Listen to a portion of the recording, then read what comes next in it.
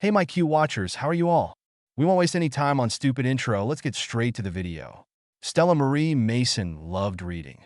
Her mother, who was Muggle-born, always made sure her daughter was educated on Muggle culture, especially literature.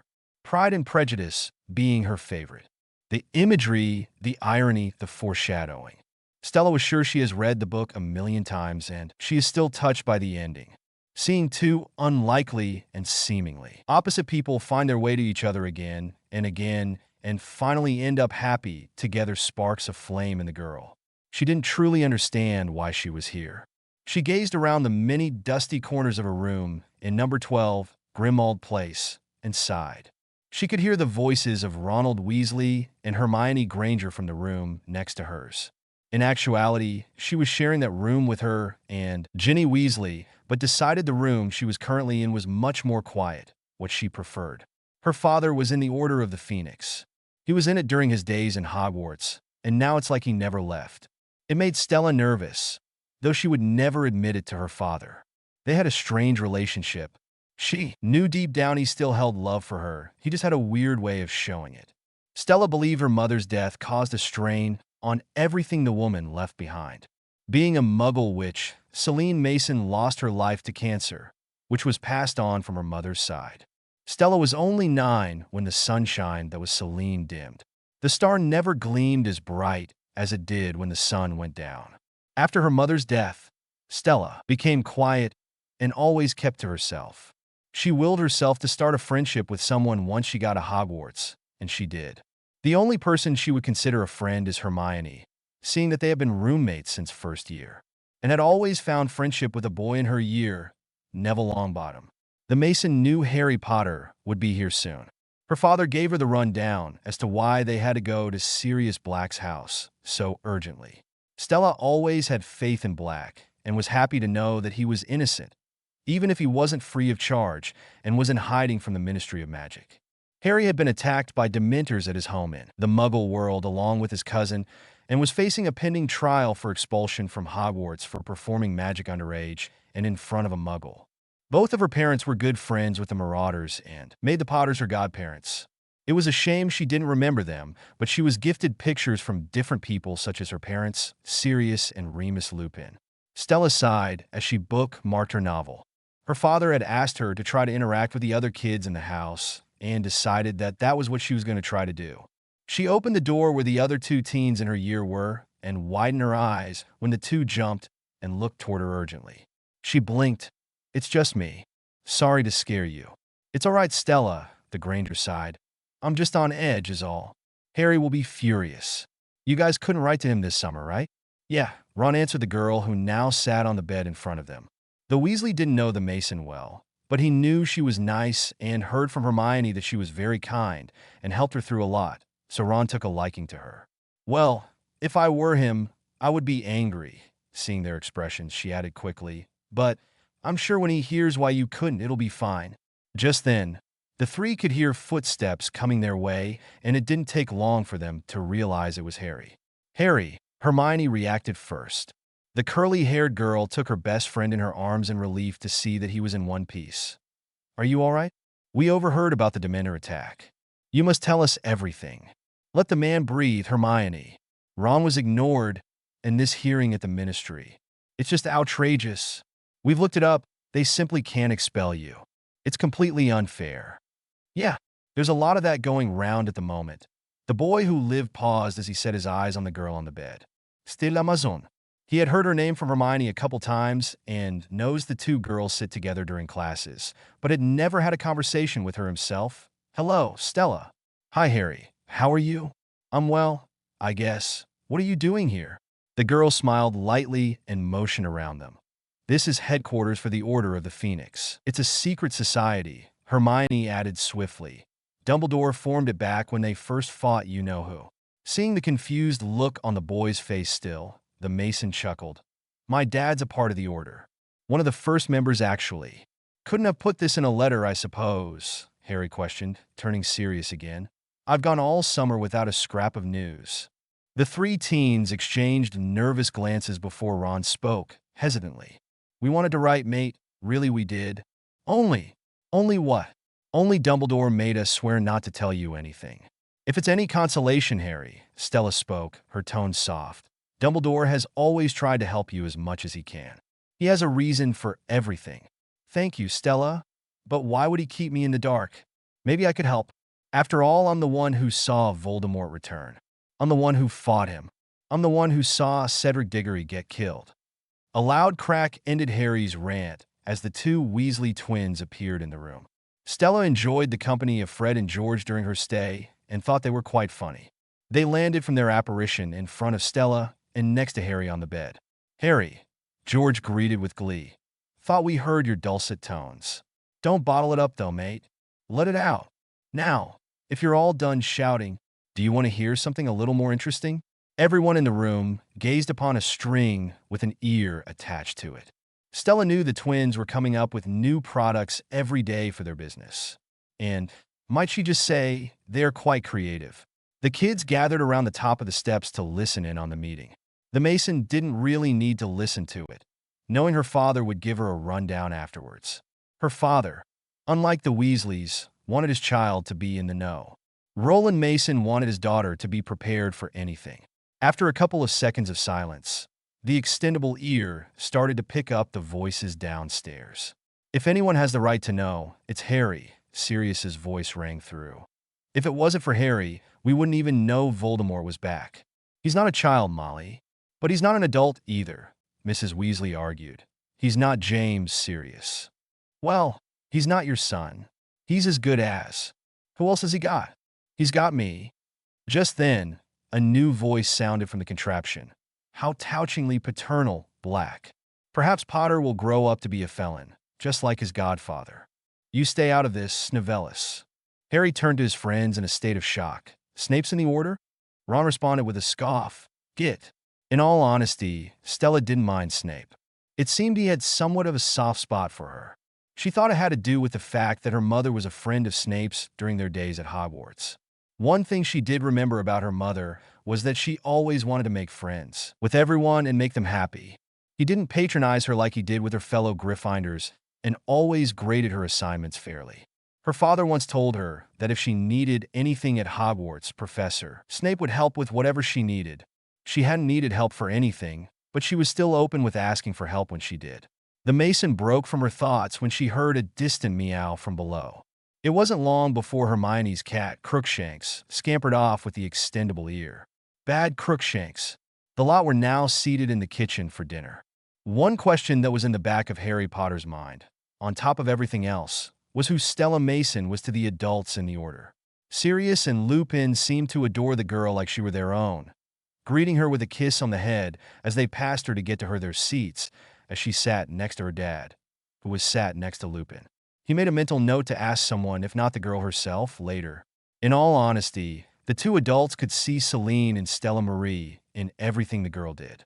They were great friends with the late woman and was devastated to hear of her passing, not getting to say goodbye since she passed on in America. After some light conversation and laughs caused by Tonks and her transformations, the air seemed to tense as a hush came down on the group. "This is very, very peculiar," Mr. Weasley expressed. "It seems your hearing at the Ministry is to be before the entire Wisengamot. I don't understand. What does the Ministry of Magic have against me?" Stella frowned and watched her hand push around her food. She felt for the boy. It seemed he couldn't catch a break. "Show him," the booming voice of Mad-Eye Moody demanded. "He'll find out soon enough." Stella, seeing that the paper was right in front of her, grabbed it and handed it to Harry, her eyes soft with reassurance as the headline, "The Boy Who Lies," popped up on the front page. "He's been attacking Dumbledore as well," Sirius added, referring to the minister. "Fudge is using all his power, including his influence at the Daily Prophet, to smear anyone who claims the Dark Lord has returned." "Why?" "The minister thinks Dumbledore's after his job," Roland Mason chimed in, taking the heat off of his friend. "But that's insane," Harry expressed. "No one in their right mind could ever believe that Dumbledore—" "Exactly the point," Lupin nodded, agreeing completely. "Fudge isn't in his right mind. It has been twisted and warped by fear. Now, fear makes people do terrible things, Harry. The last time Voldemort gained power, he almost destroyed everything we hold most dear. Now he's returned, and I'm afraid the minister will do almost anything to avoid facing that terrifying truth. The Potter glanced back at the paper, lost for words. We think Voldemort wants to build up his army again, Sirius cautiously spoke. 14 years ago, he had huge numbers at his command, and not just witches and wizards, but all manner of dark creatures. He's been recruiting heavily, and we've been attempting to do the same. But gathering followers isn't the only thing he's interested in. He paused as Moody cleared his throat from behind him in warning. We believe Voldemort may be after something. Serious. Something he didn't have the last time. You mean like a weapon? The sound of utensils clashing interrupted the conversation. No. That's enough, Mrs. Weasley exclaimed, snatching the newspaper from the table and anyone's view. He's just a boy. You say more, and you might as well induct him into the order. Good. I want to join, Harry jumped to say. If Voldemort's raising an army, then I want to fight. Nothing was said after that, aside from a sly wink from Sirius. Don't be a silent reader. Edited April 5th, 2021. July 4th, 2021 A/N. Iluvalias. Some of the comments about Stella's comment about Dumbledore are kind of making me sad, so I just want to clear it up for those who were put off by it and chose not to continue reading. As it states in this first chapter, Stella hadn't ever been around the Golden Trio, with the exception of being roommates with Hermione. She really doesn't know anything that has happened fully in the years before 5th year. So for everyone who is cringing at her comment, this is a comment coming from someone who is on the outside and has seen Dumbledore favor Harry since essentially 1st year. Don't come for my baby Stella. Zoxoxoxo Bex. The boy who lived could not escape his dreams. Dark images invaded his mind, making it harder for him to sleep through the night. He carefully traveled downstairs for a drink, careful not to wake the others. He let out a sigh, putting his hands on the counter. Harry. Green hues met ice blue as Stella Mason leaned on the doorway to the kitchen. She had a book in her hand, as usual, and didn't seem to want to sleep anytime soon. Sleep wasn't something that came easy for her. It wasn't because of trauma or nightmares. It was just her mind keeping her awake. Always thinking about things, coming up with random ideas or theories. Stella, the Potter breathed in reply. What are you doing up? Sleep is overrated. Her response received a chuckle. Yeah, I suppose. Stella bit her lips slightly, hesitating with her next response. I can keep you company if you'd like. I've been reading in the study. After a nod, she gave the boy a small smile and started walking back to her hiding spot, hearing the boy's footsteps behind her. She reclaimed her seat on the couch, where the boy sat on the chair on the opposite wall. Not acknowledging him, she started to read where she left off. What she didn't realize was that the boy couldn't look away from her. Harry was curious about the girl. At school, what he knew was she didn't talk to anyone besides Hermione when they were in their dorm room. He had also seen her with Neville a couple of times in the common room.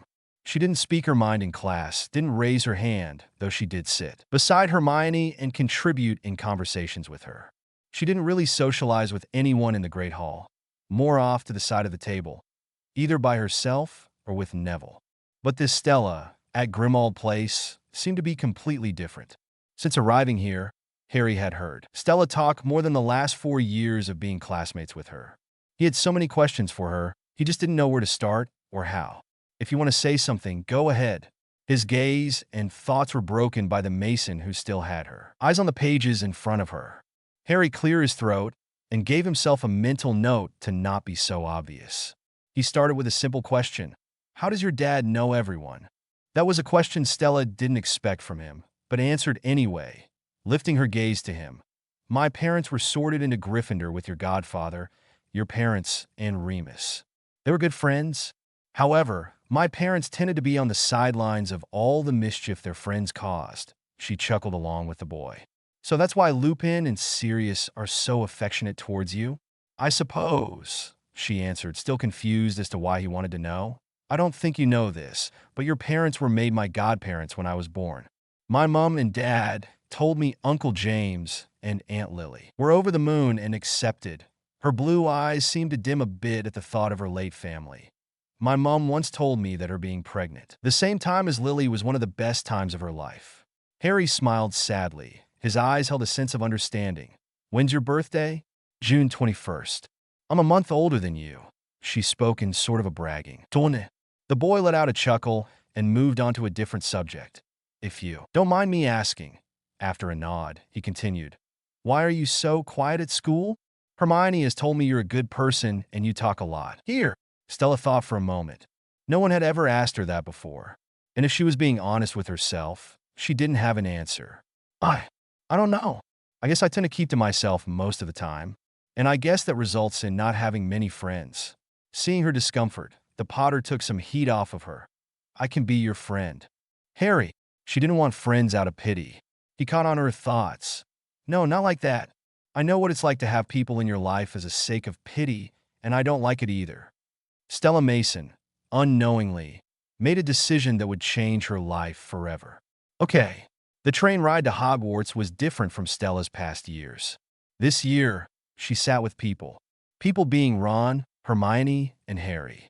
Passing students glanced at each other confusingly as they saw the girl who didn't normally speak with the three teens. Stella couldn't help but notice the stares.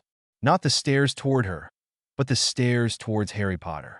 The Mason knew people were scared to admit who was back. She knew people read the Daily Prophet more than other news outlets. She just hoped students wouldn't take their skepticism too far when it came to confronting the boy who lived. As the four left the compartment, Stella could feel a change in the air at Hogwarts. I'm surprised the Ministry's still letting you out free, Potter. The voice of Draco Malfoy sounded from behind the group. Stella didn't know much about the boy, just that he was a bullying prat. Better enjoy it while you can. I bet there's a cell in Azkaban with your name on it.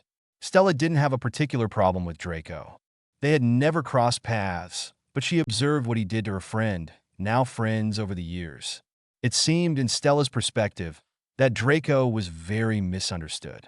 With his father being a known Death Eater with direct ties to you-know-who, and his unnerving attitude, people tended to cower away from the boy. Before anyone knew what was happening, Harry suddenly lunged towards the blonde, Ron grabbing his arms to hold him back. Stella and Hermione watching the scene from behind in shock. The Mason had never seen the Potter so violent before, and she didn't know if she liked it or not. What did I tell you? Complete nutter. Just stay away from me. As the Slytherins walked away, Harry Potter breathed heavily as his friends watched him cautiously. It's only Malfoy.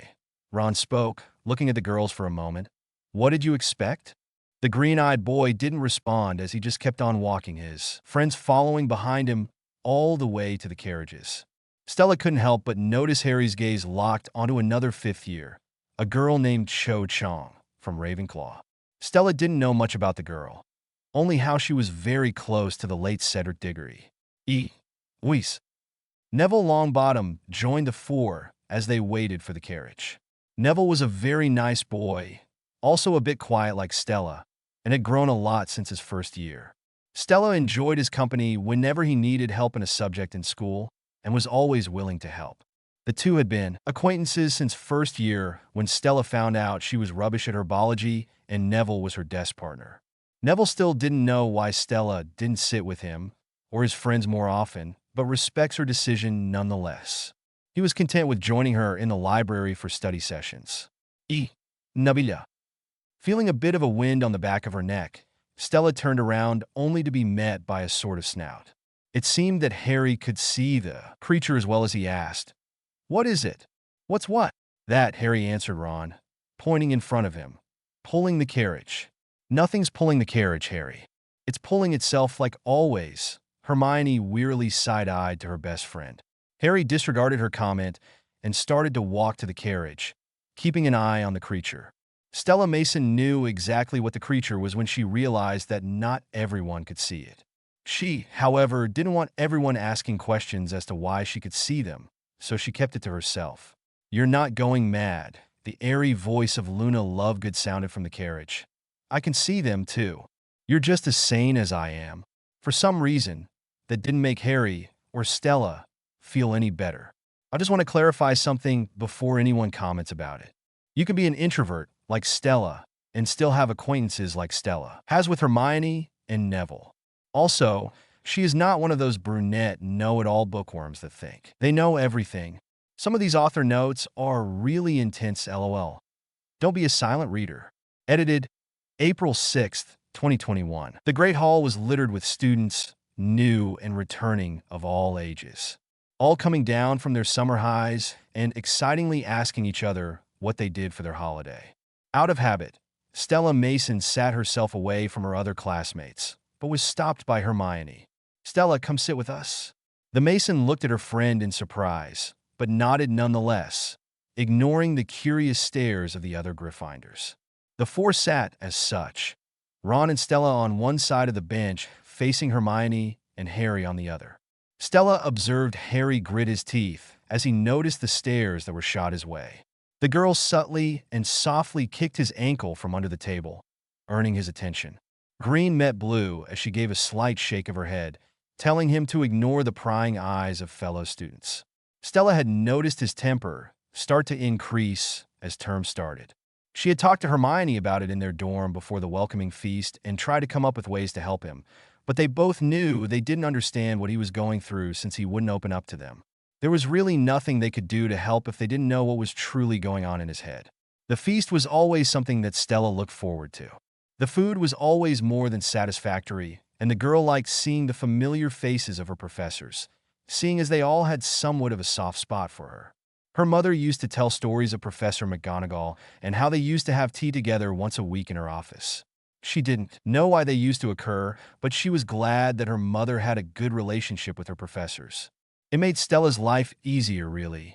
One new face on the teacher's bench caught her eye, but didn't bring any attention to it. The woman wore all pink and had somewhat of a posh but smug stature to her. Nevertheless, once Dumbledore started speaking, she gave him her full attention. "Good evening, children," the man greeted. "Now, we have 2 changes in staffing this year. We're pleased to welcome back Professor Grubbly Plank, who'll be taking care of magical creatures, while Professor Hagrid is on temporary leave." Stella frowned, as did her 3 friends.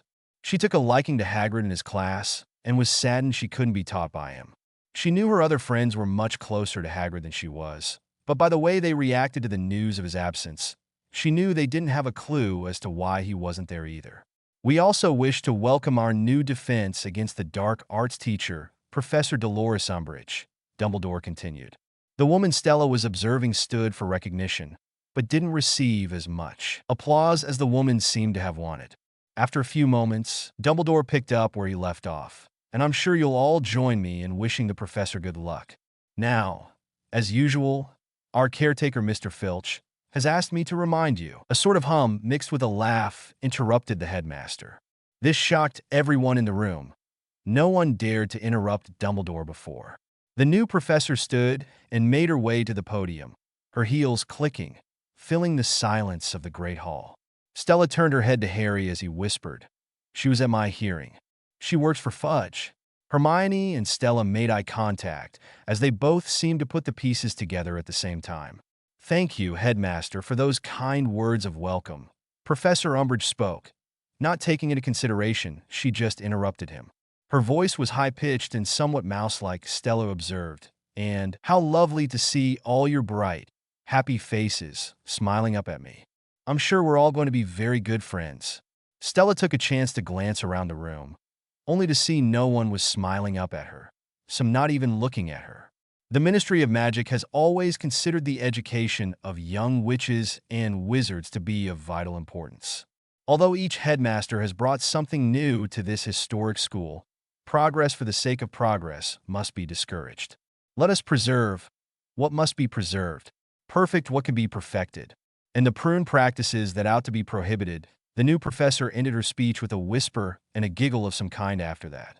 Hermione and Stella exchanged another look of knowing. Whatever this new teacher was there for, it wasn't going to be good. After a few moments of silence after the speech, Dumbledore started clapping and beckoned everyone to join him. "Thank you, Professor Umbridge. That really was most illuminating." "It was something all right," Stella muttered under the applause. Her friends seemed to agree with her. "What a load of waffle. What does it mean?" The 2 girls gave each other one more glance as Hermione answered Harry's question. "It means the Ministry is interfering at Hogwarts." Stella always took a liking to the Gryffindor common room. The lights, the furniture, the windows, the fireplace. It all felt like home to the blue-eyed girl. The Mason took a seat in the corner of the room, her attention drawn to the novel in her hands, not paying attention to what anyone was saying around her. She most likely knew what they were talking about. Anyway, more likely they were talking about. She looked up from her novel when she saw a familiar face walk into the common room. The air seemed to tense, and a hush came over the students. "Dean, Seamus." Harry greeted his fellow roommates. "Good holiday?" "All right," Dean answered first. "Better than Seamus, anyway." "Me mum didn't want me to come back this year," Seamus told Harry as he stood from his spot. "Why not?" Let me see." "Because of you," the boy said as if it was obvious. "The Daily Prophet's been saying a lot of things about you and about Dumbledore as well." "What? And your mother believes them?" "Well, nobody was there the night Cedric died. I guess you should read the Prophet, then, like your stupid mother. She'll tell you everything you'll need to know." Stella's eyes widened from her seat. She wished she had the courage to go up to him and calm him down, but it wasn't her place. "Don't you dare talk about my mother like that. I'll have a go at anyone who calls me a liar," Harry snapped. His statement seemed to be directed to not only Seamus, but to everyone else in the room. "What's going on?" Ron came through the common room portrait just in time to hear Harry's last statement. "He's mad is what's going on," Seamus exclaimed. "Do you believe the rubbish he's going on about you-know-who?" "Yeah, I do." The Weasley statement seemed to end the conversation. "Does anyone else have a problem with Harry?" Getting no response in return, the red-headed boy took his best friend upstairs. Blue eyes followed their figures, and when she made sure no one was looking towards her, Stella Mason went in the direction of the boys' dormitories. She came up to their door just in time to see Ron leaving, a somber look on his face. "Is he okay?" Ron seemed to ponder her question, getting over the slight surprise of seeing her there. "I don't know. I can try to talk to him," she offered. Ron raised a brow. "Be my guest." Stella watched as Ron left down the stairs, back to the common room. She took a deep breath for confidence before making her way into the room. The boys' dormitories looked similar to the girls', not that Stella thought there would be a difference. She laid her eyes on Harry Potter, who was sitting on his bed, elbows on his knees, head down. "Harry, I know you probably don't want to talk to anyone right now, and you don't have to respond, but just listen, okay?" After seeing a slight nod, she continued, "I don't know what is going on with you or Seamus, or the world, but I do know most things don't last forever, including ministry propaganda. Don't let it bring you down, Harry." And with that, seeing that he wasn't going to respond, but could tell her words got him to become less tense.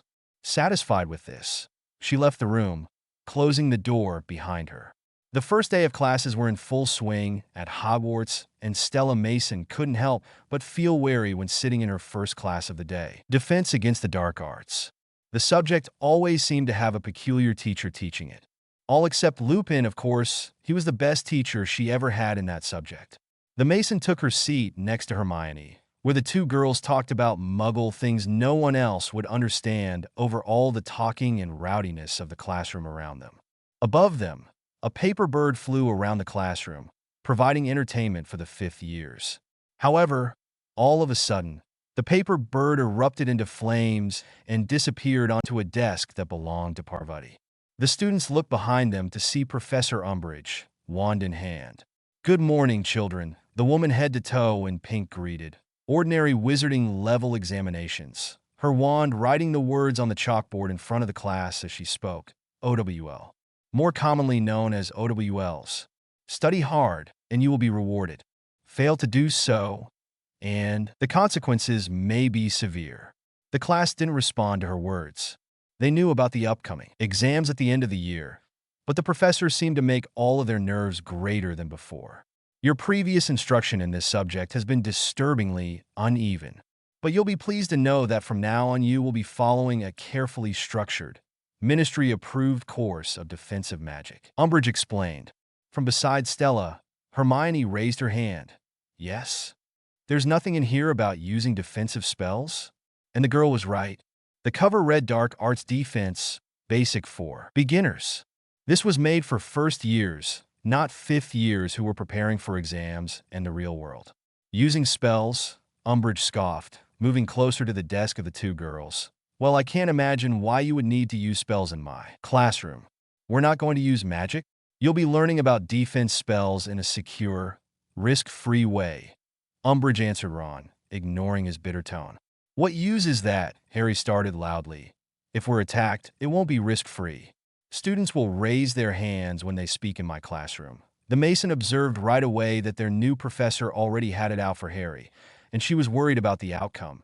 It is the view of the ministry that a theoretical knowledge will be sufficient to get you through your examinations, which, after all, is what school is all about.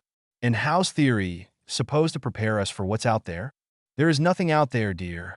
Who do you imagine wants to attack children like yourself? Umbridge inquired in a sort of squeak. Oh, I don't know. The Potter boy almost mocked. Maybe Lord Voldemort. The classroom became still. Stella closed her eyes with a sigh. She could see Hermione stiffen from next to her. It seemed to her that Harry fell right into Umbridge's trap. The professor watched Harry for a few moments before walking closer and addressing the class. Now, let me make this quite plain. You have been told that a certain dark wizard is at large once again. This is a lie. It's not a lie. I saw him. I fought him, Harry exclaimed. Detention, Mr. Potter. So, according to you, Cedric Diggory died of his own accord? Another and more intense still around the atmosphere of the classroom happened at the sound of the late Hufflepuff. Mr. Diggory's death was a tragic accident. Her sweet voice turned insincere, more rehearsed. It was murder. Voldemort killed him. You must know that. Enough, Umbridge finally shouted before composing herself. See me later, Mr. Potter. My office. Stella Mason was reading yet another novel when she overheard her three new friends' conversation by the common room fireplace. It was after classes, and it seemed Harry finished his detention. She tried not to eavesdrop on the group, but couldn't help but overhear the end of their conversation. Hermione, whatever this is, it's not simple. Harry shook his head as they argued about his hand that was now scarred because of Professor Umbridge's detention method. You wouldn't understand. Then help us too. A split decision came to mind as she followed Harry, who walked away from his friends. Harry, she caught his wrist. I want to show you something. The pair ventured into the forbidden forest in silence. Why she wanted to tell him one of her biggest secrets, she didn't know, but she wanted to help, and she felt like this would put things in perspective for him. I'm sorry about your hand, Harry, Stella stated sincerely as she and the boy walked further into the wood. After seeing his confused features, she reiterated, I overheard you talking with Ron and Hermione. It isn't right what Umbridge is doing, but it was pretty obvious what her plans were from the start of class. And what were they? Well, to get you or someone riled up, of course. Mainly you, I presume, due to the fact that she was at your hearing. And it worked. She most definitely got to you. Seemingly ignoring her comment, Harry asked, Where are you taking me, Stella? The girl paused, not in movement, but in hesitation of her words. I wanted to show you something. Something no one else knows about me. Something I've kept hidden for many years. Not on purpose, of course, but it isn't common knowledge to anyone except professors and people in the Order. No one besides them know because I've never really had anyone to tell, or felt obligated to tell, I guess, she rambled, not used to letting herself explain. They finally reached the spot of the Forbidden Forest where the Thestrals were. Harry watched as the Mason reached in her bag and brought out apple slices and started to feed the creatures. He admired her kindness from afar, letting her take her time with telling him whatever she wanted to tell him. They're wonderful creatures. People tend to avoid them because they look different from others, she started as she petted the one in front of her that's eating. I didn't know you could see them. I can, she nodded as she looked back at him. They can only be seen by people who have seen death. The Potter blinked. So, you've known someone who's died? Stella motioned for them to sit against a tree trunk. After they settled, she answered, My mother. She was a Muggle-born witch. However, just because she was a witch, it didn't mean she couldn't get ill. She died when I was 9 from cancer. I was with her when she died. I held her hand the whole time as she slept, and then the monitor started to make all these noises. And she told me, Shine bright, my star. You'll be just fine. And then, she was just gone. She noticed her rambling and stopped talking. She peeked up from the view of her hands and saw that the boy in front of her never left her gaze. He sat there listening to her, something she wasn't used to. What was she like? Stella Mason took into account that Harry didn't say sorry for your loss. Having lost not one, but both parents himself, he knew that saying sorry didn't do anything to the person grieving. At least in her eyes, it didn't help. It never did. She sent him a closed lip smile as she tugged on her star-charmed necklace. She was the most amazing person. A passionate friend and wife. A darling mother, as I remember her to be. She was the sun, and I was her star. I wish I could have met her. She would have adored you, Harry, seeing as she was your godmother. Really, Harry's eyes brightened. How come I never went into her custody? Stella faltered, feeling an unwavering sense of guilt in her chest. After you and the death of your parents, we moved out of London. It was my dad's decision. Only when I turned 11 did we return for me to go to Hogwarts. Said I should be where I belong with people I belong with. Little did he know, he wasn't the only one affected by my mother's death. It was quiet between the pair after that. The only sound was the crunching of the leaves around them, made by the threstrels. Harry Potter seemed to hesitate with his latest question. Is that why you've always been quiet when you come back to school? Stella looked in the distance as she spoke, watching the trees move in the wind, creating goosebumps on her pale skin. I think. I've always been told I was a sort of rowdy kid before my mom passed. Always jumping around and talking until my mouth fell off. But after she left me, I just kind of created this shell around myself.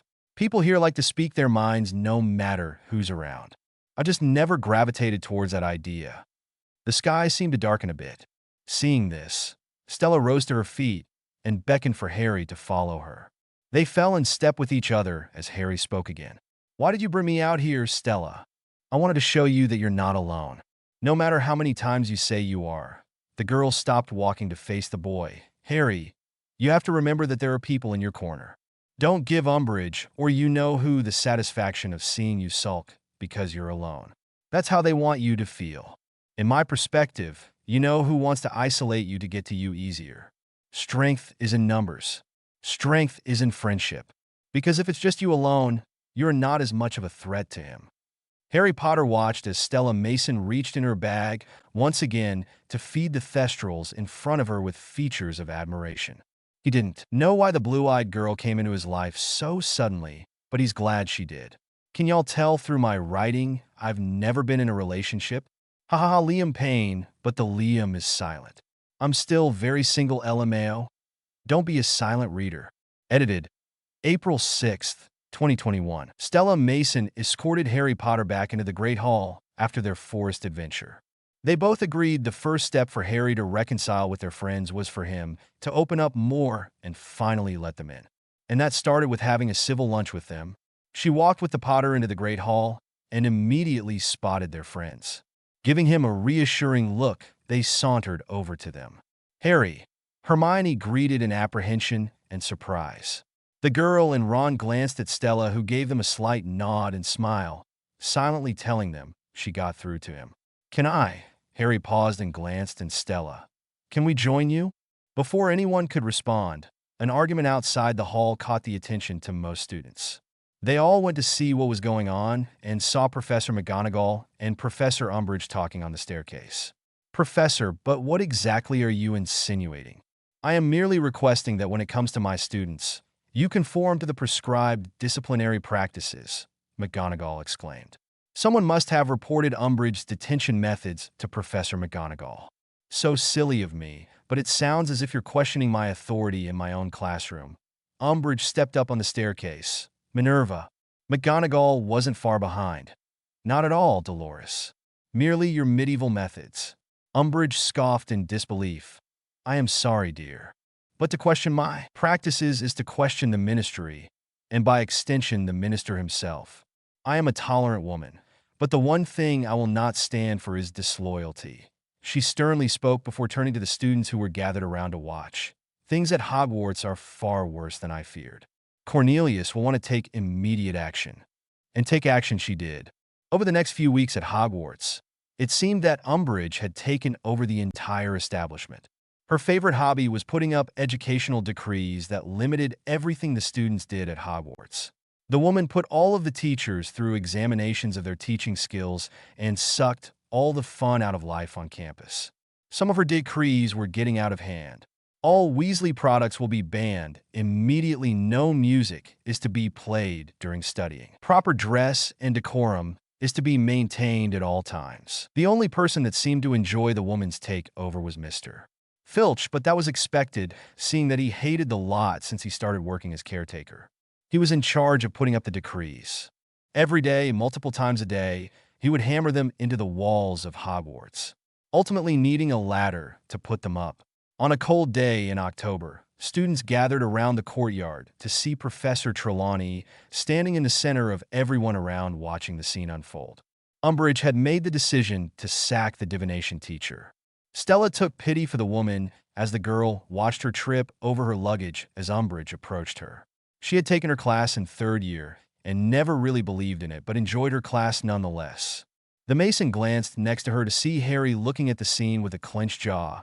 They made eye contact for a second before looking back at the scene in front of them. 16 years I've lived and taught here. Professor Trelawney stuttered as tears ran down her cheeks. Hogwarts is my home. You can't do this. Umbridge smiled pitifully, holding up a piece of parchment. Actually, I can. Soon enough, Professor McGonagall came barreling through the students to comfort her colleague.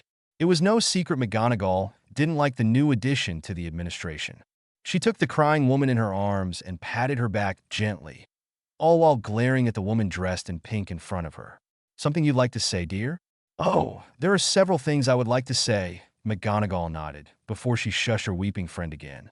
Suddenly, the doors to the courtyard swung open, letting the headmaster of Hogwarts dash out to the center of the courtyard.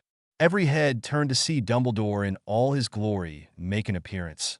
Professor McGonagall, might I ask you to escort Sybil back inside? After the two women leave, Umbridge began to rebuttal.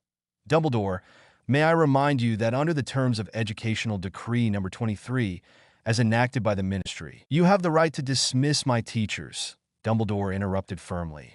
You do not, however, have the authority to banish them from the grounds.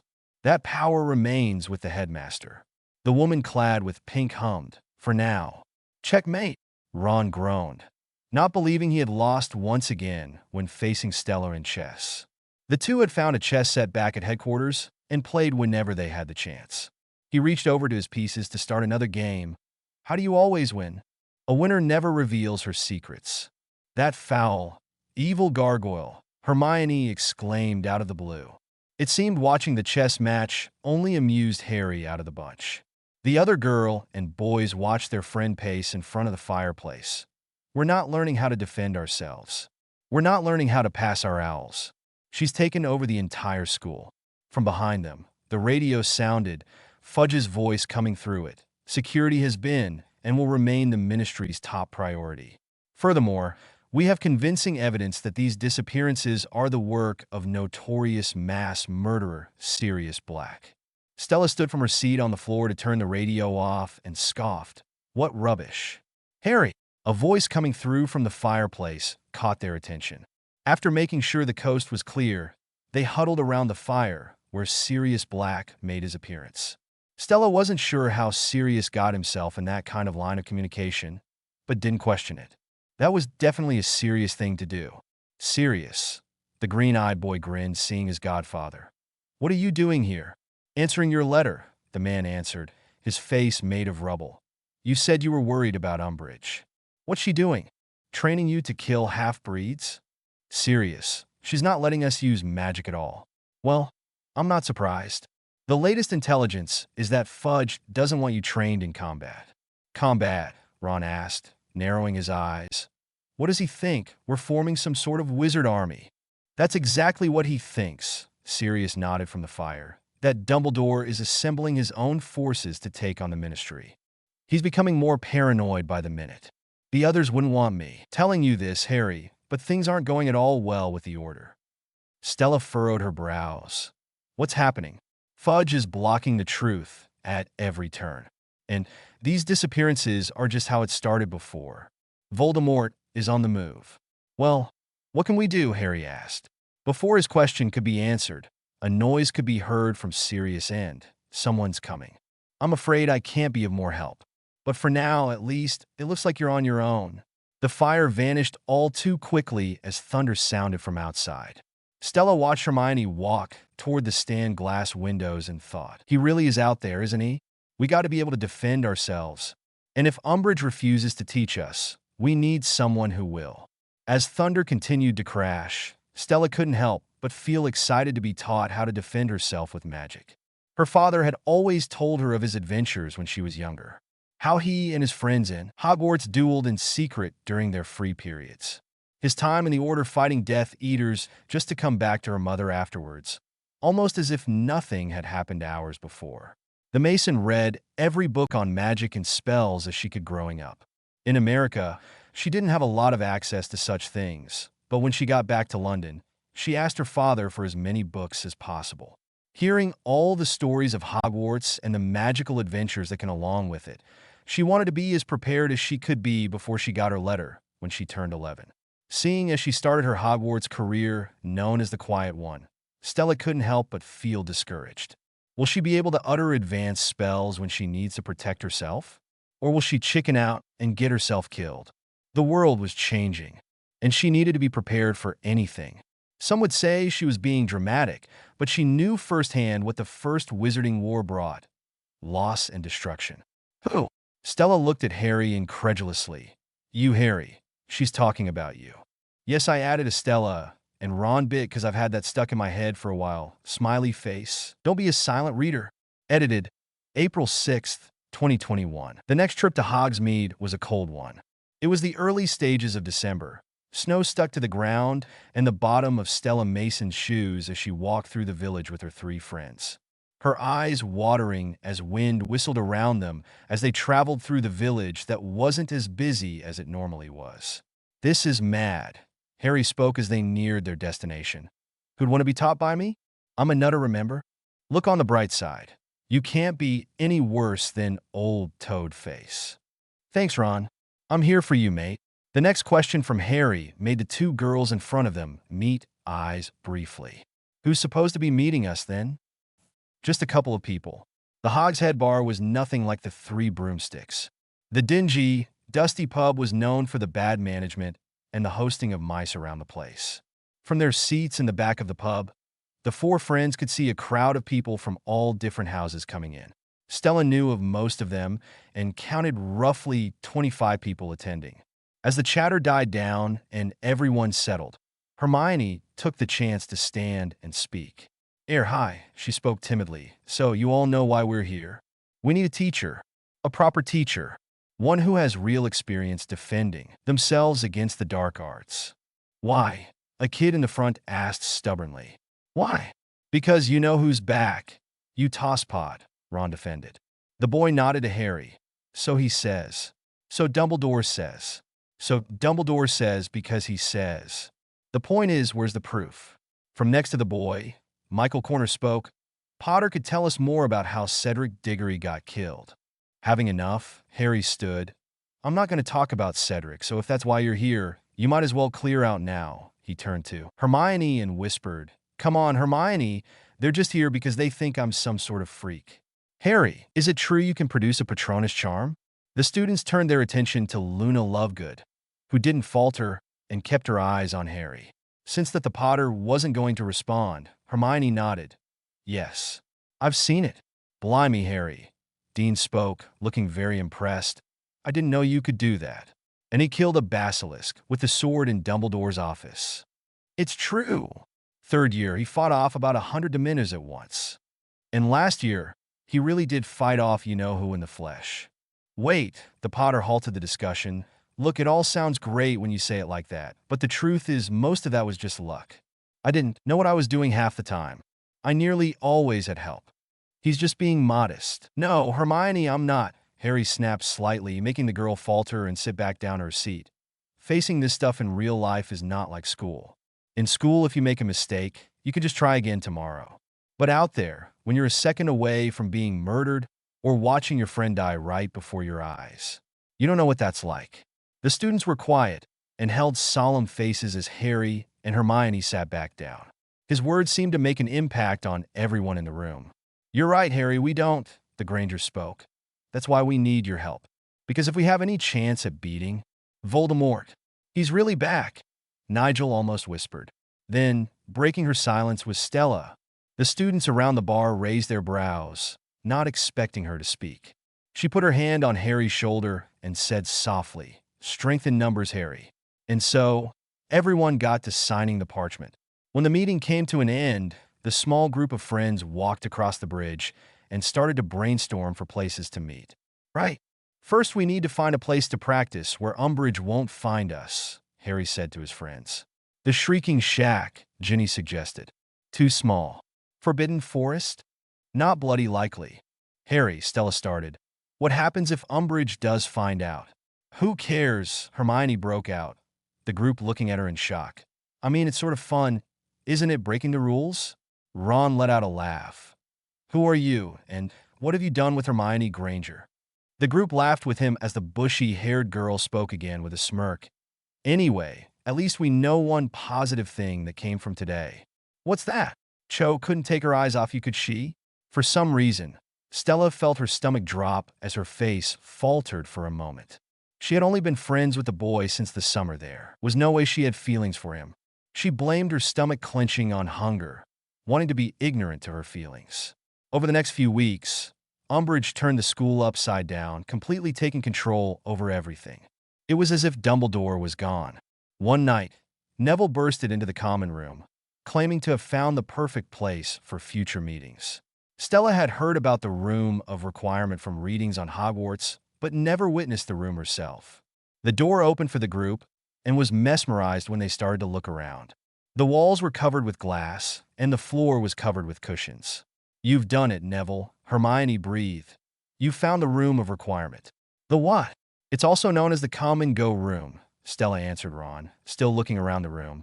The room of requirement only appears when a person has real need of it, and it's always equipped for the seeker's needs. So say you really needed the toilet? Charming, Ronald. But yes, that is the general idea. Harry smiled excitedly. It's brilliant. It's like Hogwarts wants us to fight back.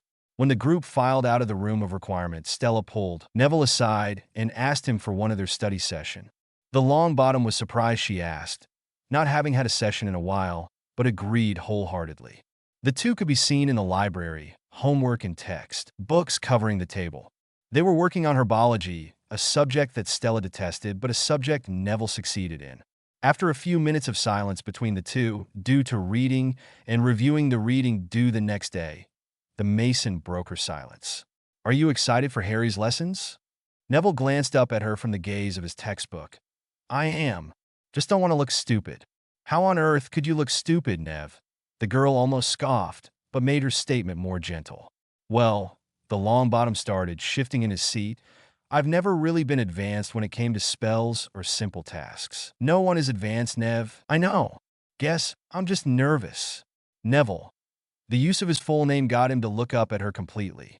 She leaned forward in her seat. You have nothing to worry about. The whole point of these lessons are to learn and be prepared for anything in the future.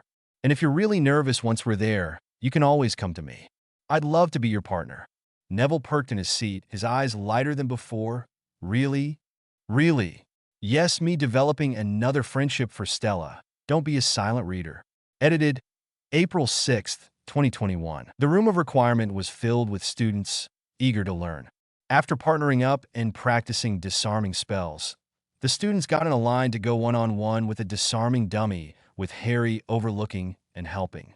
After almost being hit with Neville's wand. However, Harry and his friends decided to move on to stunning spells. Right? Stunning is one of the most useful spells in your arsenals. It's a wizard's bread and butter, really. Harry spoke as he beckoned students to watch on the sidelines. Come on then, Nigel. Harry and Nigel stood on opposite sides of the room as everyone else looked on. Stella stood between Hermione and Ron as she watched. Give it your best shot. Stupefy. Both boys fell on their backs as the spell hit. Everyone muttered in amazement as Harry sat up grunting. Good. Not bad at all, Nigel. Well done. Next pair to go was Ron and Hermione. Stella sighed from her spot with a sly smile, knowing Hermione could carry her own. Let's just say, Ron didn't even have time to utter the spell before he was flown to the ground. She gave Hermione a high five before Ron could see, and then gave the boy a pat on the back for support, making the Granger snort at the sight. The next thing Harry said, however, caught her by surprise. Let's have Dean and Stella." The Mason snapped her head to look at her friend in surprise, in a sort of what the hell kind of way, as she made her way to one side of the room. Everyone seemed intrigued as to how the quiet and seemingly soft girl would handle herself.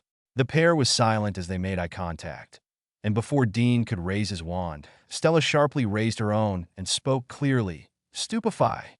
The girl didn't even move from her spot, her feet planted on the ground as her partner sailed through the air, landing on the floor against the wall.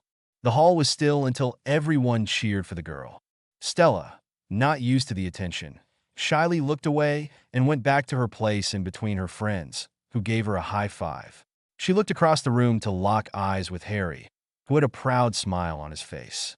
He knew exactly what he was doing, and deep down, she was thankful for what he did. For the next couple of classes, the students focused on levitation, quickness, and disarming, during which time Umbridge had decided to conduct meetings with every student trying to figure out what they were hiding. Of course, at least with Stella, she was unsuccessful. Having her father in the Order had its perks from time to time. He always made sure she was prepared for anything, including detecting truth serum in her drink through the very pungent smell. She immediately warned her friends, who warned as many people as they could about Umbridge's agenda. Stella just hoped everyone in the DA got the message in time. The woman clad in pink asked her some rather bizarre questions. How her mother died, or in Umbridge's word, how her mother actually died, implying her mother did not die from breast cancer. Stella didn't appreciate that in the slightest. She was even asked where Sirius Black was. That made Stella very confused. Why would Umbridge think Stella would know where a mass murderer was hiding? Of course, the Mason knew, but she would never tell a soul outside of the Order or her three friends. She was thankful she caught the Veritaserum in her drink before she started speaking, or else the meeting would have gone a lot different. Their last meeting before holiday ended on a high note. Neville finally got the disarming spell down. Everyone was so elated for him. So, that's it for the lesson. Harry started him and his three friends in front of the group. Now, we're not going to be meeting again until after the holidays. Everyone muttered in disappointment. So, just keep practicing on your own as best as you can. And well done, everyone. Great job. Stella smiled and clapped along with everyone else in the room. As everyone started to pack their bags to leave, the blue-eyed girl couldn't help but notice how her green-eyed friend couldn't lift his gaze from a certain Ravenclaw. She sighed heavily before following Ron and Hermione out the door, looking back once more. "See you in the common room, Harry." Pride and prejudice always seemed to bring Stella Mason's mind at ease. The light words danced on the pages in front of her as she begged her mind to think of something other than Harry and Cho alone. What were they doing? What were they talking about? Why has Harry been gone for so long? She was reading the novel on the couch in the common room with Hermione next to her, writing a letter of some kind, and Ron next to Hermione trying to figure out his homework. It wasn't until Harry Potter came through the portrait did the three look up to see him somewhat floating towards them, taking a seat in front of the fire facing them. "Well," Ron spoke after a few moments of silence among the four. "How was it?" "Wet," the boy answered bluntly. Stella furrowed her brows slightly before returning to her novel, pretending to read it. I mean, she was sort of crying. "That bad at it, are you?" "I'm sure Harry's kissing is more than satisfactory." Hermione interrupted the Weasleys snickering. "Cho spends half her time crying these days. You'd think a bit of snogging would cheer her up. Don't you understand how she must be feeling?" the Granger asked rhetorically. Stella's eyes looked up to watch her friend talk. "Well, obviously she's feeling sad about Cedric, and confused about liking Harry and guilty about kissing him. Conflicted because Umbridge might sack her mom from the ministry, and frightened of failing her OWLs because she's simply sorting about everything else. One person couldn't feel all that. Ron breathed. They'd explode. Just because you've got the emotional range of a teaspoon." A couple moments of glances got the three laughing heartily, while Stella Mason simply smirked and shook her head while going back to her book. Noticing this, Harry glanced at the girl. "You all right, Stella?" The Mason met his gaze. Blue met green, as she simply spoke. "Yeah, why wouldn't I be?" Stella didn't even know how to answer her own question, and that bothered her. Tried so hard to make this chapter longer. Didn't work out at all. Don't be a silent reader.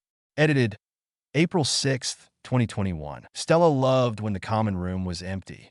The noisy room was now silent, and the only thing Stella could hear were her own thoughts. Starting a new novel was exactly the thing her mind needed to soar and expand. However, it wasn't until she heard ragged footsteps coming from the staircase did she look up from her spot. There, she saw Harry Potter, sweaty and looking quite out of it, being held up by Ron Weasley. Harry, the girl breathed in concern as she leaped up from her seat, her book forgotten as she helped Ron hold the boy up. "What happened?" she asked as they began walking again. "I don't know," the Weasley muttered anxiously, "but we have to get him to McGonagall." The three hurried to their head of house as the woman took them straight to Dumbledore. Professor McGonagall muttered the password and immediately brought the three in, not even announcing their presence.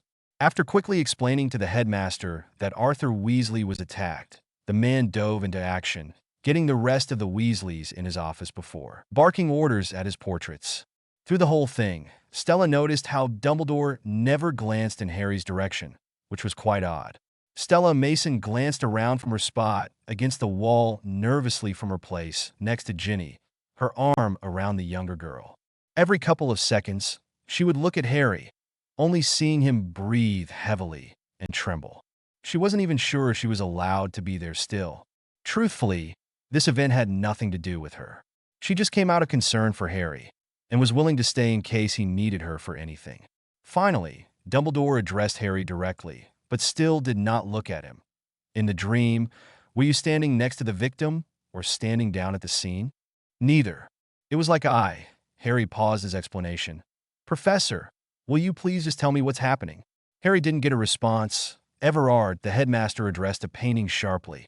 "Arthur's on guard duty tonight. Make sure he's found by the right people." "Sir." "Phineas, you must go to your portrait at Grimmauld Place. Tell them that Arthur Weasley is gravely injured and his children and Stella Mason will be arriving there soon by Portkey." Her name caught the girl in question attention. Why would she be going with them? "They've got him, Albus." Everin came back to inform them. The room of people sighed in relief as Stella brought Ginny pulled closer to her. "It was close, but they think he'll make it. What's more, the Dark Lord failed to acquire it." Dumbledore breathed a heavy sigh.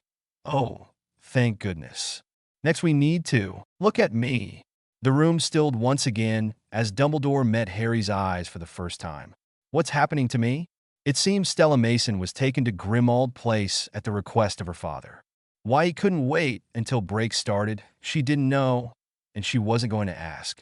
Harry was whisked away from the group with Professor Snape before they traveled back to headquarters. Once there, her father and Sirius greeted them and let them know that Molly was at St. Mungo's as they spoke, and that Arthur would be fine. That was a week ago. It had also been a week since she had seen her father. Roland Mason acquired his daughter out of term early just to tell her that he's leaving for a while. He told her Dumbledore assigned him to a mission for the Order and didn't know when he would return, and that Stella would be in the care of the Weasleys for the time being. Stella noticed how her father didn't really seem to care about the fact that he's leaving his daughter behind in a way, but she was used to it and had been for a while. After a mere kiss on the forehead, she watched her dad apparate out of headquarters to start his mission. She hadn't heard from him since. It was now Christmas, and Mr. Weasley was back and seemingly a lot better. Stella was relieved to see the whole family laughing and enjoying each other's company. She had received a lovely gift from Mrs. Weasley, her very own homemade sweater that had an S on the front and was a sage green color. It was lovely, and Stella thanked the woman immensely. After dinner, she decided to look around the house. She could hear her friends come down the stairs and pass the room she was in, but took no mind as she looked upon the huge family tree in front of her. "Stella." The girl turned her head to see Harry Potter at the doorway. The two hadn't spoken much since they were separated in Dumbledore's office, but Stella was glad the boy was feeling better after that night. "Hello, Harry," she greeted as she looked back at the wall. "What are you, nasty brat, standing there as bold as brass?" The two teens looked on to see Creature, the Black family house elf, Harry Potter, the boy who stopped the Dark Lord, friend of mudbloods and blood traders alike. "If my poor mistress only knew." "Creature," Sirius Black was heard from the hallway. "That's enough of your bile. Away with you." Creature almost mockingly retorted, Of course, master. Creature lives to serve the noble house of Black. Once he was gone, the man addressed the teens. Sorry about that. He never was very pleasant, even when I was a boy. Not to me. Anyway. What? You grew up here? This is my parents' house, Sirius answered, walking into the room to stand in front of the wall. I offered it to Dumbledore as headquarters for the Order. About the only useful thing I've been able to do. This is the Black family tree. He pointed to a certain person, my deranged cousin. I hated the lot of them. My parents with their pure-blood mania. He then pointed to a burned spot on the wall. My mother did that after I ran away. Charming woman. I was 16. You went to my dad's house, right? The two others in the room looked at Stella, almost as if they forgot she was there. She continued and looked to Sirius. He used to tell me stories about what you used to do around his house, about how much you teased him on his crush on Mum. Sirius chuckled. That man was completely infatuated with her. I couldn't help myself. He paused and turned to Harry. And then I went to your dad's. I was always welcome at the Potters. I see him so much in you, Harry. You are so very much alike. Stella felt as though she was invading on a personal moment between the two and excused herself from the room. She caught up with Hermione and Ron and discussed Christmas presents with them. Stella just hoped that whatever Harry was going through, Sirius can help him through it. Don't be a silent reader. Edited April 6th, 2021. The second semester at Hogwarts was in full swing as students piled into the doors of the school. It was now time for Stella Mason to buckle down and get ready for her exams that took place at the end of the term. She started studying for herbology the earliest, seeing as she, to put it quite plainly, sucked at it. The rest of her classes didn't come too difficult for her and was confident she would achieve passing grades, even with everything going on. She was currently walking through the courtyard among other students when she heard her name being called. She turned to see her three friends coming towards her. "What's going on?" she asked curiously, looking at their excited faces. "Hagrid's back," Hermione exclaimed. "Would you like to come?" She paused, surprised, but quickly recovered. "Yes, sure, let's go." The four friends ran down the hill towards Hagrid's hut, only to come to a sudden stop when they heard the sickly sweet voice of Dolores. "Umbridge, I will say this once more. I'm ordering you to tell me where you've been." "I've told ye," Hagrid sounded from inside the hut. "I've been away from me health." "Your health?" "Yeah. Bit o' fresh air, you know." "Oh, yes." As gatekeeper, fresh air must be difficult to come by, Umbridge said with an underlying wit of sarcasm. "If I were you, I shouldn't get too used to being back. In fact, I mightn't bother unpacking at all." The four friends moved away from the door and got out of Umbridge's view as she exited the hut. After a greeting, and a confused but happy greeting, toward Stella from Hagrid, the five sat around with tea to discuss his whereabouts. "This is top secret, right? Dumbledore sent me to parley with the Giants," Hagrid informed them, his tone quiet. "Giants." Hermione gasped, but lowered her voice when Hagrid shushed her. "You found them?" "Well, they're not that hard to find, to be perfectly honest. They're so big, see," Hagrid spoke, trying to ignore his begging dog. "I tried to convince them to join the cause, but I wasn't the only one that was trying to win them over." "Death Eaters?" Hagrid gave Ron a nod. "Yes. Trying to persuade them to join you-know-who." "Did they?" asked Harry. "I gave them Dumbledore's message. Suppose some of them remember he was friendly to them, I suppose. And they did this to you." Stella motioned toward the bruises on the man's face. Seeing as her father was on one of Dumbledore's missions, she couldn't help but worry even more. "Not exactly, no." Hagrid heaved a heavy sigh as he glanced down at his dog Fong, who wouldn't let up with begging for the piece of meat in his hand. "Oh, go on. You have it then, you dozy dog." The conversation took a pause as the breeze from the outside invaded the house, causing Fong to bark excessively. The five crowded around the window as Hagrid spoke again. "It's changing out there, just like last time. There's a storm coming, Harry. We'd better be ready when she does." The news that a breakout in Azkaban was the talk of the school. Daily, profits were open at every turn, and students looked more grim than ever. This news only made Stella more anxious than ever before now that her dad was out there, doing Godric knows what. The four friends walked down the Great Hall for dinner as they spoke about the news and how Sirius was blamed for it all. Dumbledore warned Fudge this could happen. Hermione muttered bitterly, "He's going to get us all killed because he can't face the truth." As they passed their Gryffindor classmates, they were stopped by Seamus. A hush occurred in the hall as students looked on and listened. Harry, I wanted to apologize. Now, even me mum says the prophet's version of things don't add up, Seamus told them, looking a bit sheepish. So, what I'm really trying to say is that I could believe you. The four smiled slightly at each other before nodding to Seamus and taking a seat for dinner. Throughout the meal, however, the three couldn't help but notice their friend, Stella Mason, hadn't picked at anything on her plate and was staring into space, looking lost in thought. "Stell," Hermione called softly to her friend. The blue-eyed girl looked up to see her friend staring at her in concern. "What's the matter?" From beside Harry, the Mason spoke. "I'm just worried about my dad. He just left without explaining anything, and he usually always tells me what's going on regarding the order. Then seeing Hagrid all bruised from his mission has got me even more worried. And then this breakout happens," she ranted. "I'm just scared for him, you know? Does he even know there was a breakout? Is he even alive right now?" "Hey," the Potter consoled from next to her. He took his two best friends by surprise as he wrapped an arm around Stella's shoulder. "I'm sure your dad is fine. If anything happened to him, Dumbledore would tell you first thing. Have faith, yeah?" Stella took a breath and regained composure as she looked at her three friends. "I just don't want to lose anyone else." "You don't have to worry about us leaving ye," Ron spoke with a smile. "You're stuck with us now." This comment got all four of them laughing and forgetting for a moment about the reality of their lives. The DA meetings were back in session as they met in the room of requirement. Today, they were working on patron uses, the spell Stella was most excited for. She had read about patron uses, and she read they were absolutely beautiful when conjured. "Make it a powerful memory," Harry spoke as he walked around the room. "The happiest you can remember. Allow it to fill you up." A full-bodied Patronus is the most difficult to produce, but shield forms can also be equally useful against a variety of opponents. Stella looked around the room to see Hermione conjuring a silver otter. She smiled for her friend before focusing on her own magic. This would be her first time conjuring anything advanced, and she was quite nervous. She automatically thought of the time her mother took her flower picking in a field not far from their home in America.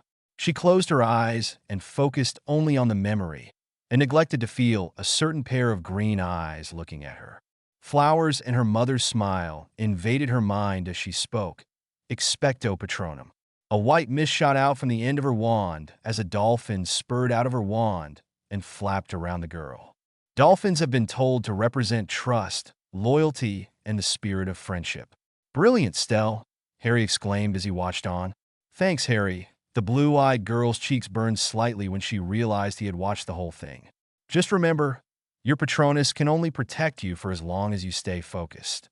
Stella was having a fun time conjuring her own a few more times and watching other people discover their own patron uses. It wasn't until they all heard a loud bang coming from outside the door did things wither down. The lights flickered and the ceiling fixtures rattled. Stella stayed rooted in her spot as Harry moved closer to the wall, only to have all the mirrors shatter in front of them. Through a hole in the wall, they could faintly see a figure in all pink. "I'll make short work of this," Umbridge said as she pointed her wand at the wall, "Bombarda Maxima." They all immediately moved back as the wall exploded in front of them. They all breathed heavily as they watched Draco Malfoy push Cho Chang into view, indicating she was the one to rat them out, willingly or not. It was quiet for a few moments before Umbridge uttered one last thing. "Get them. Don't be a silent reader."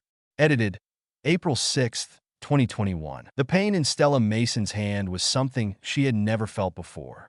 The words, "I must obey authority," engraved on the back of her hand, and she didn't know how long those words would be there for. Dolores Umbridge was now the new headmistresses of Hogwarts. The woman did not waste any time with giving punishments to anyone, the DA especially.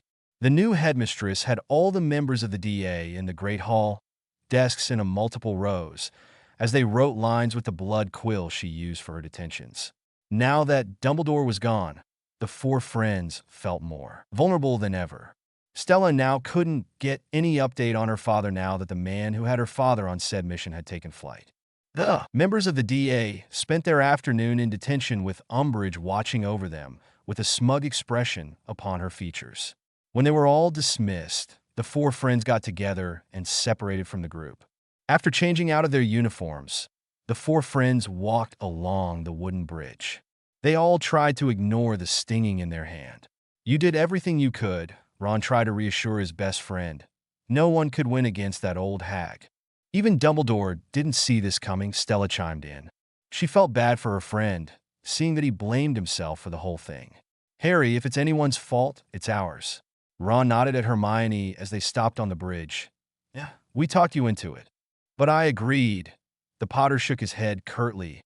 "I tried so hard to help, and all it's done is make things worse. Anyway, that doesn't matter anymore." He turned away from his friends to look at the mesmerizing view of Hogwarts. "Because I don't want to play anymore. All it does is make you care too much.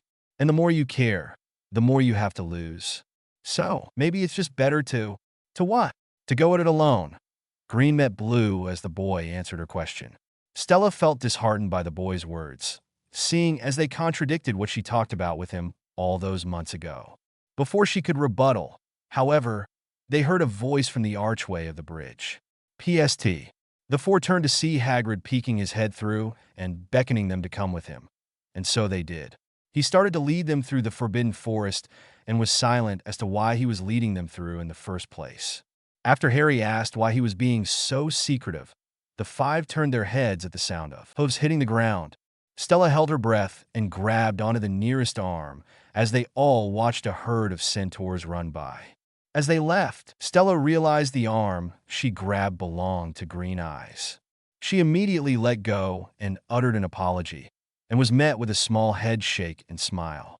"I've never seen the centaurs so riled," Hagrid spoke when he was sure they were gone. "And they're dangerous at the best of times.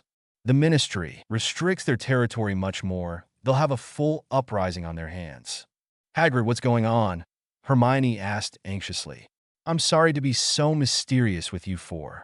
I wouldn't be bothering you at all with it, but with Dumbledore gone, I'll likely be getting the sack any day now." The man's voice trembled at the thought, "and I just couldn't leave without telling someone about him." Groppy. Tree branches snapped and leaves rustled as giant footsteps approached the group.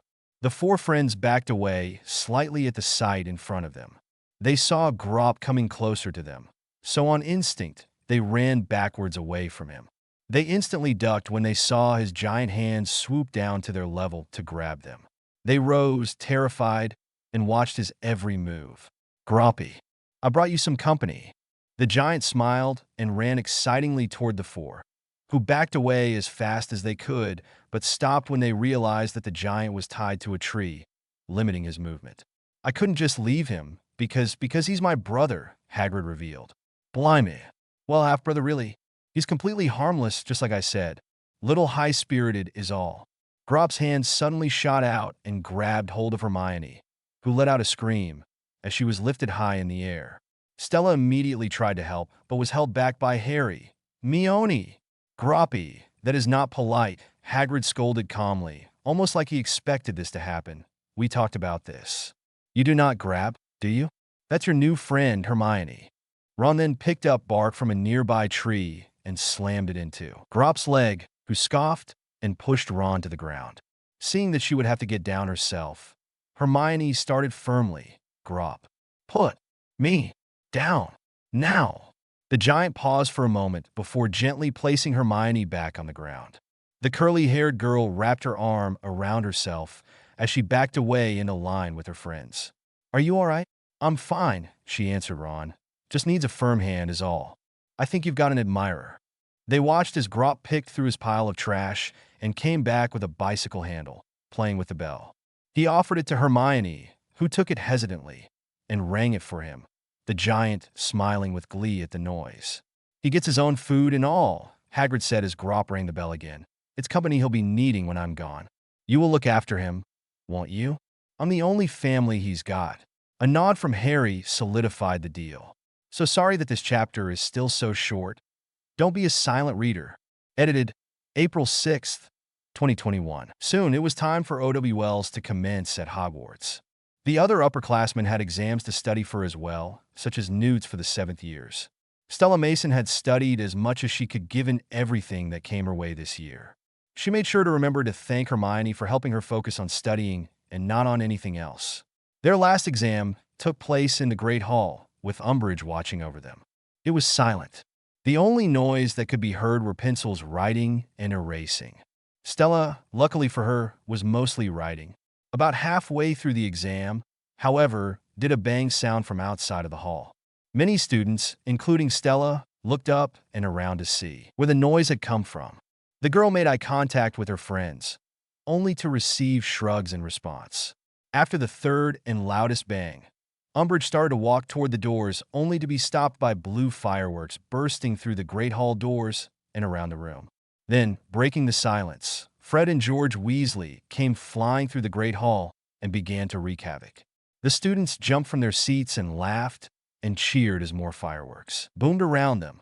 The celebration didn't stop as they brought the party to the courtyard of the school as the twins bid their farewell from Hogwarts, producing a W high in the sky, making their mark and creating a booming legacy. Through all the joy, Stella Mason almost missed her green-eyed friend fall to the floor, a pained expression on his face. Once she realized he was having a vision, she knelt down to his level and held his hand, catching his attention. Green met blue as he uttered one word that sent them all in a panic. Sirius. Harry, are you sure? The four friends ran up the moving steps in a panic when Harry told them what he saw. I saw it, he exclaimed. It's just like with Mr. Weasley. It's the door I've been dreaming about. I couldn't remember where I'd seen it before. Sirius said Voldemort was after something. Something he didn't have the last time, and it's in the Department of Mysteries.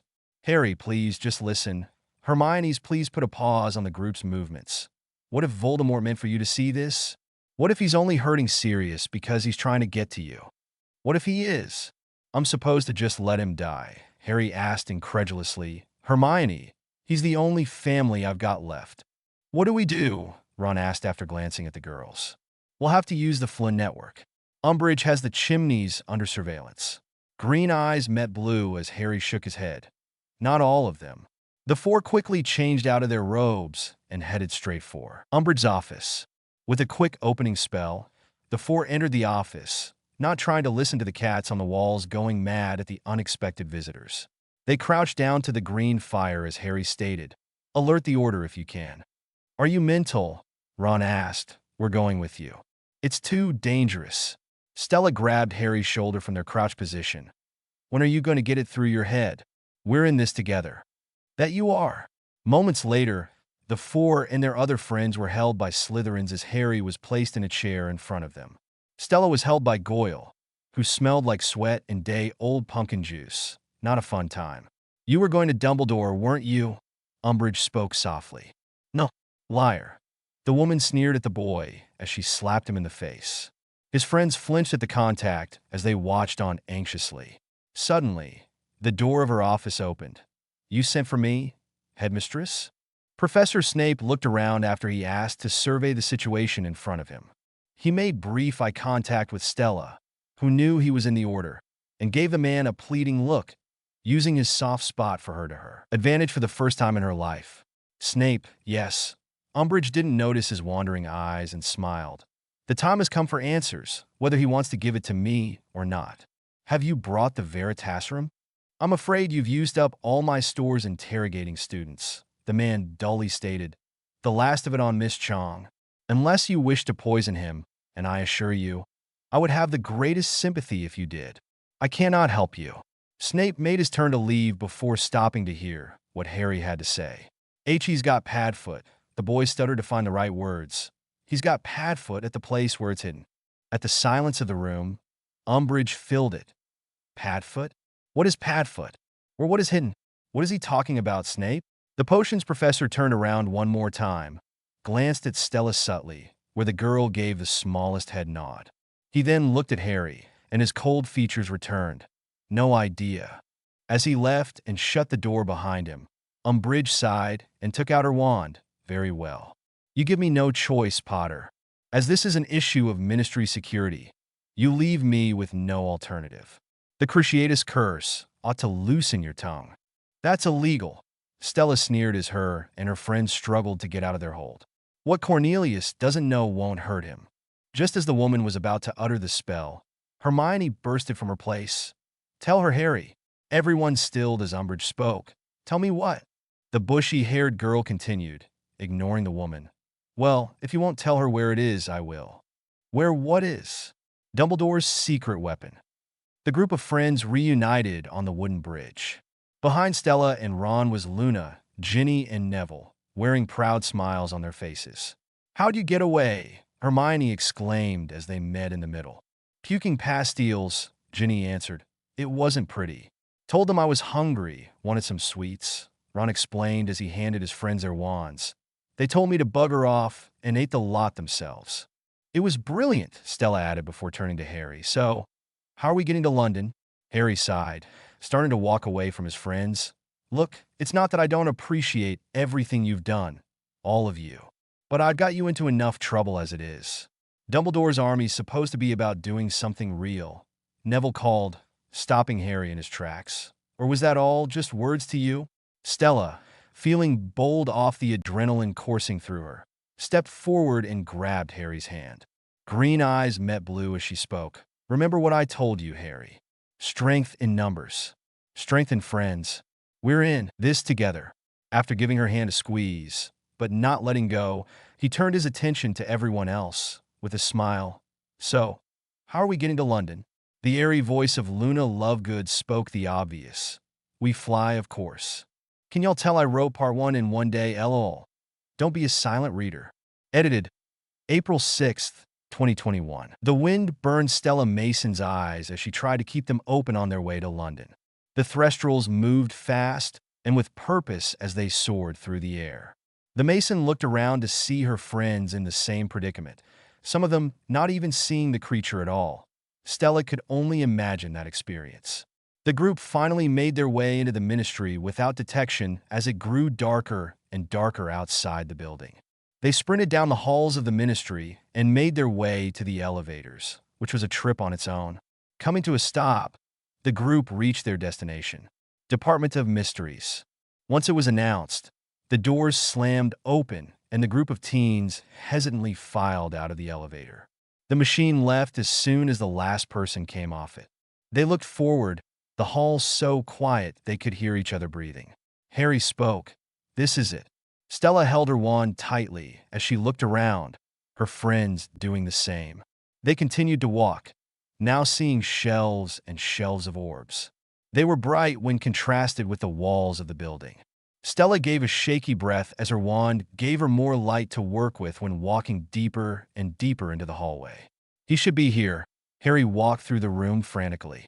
Harry, Neville called out. The boy pointed to an orb that sat on the edge of a high shelf. It's got your name on it. The Potter reached for the glass ball and simply stared at it, not knowing what to do, until it spoke. The one with the power to vanquish the Dark Lord approaches, and the Dark Lord shall mark him as his equal. But he shall have the power the Dark Lord knows not, for neither can live while the other survives. Harry, Stella spoke after a few seconds, I have a bad feeling about this. As soon as she finished her sentence, another voice rang out. You know, you really should learn to tell the difference between dreams. The man waved his wand to reveal his face, Lucius Malfoy, and reality. You only saw what the Dark Lord wanted you to see. Now, hand me the prophecy. If you do anything to us, I'll break it. A sickening laugh echoed through the hall. He knows how to play. Itty bitty baby. Potter. The voice belonged to Bellatrix Lestrange, one of the Death Eaters that escaped from Azkaban. The woman was terrifying, and the stories about her told to Stella by her father didn't help. Bellatrix Lestrange, Neville acknowledged shakily. Neville Longbottom, is it? How's Mom and Dad? Better now, they're about to be avenged.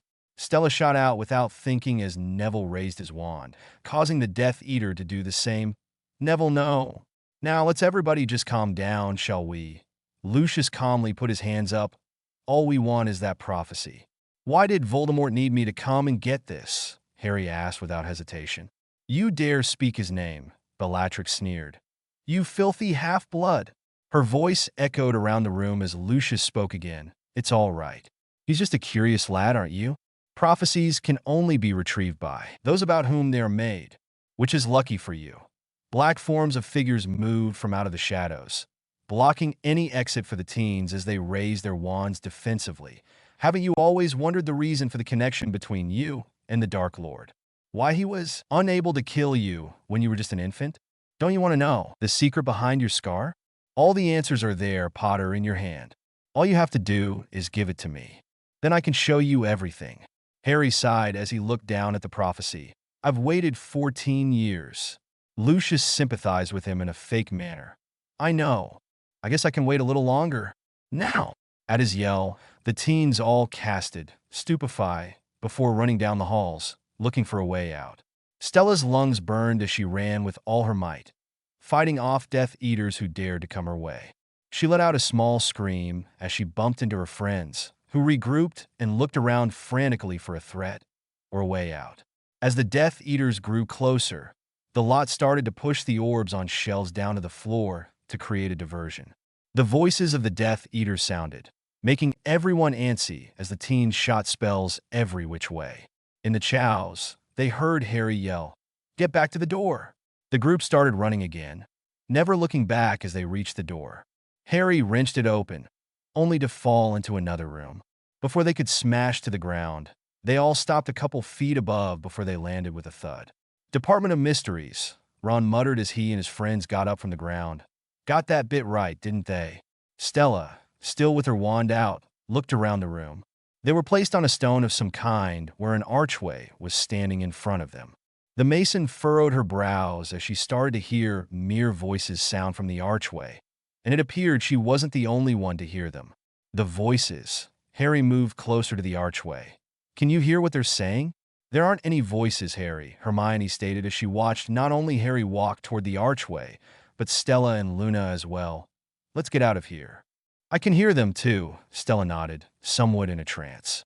Scared for her friends, Hermione tried again. Guys, it's just an empty archway. Please, Harry. Suddenly, the green-eyed boy yelled, "Get behind me!" His friends followed his order only to be captured by Death Eaters. Stella could feel the hot breath of the Death Eater, who had his arm around her neck, cutting off her circulation from time to time. She struggled when she saw Harry still in the middle of the room, Lucius Malfoy in front of him.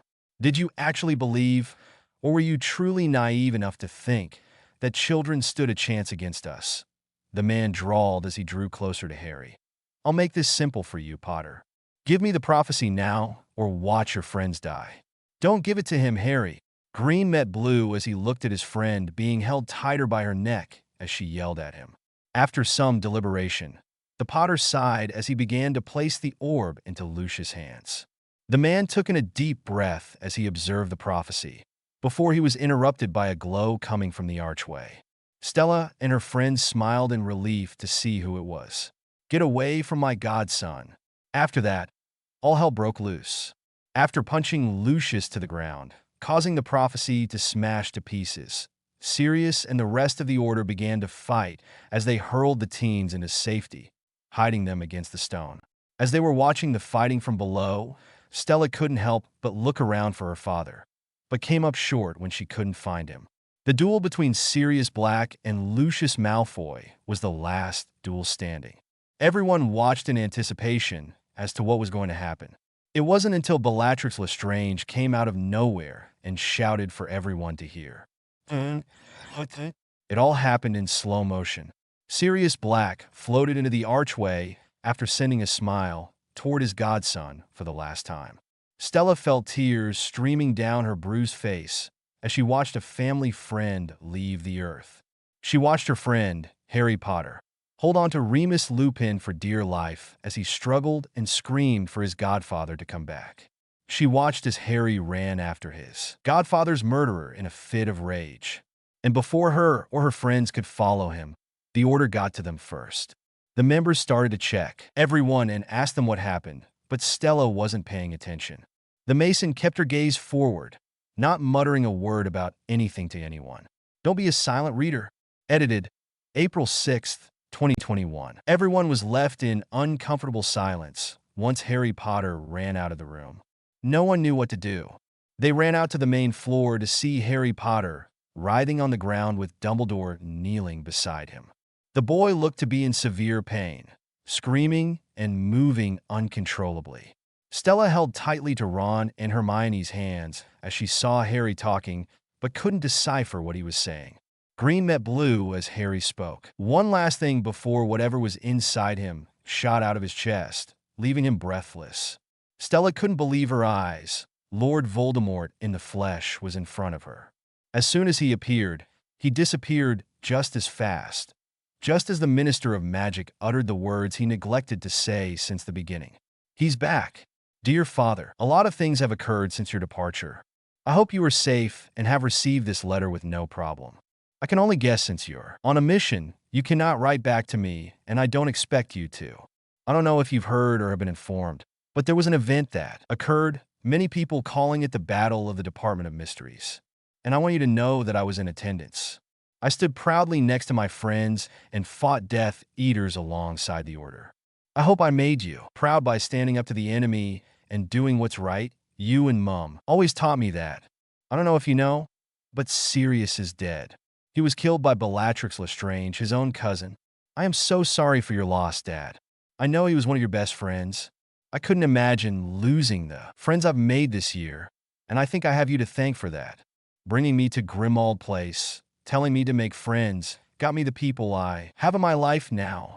I couldn't imagine losing Ron, Hermione, or Harry. I have asked Dumbledore to let me know if anything happens to you, so if anything does, I'll be right there by your side as soon as possible. I wanted to remind that what happens now or in the future, you will always be my dad, and I love you. Your daughter, Stella Marie. Stella Mason was no stranger to loss, unfortunately. At 9 years old, the girl lost her mother to a horrible disease and could do nothing about it. Because of that, her relationship with her father was permanently strained, and her voice seemed to dim almost to nothing. But one boy and his friends helped her come out of her shell, and she wanted to help as much as she could. Sirius Black was family to her. He was an advocate for her parents and treated Stella like his own, along with Remus Lupin, a kind-hearted man who was dealt a bad hand.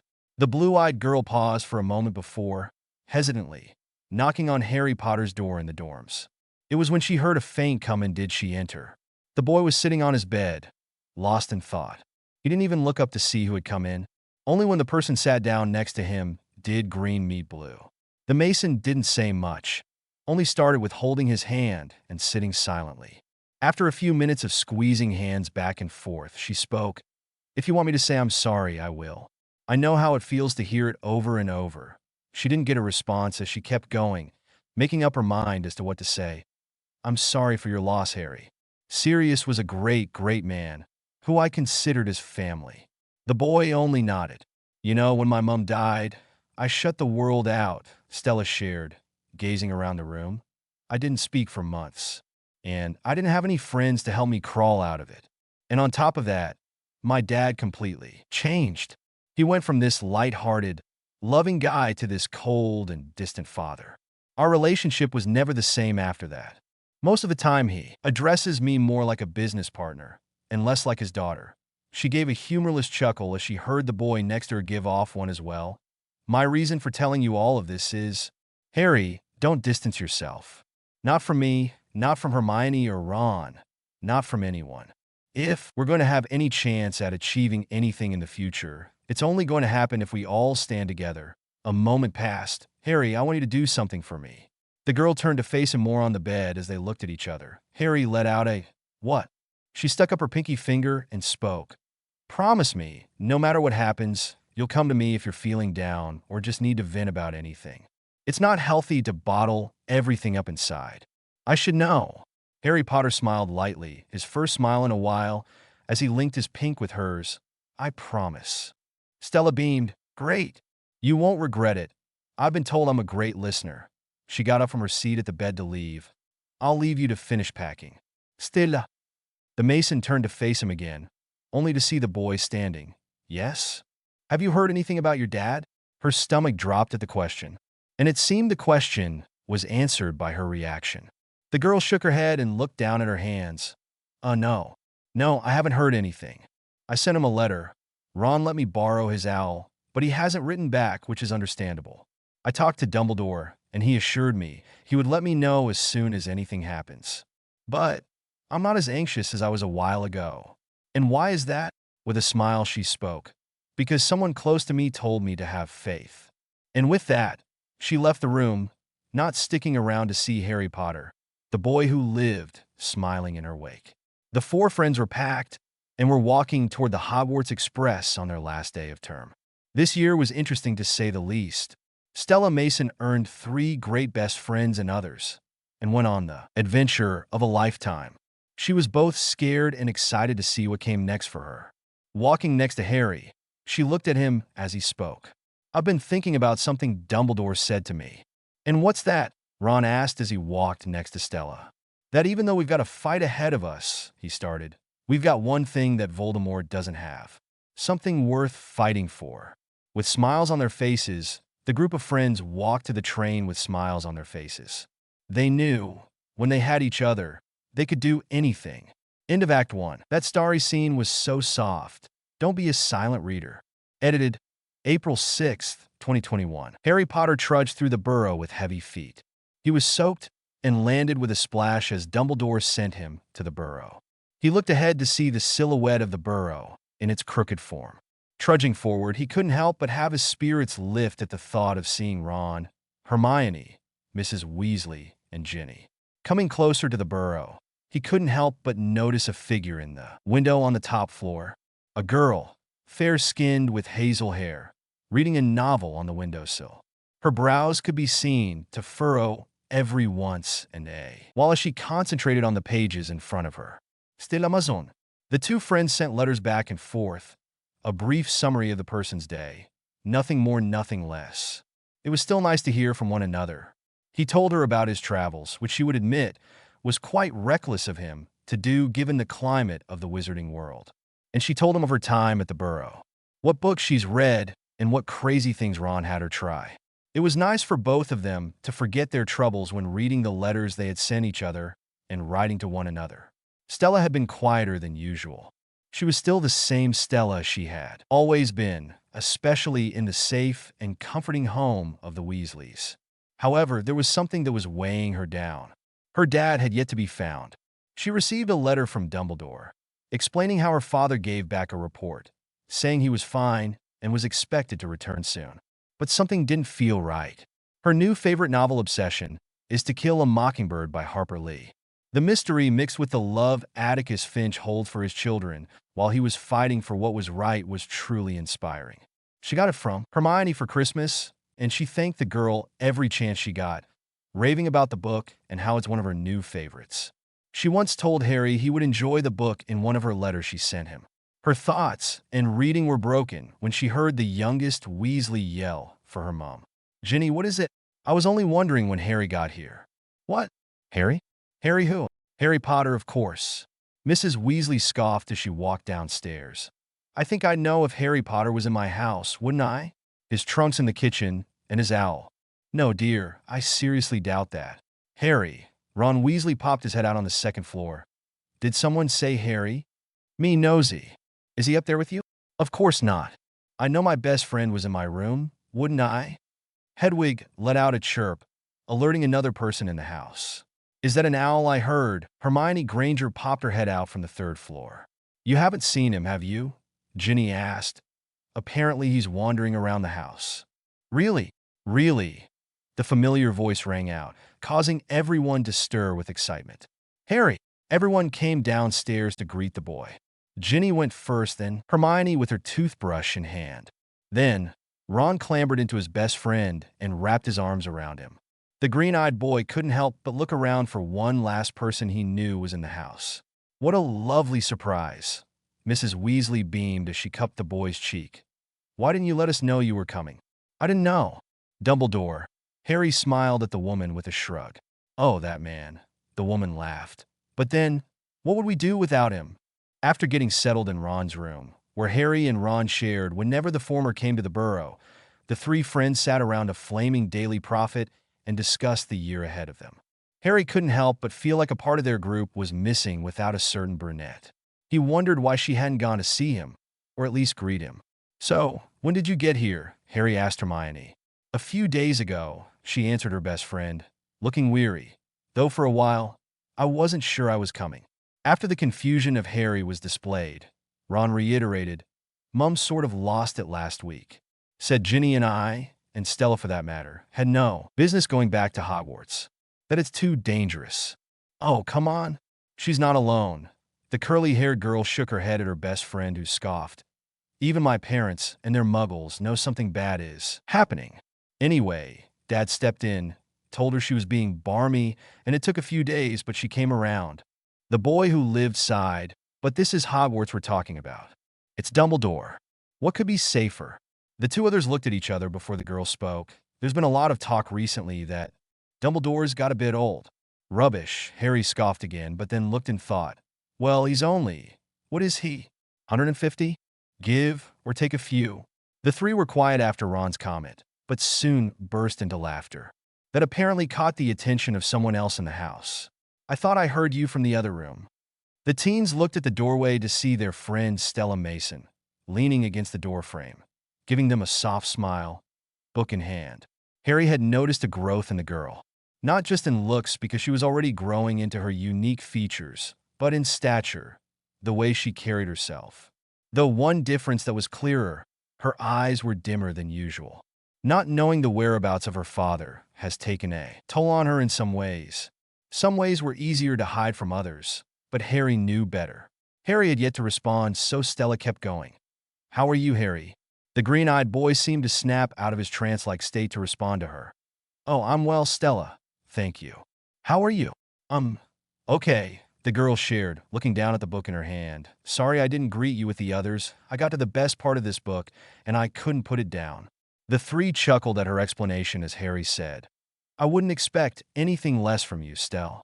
Stella chuckled with them and looked down shyly. "Well, it's good to see you, Harry." Harry smiled at her shyness as his two best friends looked on with small smirks. "It's good to see you, too." The Mason glanced up to him, only for something to catch her eye. "Ron." She walked closer to the boy's bed. "Why is one of my bookmarks on your bed?" "Oh, well, you see," the boy started, looking quite scared from his seat. "Me and Hermione made a bet, you see. It was all you, Ronald, to see if you would notice one of your bookmarks were missing." Stella blinked. "May I ask why?" When I think about it, I don't know." "Lovely. Yes, I added that scene at the end. No, I don't regret it. Don't be a silent reader." Edited April 6th, 2021. Diagon Alley was a sight. There were papers thrown everywhere from all of the different stores that were ransacked by Death Eaters, store clerks missing, windows broken, and the occasional shriek of someone unknown. However, there was one place in the alley that seemed to thrive through the chaos: Weasley Wizard Wheezes. The shop was located at number 93 in Diagon Alley with a stunning image of one of the twins tipping a hat at the entrance. Stella looked at the place in awe. She couldn't help but feel immensely proud of the twins. It really showed her that if she put her mind to something like the twins did, she could achieve it. As soon as the four friends entered, they were bombarded with all kinds of people, mostly kids, of course. Stella found it difficult to even move from her spot at the door to look around. There were bins filled to the brim with trick wands, boxes of quills, and many, many rubber chickens, which Stella found odd, but didn't question it. Finally, a path cleared for her and her friends to move around, the boys separating from the girls. The two friends could see a cluster of their classmates eyeboggling a pink display and were stopped by the twins, who saw their wary, yet curious expressions. "Hello, ladies," the twins greeted together. "Love potions, eh?" "Yeah, they really do work," Fred boasted after his brother. "Then again, the way we hear it, sis, you're doing just fine on your own." Stella raised her brow as Ginny Weasley retorted. "Meaning? Are you not currently dating Dean Thomas?" The youngest sibling faltered at her brother's question before regaining composure. "That's none of your business." As she walked away, the twins turned their attention to Stella Mason, who was still looking at the display with furrowed brows. "What about you, Stella Maison?" The girl in question snapped her head to the brothers, not feeling green eyes who started to stare at her. "Pardon? Anyone who's caught your eye," George teased. "Makes you go all mushy inside?" The Mason girl made a scrunched face at Fred's words. "First of all, never use that word again. Second of all, if it's any of your business, no one makes me feel mushy inside." "I would hope not, at least," she mumbled the last part. The topic ended there, as she held hands with Hermione and began to walk around again. After reuniting with Harry, who looked put off about something, and found Ron being ripped off by his brothers, they decided to leave the shop. As they left, they could see even more clearly the difference between the twin shop and the rest of the alley. "How are Fred and George doing it?" Hermione asked incredulously. "Half the alley's closed down. Fred reckons people need a laugh these days." Stella nodded at Ron. "I'd say he's right." As they walked further, they noticed a particular shop that caused their stomachs to drop. "Oh no," Hermione frowned. In front of them was Ollivander's wand shop. It was dark and dusty with windows smashed in, leaving traces of glass on the floor. Everyone got their wands from Ollivander's. They entered the shop, mindful of the glass on the floor to see the damage more clearly. Stella clenched her jaw as she saw boxes of wands scattered everywhere. "Harry," Ron called as he set his eyes on something. "Is it just me, or do Draco and Mummy look like two people who don't want to be followed?" Stella furrowed her brows as she watched the Malfoys, the man of the house now in Azkaban, turn the corner into Nocturne Alley. After an exchanged look of agreement, the four friends started to follow the pair. They passed all kinds of people on the street on their pursuit. As they passed more shops, they noticed how vacant they were, the workers not even present.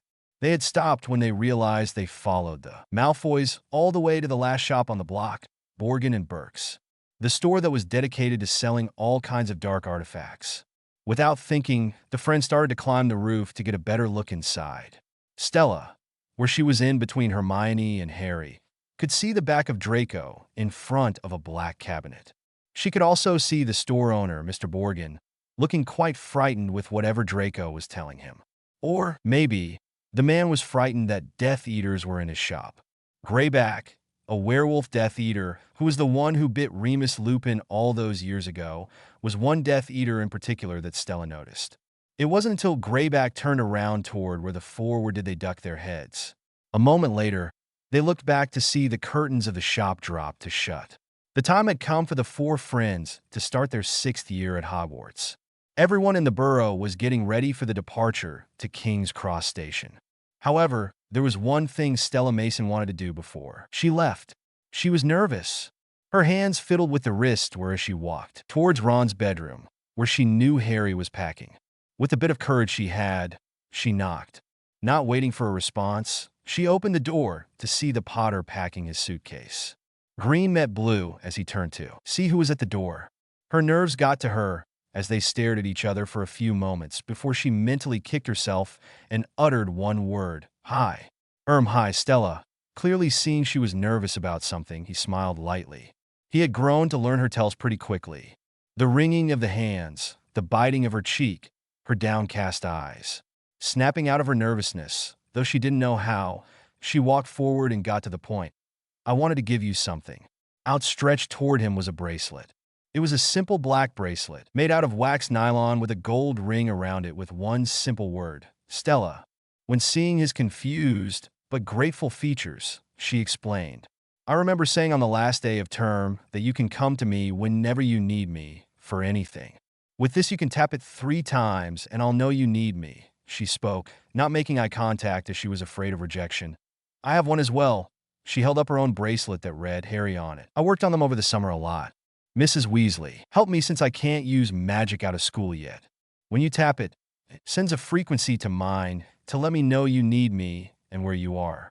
Don't ask how it knows where we are, because I couldn't tell you."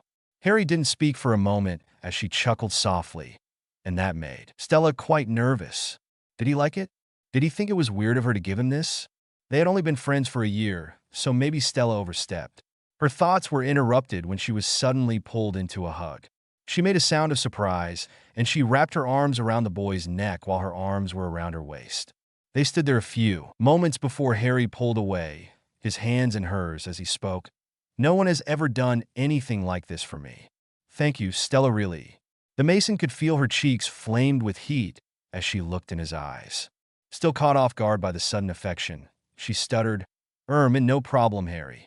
She smiled again before letting their hands drop from one another as she left the room, her wrists sporting a new piece of jewelry, matching with his. Don't be a silent reader. Edited, April 6th, 2021. The ride on the Hogwarts Express was a weird one. Firstly, The train was more packed than Stella Mason had ever seen. Outside of the compartment her and her friends stayed in, kids were flying up and down the hallways with all new toys, which Stella only guessed was from the twin shop. Stella sat next to Harry as they were sat across from Hermione and Ron. Harry had spent the whole week before school coming up with new theories as to why Draco was at Borgin and Burke's with Death Eaters. He tried to get his three friends to agree that the Slytherin was up to no good, but they weren't giving in as easily as he hoped. So, what was Draco doing with that weird-looking cabinet? Harry asked as he went on again about Malfoy. And who were all those people? Don't you see? It was a ceremony, an initiation. Stop it, Harry. I know where you're going with this. Hermione warned as she looked up from her copy of the Daily Prophet. It's happening. He's one of them. One of what? Hermione scoffed at Ron's obliviousness before stating, Harry is under the impression that Draco Malfoy is now a Death Eater. You're barking, Ron exclaimed. What would you know who went with a sod like Malfoy? Well, then what was he doing in Borgin and Burke's? Browsing for furniture. The Weasley shrugged at his best friend. It's a creepy shop, he's a creep bloke. His father is a Death Eater, Harry argued, not giving up. Besides, Stella saw it with her own eyes. The Mason lifted her attention from her book to respond. I told you, Harry, I don't know what I saw. However, it would make some sense in a way where Draco replaced his father in the cause. Seeing the disapproving glance from Hermione, the girl measly shrugged her shoulders and continued to read. From beside Stella, Harry sighed in defeat and left his seat. I need some air. He grabbed something and left, the eyes of his friends following his actions. Harry didn't come back to the compartment. In fact, Stella didn't know if he left the train at all. The Great Hall, with the 4 long tables for the houses, were decorated with floating candles that lit the room nicely. Stella sat opposite Ron and Hermione as the three looked at the entrance door every so often to see if Harry was there yet. Around them, students were laughing and talking loudly and excitedly about the upcoming year. Stella was getting nervous. If he was in trouble, would he use his bracelet? Seeing her uneasiness, Ron, while shoving his face with food, spoke to the blue-eyed girl. Don't worry. He'll be here in a minute. The Mason didn't respond as Hermione stared at Ron before snapping. Will you stop eating? She hit him with her book in between words. Your best friend is missing. The boy was about to respond before something caught his eye. Oi, turn around, you lunatic. The hall seemed to quiet down as they watched Harry Potter walk in the Great Hall with a bloody nose. It was quite heavy as the entire rag that was holding the blood was soaked from where Stella was sitting. He's covered in blood again, Ginny commented from next to her brother. Why is he always covered in blood? Looks like it's his own this time. Harry walked quickly to his seat next to Stella as he avoided his friend's stares. Where have you been? Hermione immediately asked. And what happened to your face? Later, the Potter dismissed. What have I missed? Sorting Hat urged us all to be brave and strong in these troubled times, replied Ron with a scoff. Easy for it to say. Huh? It's a hat, isn't it? Stella chuckled at her friend before turning her attention to the boy sitting next to her. Green met blue as she took the rag out of his hands and used a clean napkin to wipe the blood off of his face. Seeing the bleeding had slowed down, she smiled at him lightly as he thanked her softly, not expecting her actions, but appreciated them nonetheless. The Mason ignored her heart as it raced a little faster as she was closer to his face, as usual. The talk and laughter of the Great Hall dimmed into nothing as Professor Dumbledore took his stand at the podium. Very best evenings to you all, he smiled at the students. First off, let me introduce the newest member of our staff, Horace Slughorn. The hall clapped politely for the professor, who stood broadly and accepted the applause with a smile. Professor Slughorn, I'm happy to say, has agreed to resume his old post as potions master. The hall erupted in whispers as the students tried to comprehend that the new professor wasn't for the dark arts. Stella turned to her friends with furrowed brows and noticed that Harry didn't seem surprised at the news. Meanwhile, the post of defense against the dark arts will be taken by Professor Snape. Another round of whispers erupted, more of a tone of shock weariness. Snape had finally gotten his dream job, and the 4 friends were worried about the outcome of him becoming their dark arts teacher. The man in question did not react to the announcement or the reaction of his students in the slightest. A mere raise of his hand with a bored expression was his only recognition. Once the hall died down, Dumbledore continued. Now, as you know, each and every one of you was searched upon your arrival here tonight. And you have the right to know why. Once there was a young man who, like you, sat in this very hall, walked this castle's corridors, slept under its roof. He seemed to all the world a student like any other. His name, Tom Riddle. Today, of course, he's known all over the world by another name. Which is why, as I stand looking out upon you all tonight, I am reminded of a sobering fact. Every day, every hour, this very minute, perhaps, dark forces attempt to penetrate this castle's walls. But in the end, their greatest weapon is you. Just something to think about. Now, off to bed. Pip pip. The four friends didn't move from their seats as everyone slowly got ready to go to their common rooms. That was cheerful, Ron commented before they all got up and ready to leave. As Hermione and Ron left, seemingly in a hurry, Stella stayed behind with Harry, who had some sort of a lag to him. As students passed them, they walked quietly to their common room. "Are you all right, Harry?" Stella asked him quietly.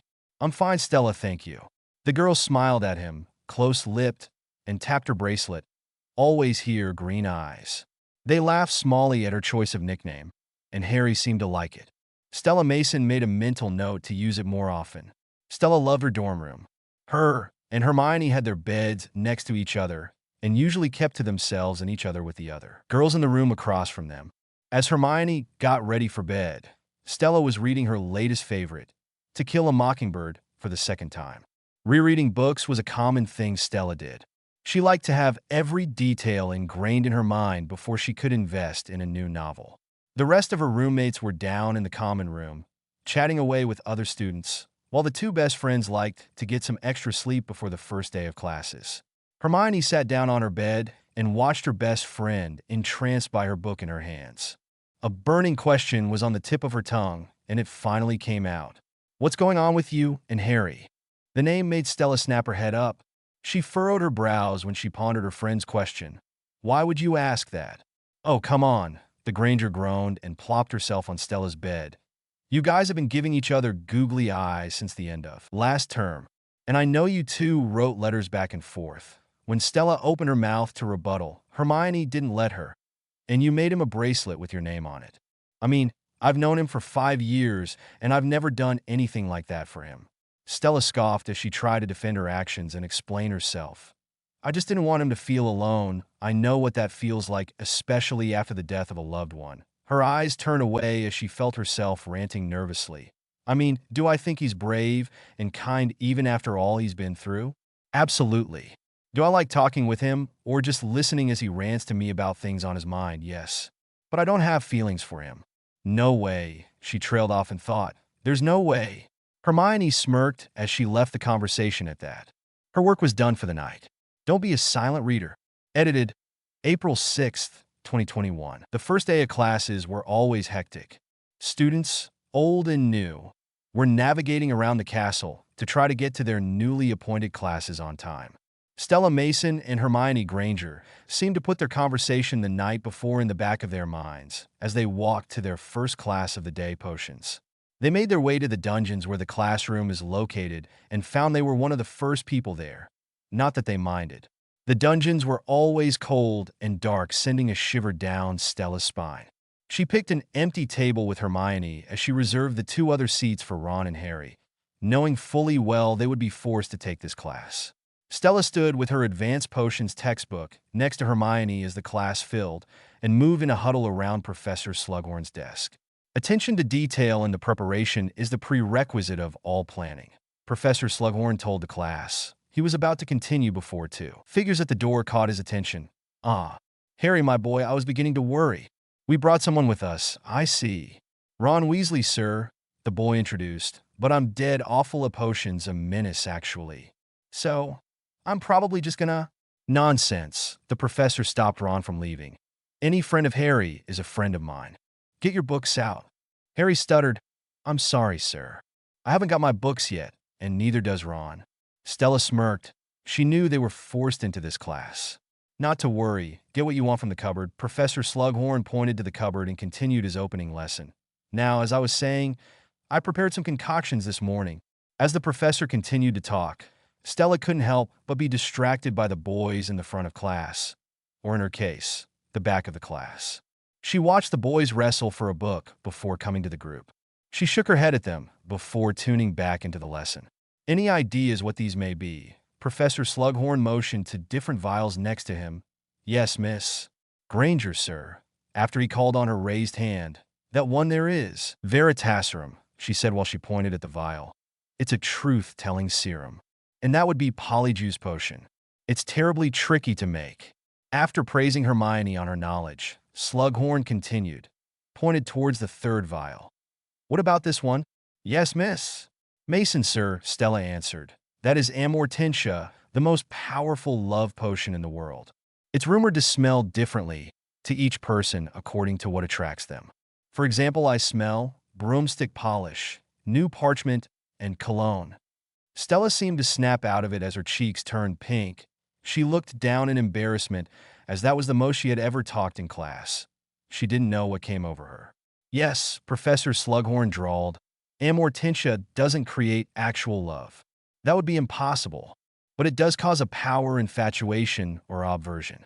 And for that reason, it is the most dangerous potion in this room. The vial closed as the group of girls, excluding Hermione and Stella, stepped back from the vial with a sigh. Sir, Katie Bell called. She pointed to an unknown vial on the other end of the table. You haven't told us about that one. Slughorn lit up and spoke with earnest. Oh yes. What you see before you, ladies and gentlemen, is a curious little potion known as Felix Felicis. But it is more commonly referred to as liquid luck. Yes, Miss Granger, liquid luck, the man nodded. Desperately tricky to make, disastrous should you get it wrong. One slip, and you will find all of your endeavors succeed, at least until the effects wear off. So, this is what I offer you today. One tiny vial of liquid luck to the student who, in the hour that remains, manages to brew an acceptable draft of living death. The recipes for which can be found on page 10 of your books. I should point out, however, only once did a student manage to brew a potion of sufficient quality to claim this prize. Nevertheless, good luck to you all. And with that, the students got to work. Harry Potter got lucky. How the boy managed to get his hands on the perfect vial of liquid luck, Stella did not know. She wasn't as peeved about it as Hermione was. The bushy-haired girl was ranting about it to Stella when the boys weren't around. And even though Stella was a good listener, her best friend was talking her ear off. Quidditch trials were today, and Stella was excited to watch Harry play, only watching in the summer when Ginny, and Ron were messing around in the backyard of the Burrow. It was starting to get colder and colder as time went by at Hogwarts. Stella blew into her hands, that were gloved, from her seat next to Hermione on the bleachers as she watched the players get ready for tryouts. After Harry, who was captain, had calmed down the crowd in front of him with the help of Ginny, the co-captain, they got to work. Stella watched as Harry put them through basic drills, splitting the group into two and having them fly around the pitch. Some of the applicants, Stella observed, were only there to see Harry Potter in all his glory. And he noticed students were taken off the pitch as the real trials began. The tryout for keeper was in full action after an hour. Ron was in one post as Cormac McLaggen was at the other. Stella hated to admit it, but McLaggen was doing better than Stella had hoped. He had blocked every shot with ease while Ron, even though he blocked every shot, was hanging by a thread. Then, out of nowhere, McLaggen completely misses his last shot. Eyes wide, Stella turned to Hermione, only to see the girl, smirking smallly. You little sneak, Stella accused, a smile on her features. Chill. Her friend hushed. I don't know what you're talking about. MHM. The Gryffindor common room was dimly lit as a couple of people resided in it. The four friends sat around the fireplace as some students were scattered around tables, doing homework. Stella was almost done reading To Kill a Mockingbird as she sat next to Ron on the couch as Harry sat in front of her with Hermione next to him. Quidditch trials were finished, and Ron was successful in taking the keeper position. He was still on a sort of high as the friends sat in the common room later that night. I have to admit I thought I was going to miss that last shot, Ron told his friends with a smile. I hope Cormac's not taking it too hard. He's got a bit of a thing for you, Hermione Cormac. The girl scoffed, Not looking away from here copy of the Daily Prophet. He's vile. Suddenly, Harry spoke, leaning closer to Hermione. Have you ever heard of this spell, Sectum Sempra? No, I haven't, Hermione answered with a cocked brow. And if you had a shred of self-respect, you'd hand that book in. Not bloody likely, Ron chuckled. He's top of the class. He's even better than you, Hermione. Slughorn thinks he's a genius. Ow. The boy winced as Stella whacked him in the arm with her book because of his comment. I'd like to know who that book was. Hermione got up from her seat. Let's have a look, shall we? The Potter shot up, shielding the book from anyone's grasp. The binding is fragile. The binding is fragile? Seeing a window of opportunity, Stella reached from the couch to grab the book from Harry's hands from behind him. She opened the book and read the cover page. Who's the Half-Blood Prince? Who? It says it. Right here, Stella answered Hermione. This book is property to the Half-Blood Prince. Don't be a silent reader. Edited, April 6th, 2021. Could never feel her nose. It turned red and runny, and she couldn't feel it after a short period of time. Her whole body seemed to easily get cold no matter how many layers of clothing she uses. Stella and her 3 friends walked alongside her on their trip to Hogsmeade. Snow was blowing in the wind, making it hard to see for the girl, but she just kept on walking. For weeks, you carry around that book. Practically sleep with it, Hermione spoke as they walked the path. And yet you have no desire to find out who the Half-Blood Prince is. I didn't say I wasn't curious, and I don't sleep with it, defended Harry. Well, it's true, Ron added. I had a nice chat before I went to bed. Now, all you do is read that bloody book. It's like being with you too. Stella simply glared at the boy as he referred to herself and Hermione. Well, I was curious. Hermione spoke curtly, so I went to the library. And nothing. I couldn't find a reference anywhere to a Half-Blood Prince. That settles it then, Harry dismissed. They watched Professor Slughorn have a peculiar encounter with Professor Flitwick before hearing he was heading to the 3 Broomsticks. Does anyone fancy a butterbeer? The 4 walked the streets of Hogsmeade as they reached their destination. They walked into the pub, where they were blasted with immediate heat. Stella let out a sigh of relief. They walked to an empty table where Harry told Ron to sit next to him. For what reason, Stella didn't know. After they ordered, the 4 settled and looked around the pub, one table catching Ron's eye. Oh, bloody hell, he groaned at the sight in front of him. Ginny and Dean looking incredibly close, slick git. Oh, Ron, they're only holding hands. Hermione rolled her eyes before looking at the table again and snogging. The Weasley boy grumbled, I'd like to leave. Really, Ron? That happens to be my sister, he defended against Stella, who sent him a knowing look. So, Hermione shrugged. What if she looked and saw you snogging me? Would you expect her to get up and leave? That comment made Harry and Stella make eye contact as they held in their laughter. Hermione seemed to realize what she said and began to drink her butterbeer excessively. And Ron simply stared at her, not knowing what to say. The silence between the group was interrupted by a voice coming up from behind them. Harry, my boy, Professor Slughorn greeted.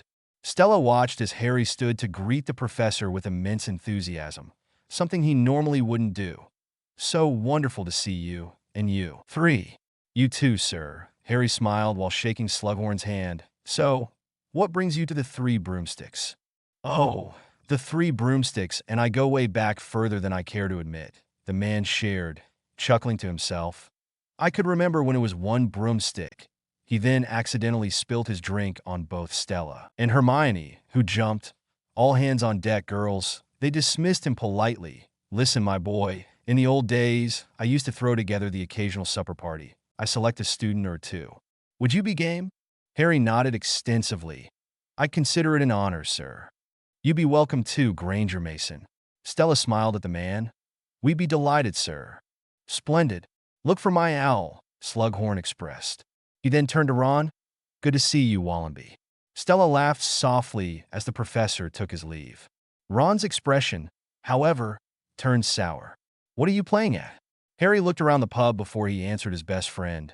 Dumbledore asked me to get to know him. Get to know him? Asked Stella with furrowed brows. He shrugged. Dunno. It must be important. If it wasn't, Dumbledore wouldn't have asked. As the four finished their drinks, they got bundled up and braced themselves for the cold. Hermione, however, seemed to be enjoying herself immensely. The four walked along as two students, Katie Bell and Leanne, as Stella knew them, walking in front of them, seemingly in an argument.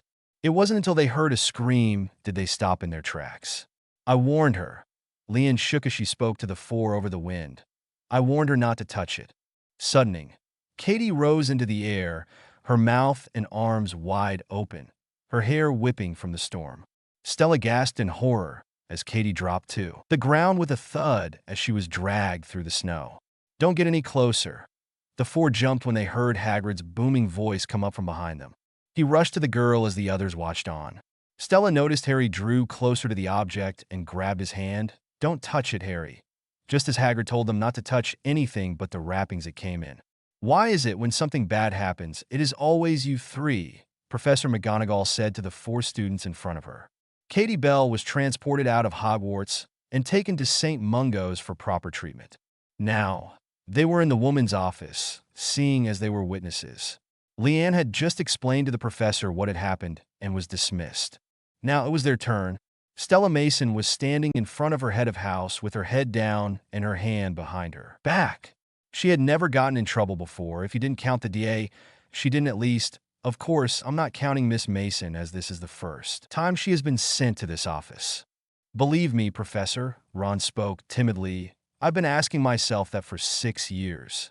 Professor Snape then walked in the office, looking at the scene in front of him with bored, yet curious, eyes.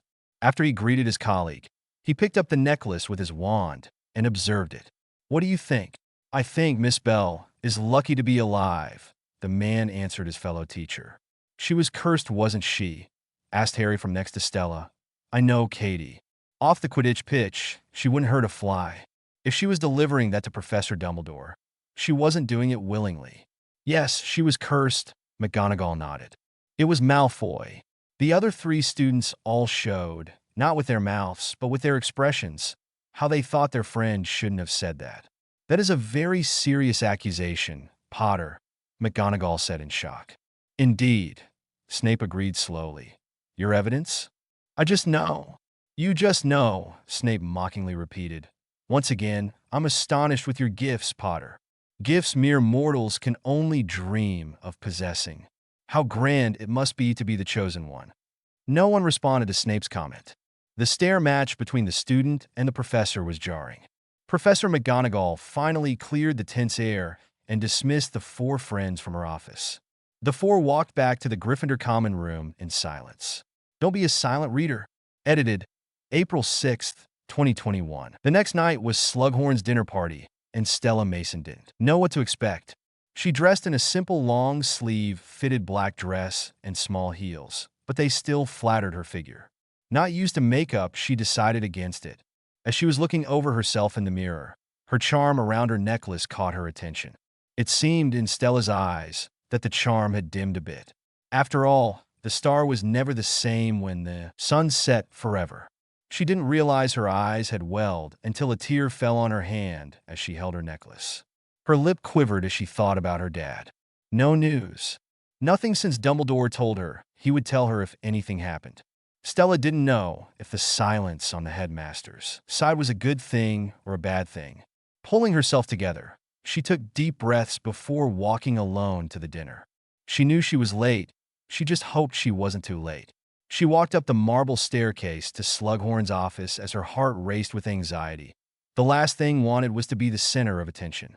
She opened the door, making everyone turn to her as she walked in. "Ah, Miss Mason," Slughorn smiled warmly. Come in, come in." "I'm sorry, sir." The blue-eyed girl spoke softly.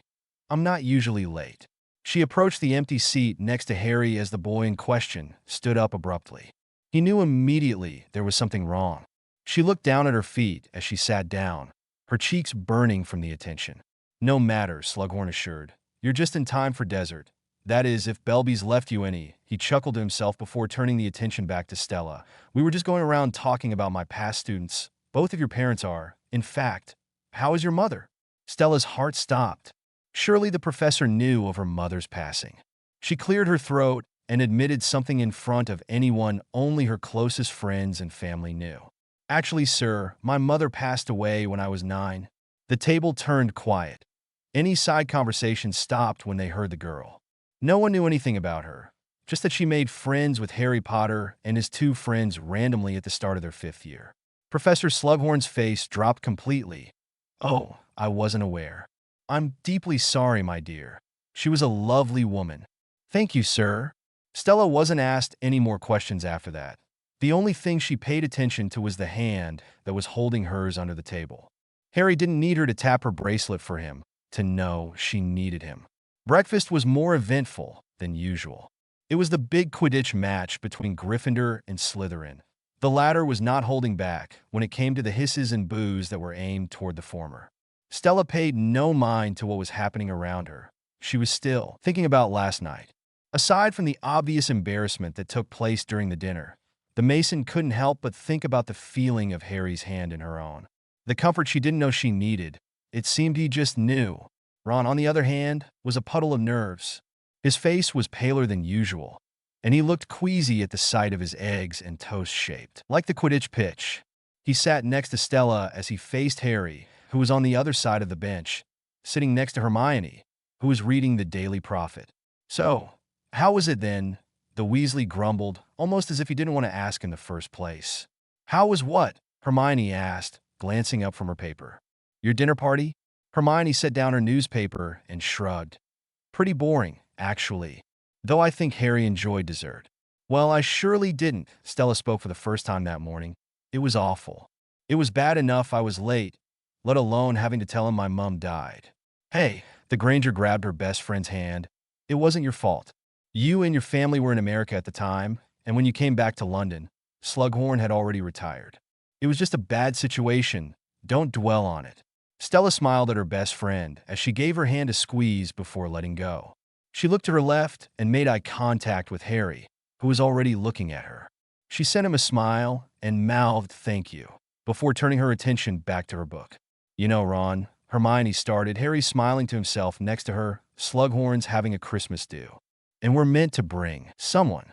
Ron responded sourly. I expect you'll be bringing McLaggen. He's in the Slug Club, isn't he? Actually, I was going to ask you. Really? The boy held a bland tone, but could be seen to perk at the girl's words. Before the conversation could continue, a high-pitched voice sounded from behind Ron. Good luck, Ron, Lavender Brown gushed. I know you'll be brilliant. As they all watched her walk away, Ron turned to his best friend in a panic. I'm resigning. After today's match, McLaggen can have my spot. Have it your way. Juice, Harry offered him. Ron gladly accepted it and held it in his hands. Hello, everyone. Luna, Lovegood greeted softly from beside them. She wore a lion's head in support of Gryffindor. You look dreadful, Ron. Is that why you put something in his cup?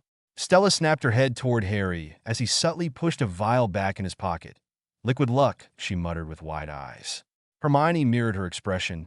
Don't drink it, Ron. Without hesitation, the boy downed the whole cup, seeming to feel a lot better after drinking it. You could get expelled for that. I don't know what you're talking about. Ron ignored them as he smiled brightly. Come on, Harry, we've got a game to win. The game was a smashing success, scoring left and right with Ron, letting nothing past him. The Gryffindors have always been known to throw the best parties, and the night after the win was no different. Music was blaring, drinks were out with students cheering and dancing all together in celebration. And to top it all off, Ron was the hero. Swarms of people came up to him, patting him on the back, high-five him, or his favorite, getting a kiss on the cheek by every girl that came his way. And to think he was going to resign just the same morning. Stella stood from next to Hermione, who stood next to Harry, as she watched Ron be placed in the middle as everyone chanted for him from a distance. You know, you shouldn't have done it, Hermione scolded Harry as they watched on. Harry nodded. I know. I suppose I could have just used a confundus charm. That was different, the girl snapped. That was tryouts. This was an actual game. Harry slipped his hand inside his shirt pocket to reveal a full vial of liquid luck. You didn't put it in, Stella realized. Ron only thought you did. The green-eyed boy nodded before pocketing the vial again. The cheers got louder as they saw Lavender Brown stand on the podium and kissed Ron in front of everyone. Stella raised her brow at the scene, before noticing the way Hermione's face fell before the girl started to walk away. Both Harry and Stella both moved to go to her, but the latter told the former she could handle it, the boy giving her a small nod. The corridor Stella went down seemed to be empty. Students in their common rooms, doing whatever they pleased without a care in the world. As Stella walked along, she heard a distant sob and knew she was in the right place. Sitting on the steps, with her back to Stella, was Hermione. Knees to her chest, the girl finally let her emotions break free. Above, Stella noticed were birds flying about, circling the sad girl's head. Charm spell, Hermione sniffled, hearing her friend's footsteps behind her, just practicing. Stella sighed, seeing her friends so solemn. Well, they're very good, Mione. The girls didn't speak for a while after that. Stella kept her arm around her best friend as she listened to her best friend cry on her shoulder. After a bit of time, Hermione controlled her breathing to speak clearly. How did it feel, Ella? Stella furrowed her brow, but still kept a tight hold on her friend. How did what feel, Mione? When you saw Harry with Cho, Hermione clarified, sliding out of the embrace to talk to her friend properly. I know. I see the way you look at him. You're one of my best friends. Hermione. Stella trailed off, not knowing what to say. She, however, didn't have the chance to speak, as laughter could be heard along with rapid footsteps.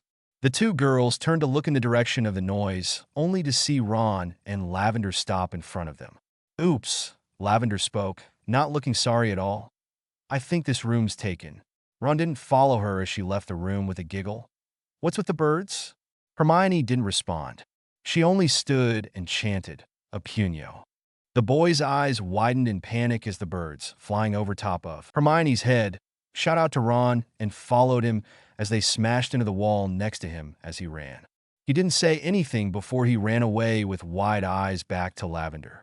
Hermione choked on a sob as she sat back down and back in Stella's embrace. The Mason didn't want to admit it, but Hermione was her best friend, her first friend, and for a while, her only friend. And she knew they were in this together. You know what? Mione, Stella spoke softly as her head laid on her friend's. It felt like this. It still does. Don't be a silent reader. Edited, April 6th, 2021. Over the next few weeks, the four friends were divided. Ron and Hermione stopped talking completely, leaving Harry and Stella in the middle. Stella, even though she knew Ron was just an oblivious idiot, sided with her best friend and distanced herself from Ron, but made sure that didn't mean distance from Harry. The two made sure to find time to hang out either alone or with Hermione, as Harry was still talking to both of his friends. Something else that was coming up was Professor Slughorn's Christmas party. It was a week away, and Stella had no one to go with. Hermione had already told her who she was taking, and she was surprised, to say the least. She knew in her heart she wanted Harry to ask her, but she didn't have much hope in the matter. If all else fails, she'll either go alone or not at all. After all, nothing beat a quiet night with a good book in Stella's eyes. The Mason was currently walking through the library with Harry and Hermione. Hermione was putting away books that she had to return while she was venting to her friends. He's at perfect liberty to kiss whomever he likes, she spoke curtly. I really couldn't care less. Was I under the impression he and I would be attending Slughorn's Christmas party together? Yes. Now, given the circumstances, I've had to make other arrangements. Have you? Yes, she answered Harry. Why? Well, I just thought, seeing as you can't go who you want to go and I don't have a date, I just thought we could go together as friends. The Granger scoffed. Why didn't I think of that? Who are you going with? Making brief eye contact with Stella, who was quietly observing the conversation, she spoke, it's a surprise. Anyway, it's you we have to worry about. Hermione moved in front of Harry. See that girl over there? She moved her head slightly, indicating behind her. That's Romilda Vane. Apparently, she's trying to smuggle you a love potion. Harry's eyes perked with interest. Really? Stella finally spoke, shaking her head. Harry, she's only interested in you because she thinks you're the chosen one. The boy smiled at her. But I am the chosen one. His response earned him a smack on the head by Hermione with her book. Ow, okay. Kidding. I'll ask someone I like. Someone cool. Before she could chicken out, Stella blurted, Would you want to go with me, Harry? To the party. Green met blue as the boy smiled. almost as if he was hoping she would ask him. "I'd love to, Stella." Stella Mason felt a sense of déjà vu as she stared at herself in the mirror, wearing a dress, sizing herself up. She chose a more classy look for the party. She had never gotten so dressed up before. Being still in somewhat of a shell back in fourth year, the girl didn't attend the Yule Ball, but was there for the aftermath as she helped Hermione after a rough night. When she means dressed up, she means the makeup she wore and the hair she decided to style. She didn't know how to feel about makeup. Makeup was supposed to enhance one's features. She didn't know if it did it for her or not. Leaving her thoughts, she made her way to the common room where she was meeting Harry, mentally pleading with her heart to calm down and steady. She walked down the steps leading to the common room and laid her eyes on Harry. The boy was wearing all black dress robes, and he could tell he gelled his hair. He looked very, very handsome, and Stella hoped she had the courage to actually tell him that. Green met blue as all their surroundings seemed to disappear. Stella Mason was one of the most beautiful people Harry had ever met in his eyes. From the day at Grimmauld Place, where they locked eyes for the first time, he was taken aback by her beauty. She was modest, of course, and would deny any sort of compliment. She wore a red dress that flowed to her knees, an off-the-shoulder neckline with black heels. The extra red in her cheeks and curl in her lashes. Realizing she had put on makeup, he hadn't even noticed. Her hair was curled, and her front pieces were pinned to the back of her head. He also noticed, as she walked, that she met him at his height. Harry wasn't the tallest boy. Only being 5 feet 10 inches, he was nervous she would end up being taller than him and was relieved when she wasn't, but he would never admit that out loud. She stood eye to eye with him. "Hi, Harry," Stella breathed nervously. "You look very handsome." "You look beautiful, Stella, truly." The two then walked, arms looped together, towards Slughorn's office. The Christmas decorations throughout the castle lit up the halls. They approached the party with laughter between them as they entered. Right away, Stella noticed a difference since the last time she was in his office. The ceiling and walls were draped with different color drapings to make it seem as though everyone was in a tent. Stella also noticed how packed and stuffy the room was, something she wasn't a fan of. She stood to the side as Slughorn went full in on Harry, immediately taking a picture with him. Gripping Harry's arm tightly, the pair looked around, Stella looking for Hermione in particular. She glanced around for a few moments before finding her and taking Harry along with her. The two went behind the curtain to find Hermione, who looked quite disturbed and started to question her. "Hermione, what are you doing?" Harry asked. "And what happened to you?" The girl sighed. "I've just escaped. I left Cormac under the mistletoe." Harry raised his brow. "Cormac? That's who you invited?" "I thought it would annoy Ron the most," the Granger admitted, somewhat in shame. "Well, Mione, Ron isn't even here," Stella shrugged at her friend, who scoffed and grimaced thinking of her date. "He's got more tentacles than a snarfalump plant." Just then, a waiter picked his head through, holding a tray. "Dragon tartare?" Hermione shook her head profusely. "No, I'm fine, thank you." "Just as well. They give one horribly bad breath."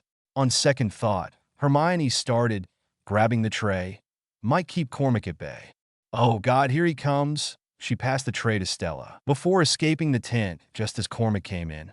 "I think she just want to powder her nose." Harry came up with an excuse.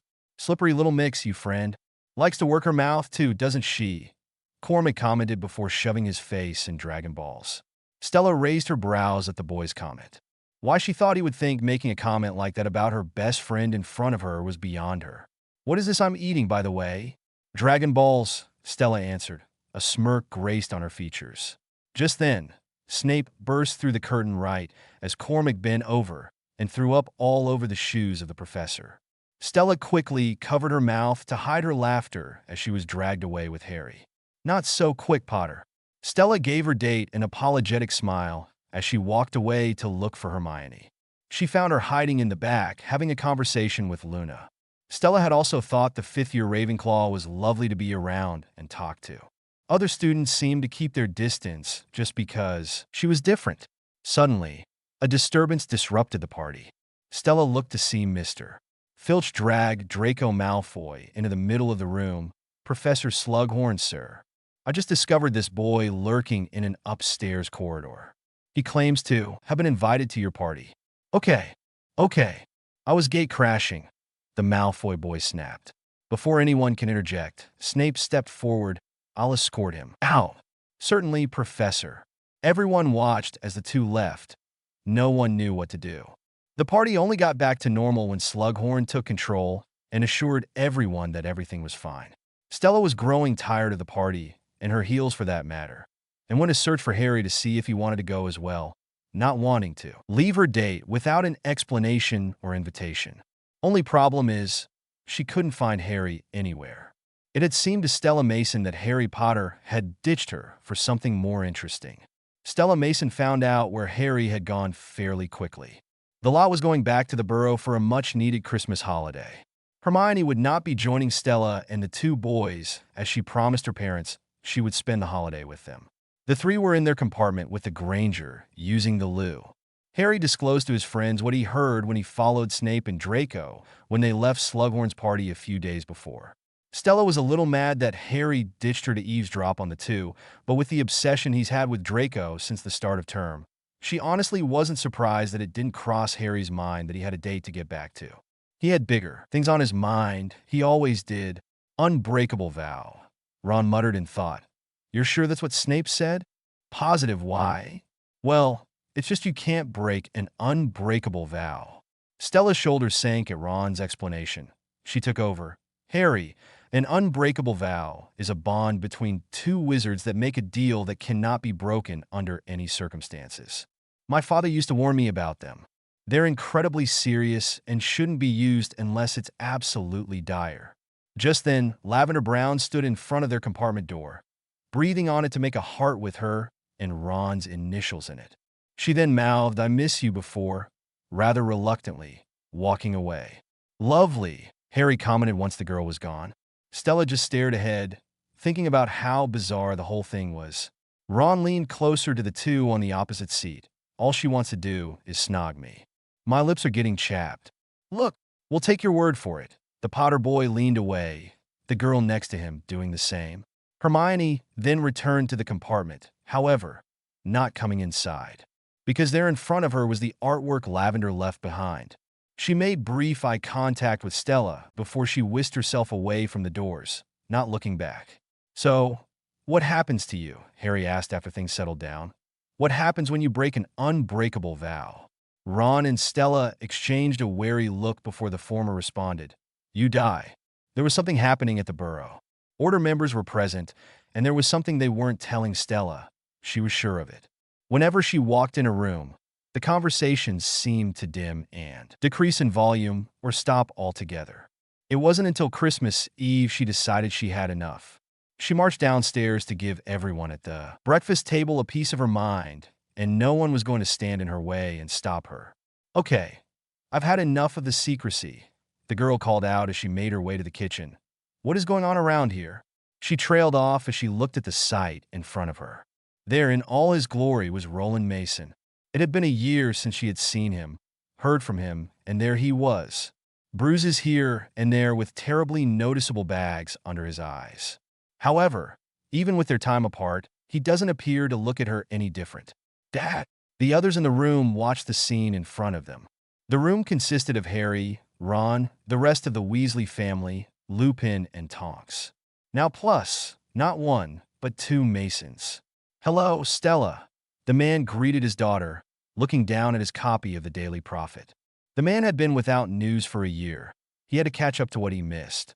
The greeting was something Stella should have been used to, but it still hurt her. She had never been separated from her father for a year before, ever. So for him to brush her off like she was nothing hurt her deeply. The Mason stood there, not knowing what to do. She didn't advance toward him and hug her father. He didn't like much affection since his wife died. She opened her mouth a couple times, trying to figure out what to say. Anything to say to the man. Her father. Her dad. But she couldn't think of anything. Not liking the eyes that were clearly on her, filled with pity and sadness for her. Her eyes stung as she left the room quickly. The man didn't acknowledge her as she took her leave. He didn't acknowledge anything she did. He never did. Everyone couldn't believe what they had just witnessed. The lot knew Roland was a cold fellow, but they thought after a year of being away from his daughter, his only child, he would at least show some sort of indication that he missed her or even thought of her while he was away. The adults and teens in the room snapped their heads to Harry Potter, who clutched his bracelet-clad wrist as he marched out of the room. Everyone knew where he was going and didn't question it. Breakfast was silent after that. Harry Potter found Stella Mason on her bed in the room she usually shared with Ginny. The boy felt the bracelet start to pulse a couple moments after the girl left the room, but he was already going to check on her after what he had witnessed. Stella had told him about her relationship back in 5th year, but he didn't think it was as bad as he just observed. He approached her bed slowly and quietly. His footsteps could be heard creaking the floorboard. He sat next to her figure as she sat crisscrossed, holding a picture of her mother with her that her father took in the flower field all those years ago when everything was right. You know, the teary-eyed girl spoke, her voice thick with sadness and tears. I don't know why I thought this time would be different. Every time he sent me away to Hogwarts, it was the same. Every time he picked me up at the end of term was the same. It's always the same. And I thought after a year, the longest we've ever been apart, would he be different? She shook her head as her lip quivered. I spent all that time worrying about him, putting myself in a panic for him. And I have to wonder, did he even think about me? She finally looked up at Harry, almost like she was pleading for an actual answer. Did he even wonder what I was doing? Who I was with? If he even cared at all? Harry could only watch helplessly as the girl he absolutely adored break in front of him. She was so strong all of the time, and she finally broke. Because of the man who should have been elated to see her, when in reality, he seemed like he didn't give a damn about her. I want my mom, Harry, she sobbed, the picture foggy as she tried to look at it through her tears. I just want my mom. The boy who lived didn't hesitate to bring the girl into a tight embrace, her head resting on his shoulder, and he wrapped both arms around her. It wasn't the most comfortable position for both of them, but it provided enough comfort that they didn't mind. Her tears soaked his t-shirt, but he paid no mind, his hand stroking her arm up and down as a warm reassurance that he was there for her. He will always be there for her, in any way she wanted him to be. Don't be a silent reader. Edited, April 6th, 2021. It had been 2 days since Stella Mason broke down in Harry Potter's arms. It had also been 2 days since Stella had uttered a word to her father. She had nothing to say to him, and he seemed to have nothing to say to her either. There was nothing she could do from her end. She was done. It's not like he provided for her anymore. He basically dropped her at the Weasleys' home every break, and when he was away on business, and never let her know when he was coming by. The one constant way she could describe her relationship with her father was a sort of business arrangement. He occasionally pulled her aside and told her everything she needed to look out for, and went on his merry way. Come to think of it, the only affection he had given her since her mother's passing was the kiss on the head he had given her before he departed for his mission. Now he has returned, more cold than ever. She just didn't understand anymore, and she thinks she never will. It was the day after Christmas, and the guests that were taking their leave were her father, along with Lupin and Tonks. The couple was going back to the former's house, where the two had been living not long together. It had grown dark once they all finished dinner, the kids getting ready for bed as the adults said their farewells downstairs. Roland Mason leaving the Burrow swiftly, not bothering to say goodbye to his daughter before taking his leave.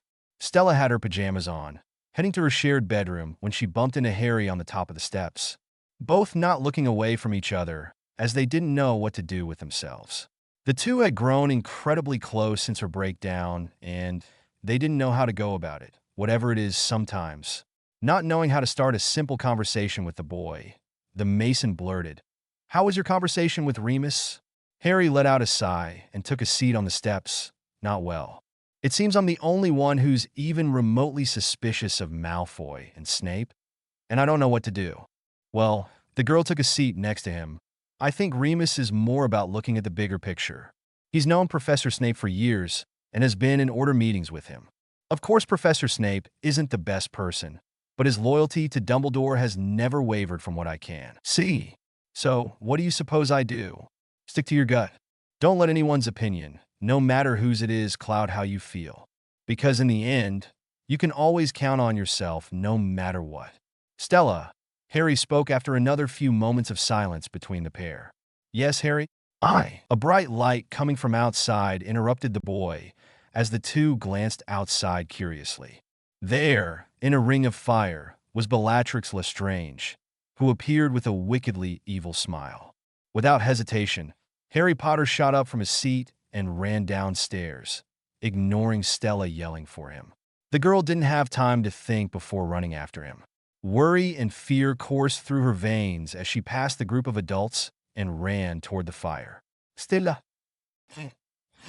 covering her face from the fire that opened up for her, she sprinted through the fire while listening to Bellatrix's taunts filled the air. I killed Sirius Black. I killed Sirius Black. You coming to get me? Stella's lungs burned as she lost sight of Harry due to the height of the grass around her. She stopped when she felt herself hit water, looking around frantically with her wand in front of her. She felt eyes on her and heard heavy breathing that she wasn't sure was her own. A rustle was heard from behind her. Stella spun around only to see nothing. She called out for Harry softly, but got no response. Suddenly, Fenrir Greyback appeared from the grass with a wicked smirk on his face as Stella gulped in fright at the sight. Before either could do anything, Stella is pushed behind someone. Stupefy, Harry Potter yelled, holding Stella behind him. Greyback deflected the spell with ease, his smirk not faltering, before disappearing into black smoke. After surveying their surroundings, they ran out of the water and back into the clearing, their wands out in one hand, and Harry holding Stella's other hand to make sure he doesn't lose her. They could hear the shouts of Mr. Weasley and Lupin in the distance, but didn't shout for them, scared to seek the attention of the Death Eaters. Without warning, Bellatrix shot spells at the pair, then deflecting as a battle broke out. Mr. Weasley, Lupin, and Tonks all crowded around the teens as the battle grew greater than before. Spells were being shot left and right from both sides of the fight. The Order and teens heaved heavy breaths as they watched the familiar black streaks hit the sky and fly right toward the Burrow. They widened their eyes as they watched the Burrow burst into flames. Molly, Mr. Weasley breathed, worried for his wife and kids. The lot sprinted toward the house, thankful to see everyone safe and out of harm, to watch the house crumble from the heat. Stella's heart felt heavy as she leaned her head on Harry's shoulder, her hand still in his, as she watched her second home disintegrate in front of her. Second term had started at Hogwarts and Stella couldn't help but feel down. The 4 teens staying at the Burrow, which was now under construction, had to leave for King's Cross Station the following day of the attack. They wanted nothing more than to help rebuild and miss a couple of days of school, but the adults told them that it wasn't necessary. The Mason was currently walking down the busy corridors of Hogwarts with Harry and Hermione, who had a copy of the Daily Prophet in hand. When Stella told Hermione about what had happened, the girl was shocked. Hermione was surprised when Stella told her about the fight Stella took part in, but didn't scold her. If anything, she looked quite proud of her best friend. "It's so easy for them to get to you," the Granger exclaimed, mostly to Harry. "You're bloody luck you weren't killed, the both of you. You have to realize who you are, Harry." "I know who I am, Hermione, all right?" Stella looked at Harry wearily as he snapped so suddenly. Noticing this, the boy apologized quietly. The 3 walked a little farther, but stopped when they saw Ron and Lavender sitting together, the blonde putting a necklace around Ron's neck before jumping into his arms. Hermione rolled her eyes before saying, "Excuse me, I have to go and vomit," and walked away. Stella watched her friend go with a sigh. "This is going to be a long semester, isn't it?" "Oh, yeah, most definitely. New starry scene for your reading pleasure. Don't be a silent reader." Edited April 6th, 2021. Stella Mason found herself sitting in the common room with Harry and Hermione one afternoon, working on homework. They had been back at school for 2 weeks now, and Harry was trying all he could to get information from Slughorn for Dumbledore. It wasn't going according to plan for the Potter. It was quiet between the 3 until Hermione spoke. "Did you honestly expect you could just walk up to old Sluggy and ask him to reveal his deepest, darkest secret?" Harry and Stella chuckled at the girl, the boy not replying back, however. Hermione wasn't finished. Playfulness is her tone. "Honestly, Harry, sometimes I think the Daily Prophet should call you the Dim One." Without lifting his eyes from his paper, Harry breathed another laugh. "Nice." Stella looked between the two in amusement as the Granger spoke again. "Well, you're going to have to persuade him somehow."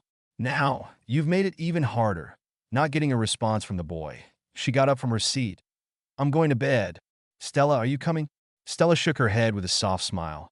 I'm going to stay down here for a little while longer. Hermione nodded and made her way to the stairs, only to be stopped by Harry. Hermione? I think Malfoy's leaving the castle. I've seen it. Sometimes he just disappears off the map. That's not possible. Hermione's eyebrows shot up. No one can leave the castle these days. The map's wrong. Harry stopped her from leaving again. The map's never wrong. Hermione turned around to look at him before sighing, "Good night, Harry. I'll see you later, Stella." The mason from beside Harry smiled back before turning her attention to her homework. She had one last paragraph to write for an essay, and then she would be done. The two were working in silence, occasionally asking one another a question here or there, mostly Harry asking Stella for help. Once Stella was done with her essay, she sighed in content before bringing out a novel from her bag and started to read comfortably on the couch. After a few minutes, Harry looked up at her from his paper. "What do you think I should do, Stella?" The girl pursed her lips in thought. "Well, try to get back on his good graces. Act the way you did before it went south. Maybe make him forget how you acted for him to get upset, if that makes sense." Harry closed his textbook with a smile. "It's a brilliant place to start. Thanks, Stella." He packed up his stuff. "You coming up?" "No, I'm going to stay here." She motioned to her novel. "Catch up on some reading." The two exchanged their good nights and told each other they would see each other in the morning. Little did Stella know, she would see him a little sooner than she thought. Just as she did her 5th year, Stella ended up being in the empty common room at the wrong time. However, this time, it wasn't Ron supporting Harry when coming down the dorm steps late at night. It was Harry helping Ron. "What's happening now?" Stella asked as she stood to help Harry with Ron. She leaned away when Ron, quite dreamily, tried to stroke the girl's hair. "Love potion," Harry shortly answered. The three walked all the way to Professor Slughorn's office in silence, Ron mumbling to himself once in a while. They reached the office as Ron was turning paler by the minute. Despite the lack of color, the boy still had a dreamy smile on his face. "I'm sorry, sir. I wouldn't bother you if it weren't absolutely essential," Harry spoke quietly once the professor opened his peephole of the door. "Where's Romilda?" While the other two students looked at each other in apprehension, the professor looked very confused at the Weasleys' question. "What's the matter with Wenby?" Harry leaned closer to the professor to whisper. "Very powerful love potion, sir." "Very well. Better bring him in." The man opened the door completely and ushered the three students inside. The office resembled a very packed study. "I'd have thought you could whip up a remedy for this in no time, Harry." Slughorn spoke in somewhat of a condescending tone as he opened his potion drawer. Stella furrowed her brows from her spot a little away from the scene, not wanting to get in the way. She was deeply confused as to why the professor had a bigger attitude than she expected toward her friend, but didn't comment on it. But she finally understood why Harry wasn't getting the information he needed. "Well, I thought this called for a more practiced hand, sir," Harry responded. Stella helped the Potter push Ron to the couch. "I'm sorry, by the way, Professor, about earlier today, our misunderstanding." Slughorn shook his head. "Oh, not at all. All water under the bridge, you know?" "Correct." As Slughorn started to help with the potion, Harry continued the conversation. "I expect you're tired of it after all these years. All the questions about Voldemort. Don't use that name." Harry made eye contact with Stella as she shook her head at him, telling him not to push it. She turned her head to watch Ron walk to the other couch in the room and fell backwards. The girl chuckled and helped him back on the couch just as Slughorn finished the potion. "There you are, old boy." Slughorn passed the cup to Ron. "Bottoms up." "What's this?" "Tonic for the nerves." The three others in the room watched Ron down the entire cup. For a moment, he was still in his dream state, but that changed to him sagging in his seat, his face down in a frown. "What happened to me?" he asked in a serious demeanor. "Love potion. A bloody strong one at that." The professor chuckled shortly after Harry as he took the cup from Ron and walked to his cupboard. "I feel really bad." Ron sulked as Stella sat on the armchair of the couch to provide comfort to her friend. "You need a pick-me-up," Slughorn declared. "Got butterbeer, wine, dazzling oak-matured mead." I had other intentions for this, but I think, given the circumstances, he gave the three students each a glass of mead. Here we are. The four stood after the fireplace to cheers. To life. Suddenly, Ron fell to the floor, foaming at the mouth, and seizing uncontrollably. Stella and Harry instantly came to either side of him, calling his name in a panic. "Ron! Professor, do something!" Slughorn stuttered at Harry. "I don't understand." Coming up with an idea, Stella shouted at her friend, "Harry, get a bezoar." The boy didn't hesitate to follow her instructions. He ran to the cabinet and returned with it soon after. He handed it to Stella, who shoved it down Ron's throat, pleading with the boy to breathe. The Weasley's body was still for a few moments, leaving his friends to anxiously watch. Eventually, Ron gave a ragged gasp and coughed, sitting up with the help of these elbows. Harry and Stella heaved a relieved sigh and relaxed on the ground. "These girls, they're going to kill me." The next day, the hospital room was occupied by Ron Weasley, who was asleep in his cot, with Hermione sitting on one side and Ginny on the other, and Stella and Harry standing together behind Ginny. As soon as Ron was taken to the hospital wing, they caught the two girls up on what happened. They were shocked, to say the least, that they had missed so much, and so much had happened in one night. They weren't allowed in the wing the whole day, Madame Pomfrey ordering them to leave the hall altogether or wait at the door, so they suffered with the latter. Hermione had been the one who had been the most quiet all day, the girl beside herself. Stella had been by her side the whole day while they were waiting, wanting to give her best friend as much as she could. Once they were allowed in, they took their places they were still currently in and stayed there. No one dared to leave, and no one wanted to. The four teens looked to see Dumbledore, Slughorn, McGonagall, and Snape walk through the room to their group. They had only guessed Slughorn gave his colleagues the rundown of what happened. "Quick thinking on your part, Harry, using a bezoar." "Actually, sir," Harry turned to Dumbledore, "it was Stella's idea." The girl in question smiled lightly before staring at her feet, not wanting to make a big deal out of what she had done. Dumbledore grinned. "Well, Miss Mason, great thinking. You must be very proud of your students, Horace." Slughorn blinked back into the conversation. "HM? Oh yes, very proud. I think we can all agree. Miss Mason's actions were heroic." McGonagall spoke. "The question is, why were they necessary?" "Why indeed? This appears to be a gift, Horace." Dumbledore observed the bottle in Slughorn's hands. "You don't remember who gave you this bottle?" Receiving a shake of the head, he continued, "which, by the way, possesses remarkably subtle hints of licorice and cherry when not polluted with poison." "Actually, I had intended to give it as a gift myself," Slughorn shared. "To whom, I may ask?" "To you, headmaster." Before anyone could respond, an annoyingly sweet voice boomed from the entrance of the room. "Where is he? Where's my 1-1? Lavender Brown ran and stood as the head of the cot. "Has he been asking for me?" Stella rolled her eyes all the way to the back of her head, it seemed, before dropping her head on Harry's shoulder in tiredness, who dropped his head on hers in return. She needed sleep and lots of it. Lavender's expression then turned sour. "What's she doing here?" Hermione snapped her head to the girl and stood to face her. "I might ask you the same question." The blonde blinked excessively. "I happen to be his girlfriend." "Well, I happen to be his friend." Hermione's response earned her a scoff. "Don't make me laugh. You haven't spoken in weeks. I suppose you want to make up now that he's all interesting." "He's been poisoned, you daft dimbo," Hermione exclaimed in disbelief. "And for the record, I've always found him interesting." Everyone looked down suddenly when they heard Ron start to mumble something. Lavender jumped and moved closer to him. "Ah, see? He senses my presence." She leaned down. "Don't worry, 1-1. I'm here. I'm here." Ron's mumbles got more coherent. "Hermione." Stella turned her head on Harry's shoulder to conceal her laughter. Even in a sickly state, Ron could always make her laugh. Ron said the same phrase 2 more times for Lavender to run out of the room crying, leaving students and teachers in her wake. "Oh, to be young, and to feel love's keen sting," Dumbledore smiled. "Well, come away, everybody. Mr. Weasley is well tended." The teachers left together as Ginny stood from her seat. She passed Stella and Harry and spoke to them before she went on her way. "About time, don't you think?" The two only smiled as they turned back to Hermione, who was looking at Ron with a sort of fondness, holding his hand. She looked up at her two friends, saw their knowing smirks, and only muttered a mere, "Shut up," before turning her attention back to Ron. "Don't be a silent reader." Edited April 6th, 2021. Ron was released from the hospital a few days later, and things seemed to settle down.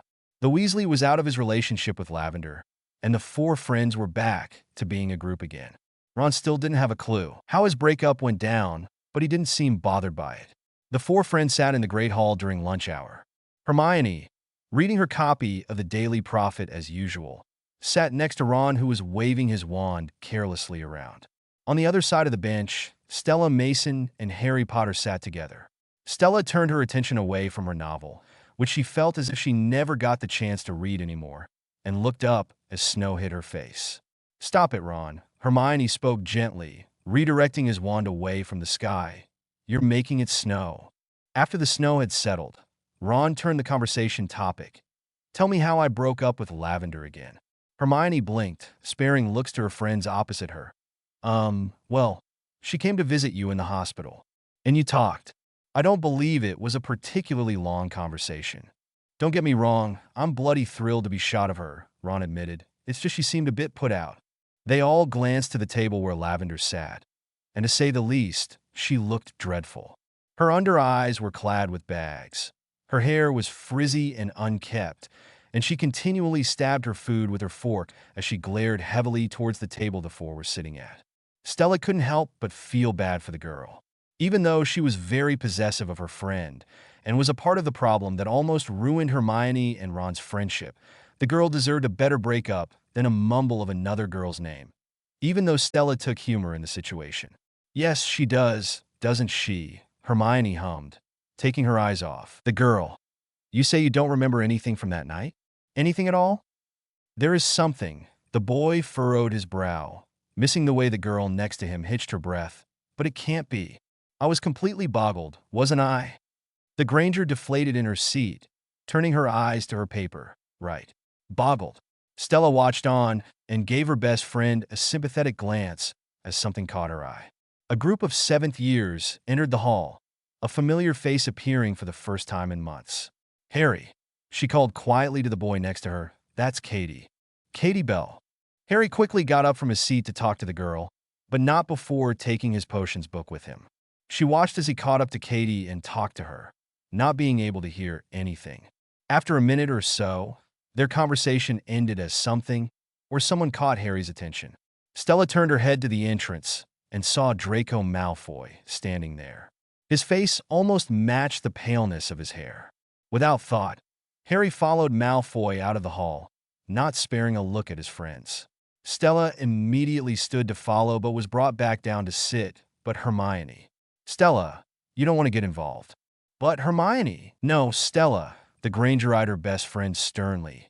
"This is Harry and Draco we're talking about. Anything could happen, and I don't want you in the middle of it."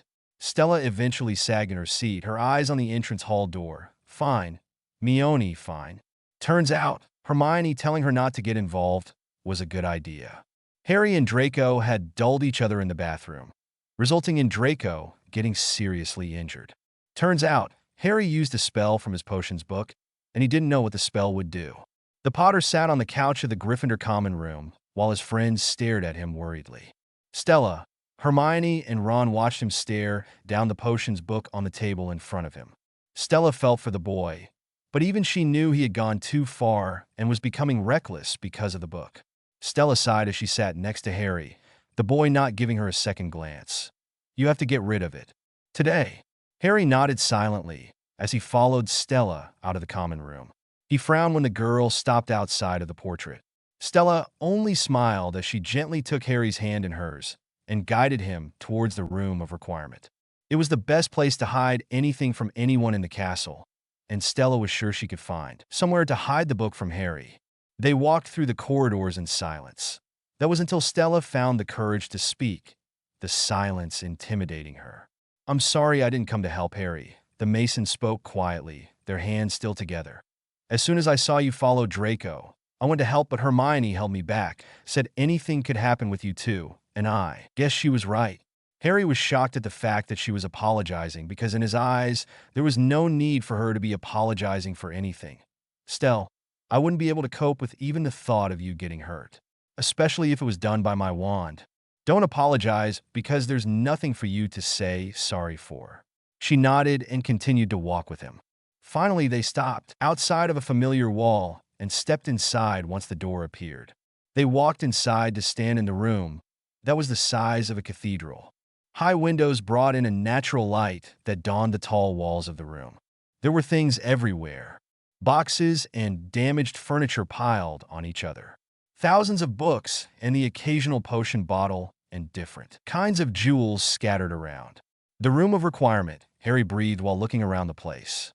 Stella nodded as she brought him forward. We need to hide the Half-Blood Prince's book where no one will find it, including you. Bringing him to somewhat of the center of the room, she let go of his hand and took the book out of his other. All right, close your eyes. That way you won't be tempted. The boy nodded and closed his eyes. Stella took that as her cue to find a hiding spot. She searched around the crowded room and came across a jewelry box of some kind. Only thing was there were no jewels inside. Seeing it was big enough to hide the book, which she was shocked about. She placed the book inside and took the box and placed it on a children's toy house display in one of the corners. Satisfied with her hiding skills, she walked back over to Harry and stood in front of him, his eyes still closed. The atmosphere was so quiet. The only sound they could hear was the other's breath. Stella could feel her heart pounding in her chest as she took a couple steps closer and took his hand again. She wanted to kiss him right there. He was in front of her, no one else around, but she couldn't do it. She couldn't help but doubt he would ever feel the same way as she did. Making up her mind, she leaned in and placed a soft kiss to the boy's cheek, and he didn't react, only smiled, his eyes still closed. After successfully hiding the book, Stella and Harry walked through the corridor to walk about to the common room. Neither brought up the kiss Stella gave Harry in the room of requirement. She didn't want to discuss it with him, scared of the rejection that would follow. When Stella saw Ron walking towards them, she pushed away her thoughts. So, did you and Stella do it then? Harry's head snapped to his best friend. What? You know, hide the book? The Mason nodded. Of course we did. The three teens turned their heads towards footsteps a few feet away from them. Slughorn, more likely on his way back to his office, made eye contact with Harry and turned away instantly, his pace increasing. Ron sighed. Still no luck with Slughorn then, I take it? Harry's face brightened suddenly. Luck. That's it. All I need is a bit of luck. Hermione, Ron and Stella found themselves staring at Harry for the second time today in the common room. Harry sat in front of the lot, the empty vial of liquid luck in his hands. The boy gulped down the whole vial, knowing he would need all the luck he could get. Well, how do you feel? Hermione asked, observing him. Excellent. Harry beamed, standing up. Really excellent. Remember, the Granger started. Slughorn usually eats early, takes a walk, and then returns to his office. Harry nodded. Right, then paused. I'm going down to Hagrid's. He then started his way out of the common room, his three friends following closely behind. No, Harry, you've got to go and speak to Slughorn, Stella told the boy. We have a plan. I know, but I've got a good feeling about Hagrid's, Harry expressed. I feel like it's the place to be tonight. Do you know what I mean? No. Ignoring his friends' alarmed faces, Harry spoke again. Well, trust me, I know what I'm doing. Or Felix does. Before he went, however, he leaned in and gave Stella Mason a kiss on her cheek. Now we're even, then walked through the portrait and out of sight. Stella, looking gobsmacked, ignored her two friends as they looked just as shocked as she did. The only thought that went through her head was, what the hell just happened? Don't be a silent reader? Edited April 6th, 2021. Stella Mason waited in the common room for Harry that night. She took the opportunity to catch up on one of her novels she brought to school. She had finished reading To Kill a Mockingbird the third time and was now onto another book. This novel was gifted to her for Christmas by Remus, who told the girl, no matter what happened in the future, she should never stop reading. The book was called The Great Gatsby by F. Scott Fitzgerald, a tale about money, power, and love. The book was centered around the American dream, something she was familiar with hearing when she lived in the States. The plot twists and turns on the pages before her as she didn't even look up from her book when the portrait swung open. Harry Potter had always admired Stella's commitment and passion for reading. How she had the attention span to actually read with everything going on around them inspired him. He had just gotten back from Dumbledore's office and was pleasantly surprised to see Stella waiting for him. Or so it seemed she was. He knew she liked to read once the common room was empty. He walked toward her and cleared his throat lightly. Stella. The girl looked up from her book and smiled. Hello, Harry. How did it go? It was successful, he told her, taking a seat beside her. I found out what Slughorn and Tom were really discussing that night in his office. And what did they discuss, if I may ask? Well, we already knew Tom had asked Slughorn and a rare piece of magic. That magic is something called a horcrux. Stella full hippos, horcrux. According to the memory and to Dumbledore, horcruxes isn't a spell or a curse, it's an object. He shifted toward her slightly and continued, it's where you split your soul into pieces and conceal it in an object of any kind to become immortal. How did he split his soul? How does one do that? You kill someone, essentially. Lovely, Stella shuddered. So, I guess he was successful in making them? The Potter nodded. Dumbledore has already destroyed one, and so have I, in the Chamber of Secrets. So, how many are left to destroy? We aren't exactly sure, Harry told her. But in the memory, Tom did ask what would happen if he split his soul into 7 pieces. And if he succeeded in making 7, we have a long way to go. Stella took his hand in hers, resting them on her leg. Have faith, green eyes. You and Dumbledore make quite a team. Harry let out a chuckle. Thanks, Stell. The two were silent for a bit. Rain poured down outside, and the fire cracked, but they paid no mind. It was a while until Stella spoke again. Harry, I don't know what you and Dumbledore are planning, but promise me you'll be careful. Harry squeezed her hand. Always. The next day, or end of the next day, was when Harry set off with Dumbledore on their mission to find horcruxes. Stella, Ron, and Hermione saw him off as he made his way to the astronomy tower as the three went back to the common room to wait. It seemed to the three that they waited a lot these days. Looking out the stained glass window, Stella couldn't help but observe the sky. It was much darker and gray as the days went by, almost as if the sky was giving everyone a warning of what was to come. Harry had been gone for hours. His friends had no idea what he was doing or if Slash when he was back, and they were starting to get worried. They knew he was safe with Dumbledore, but with these tasks to find horcruxes, anything could happen. It wasn't until the sky turned completely black did it feel like the sky was falling. It appeared Death Eater successfully got into the castle, how Stella didn't know. Thankfully, the three didn't encounter any of them and went on their way to find Harry. But what they did find was much more horrible. There, in the middle of a large crowd of students and faculty, was Headmaster Albus Dumbledore, laying on the ground, his chest not moving. Stella, Mason gasped at the sight. Their headmaster was dead. The one person who could save us all was no more. After the initial shock, her next thought was, where the hell was Harry? Her thoughts were answered when she saw a figure move through the crowd and kneel next to Dumbledore. She watched as Harry placed a hand on the man's chest and cried over his body. She didn't hesitate to move through the crowd and kneel beside the boy, taking him in his arms. Harry Potter didn't have to look to know who was holding him. He accepted her embrace with no hesitation and cried on her shoulder, his face buried in the crook of her neck. Stella could do nothing but hold the boy as she noticed the sky was turning brighter than it was before. Around them, students and faculty raised their wands in tribute. The light coming from their wands lit up the darkened sky.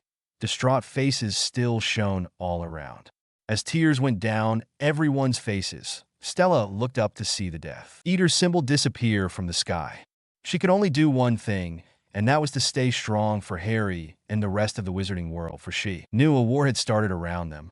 The next morning, the four friends found themselves on the astronomy tower, not even 24 hours after Dumbledore had fallen to his death. Harry stood, leaning against the railing as Hermione stood next to him. Stella was leaning against the railing as well, just a few feet or two away from the other two. And Ron was sitting inside, his elbows leaning on his knees. They had barely spoken a word to each other since last night, and they stood in silence now, until they weren't. Do you think he would have done it? Hermione asked, breaking the silence. Draco? Harry pursed his lips and shook his head. No, he was lowering his wand. In the end, it was Snape. It was always Snape. And I did nothing. The boy took the locket out from his pocket and passed it to Hermione. It's a fake. Open it. Stella turned her gaze to her best friend as Hermione began to read. To the Dark Lord, I know I will be dead long before you read this, but I want you to know that it was I who discovered your secret. I have stolen the real Horcrux and intend to destroy it as soon as I can. I face death in the hope that when you finally meet your match, you will be mortal once more. R.A.B. After seeing her confused look, Harry spoke, Don't know. But whoever they are, they have the real Horcrux. It means it was all a waste. All of it. He looked back at the horizon. I'm not coming back, Hermione. I've got to finish what Dumbledore started. And I don't know where that'll leave me, but I'll let you, Ron and Stella, know where I am. I've always admired your courage, Harry, but sometimes you can be really thick, Hermione scoffed. You don't really think you're going to be able to find all those Horcruxes by yourself, do you? Stella finally moved from her spot and took Harry's hand in hers. Green met blue as she spoke, a soft smile on her features. You need us, Harry. Harry returned her smile and interlocked their fingers together as he looked back out to the view in front of them. I never realized how beautiful this place was. It was quiet again until Hermione spoke. We're okay with it, you know? You guys together. The two holding hands looked at their friend wide-eyed, not knowing how to respond.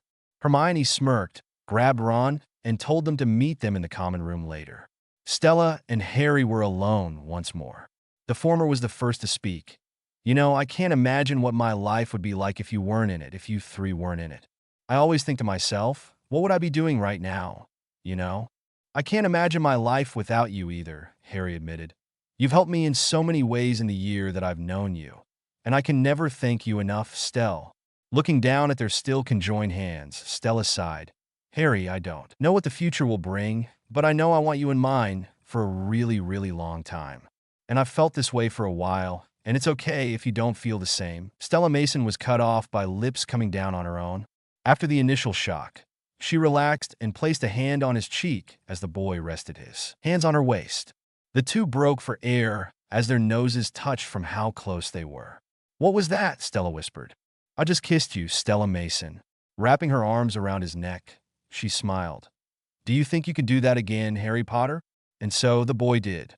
Right there, in that moment, everything seemed right in a world full of darkness and wrongdoings.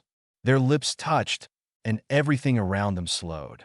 Stella knew she would help Harry any way she could, and she didn't know where that would take her.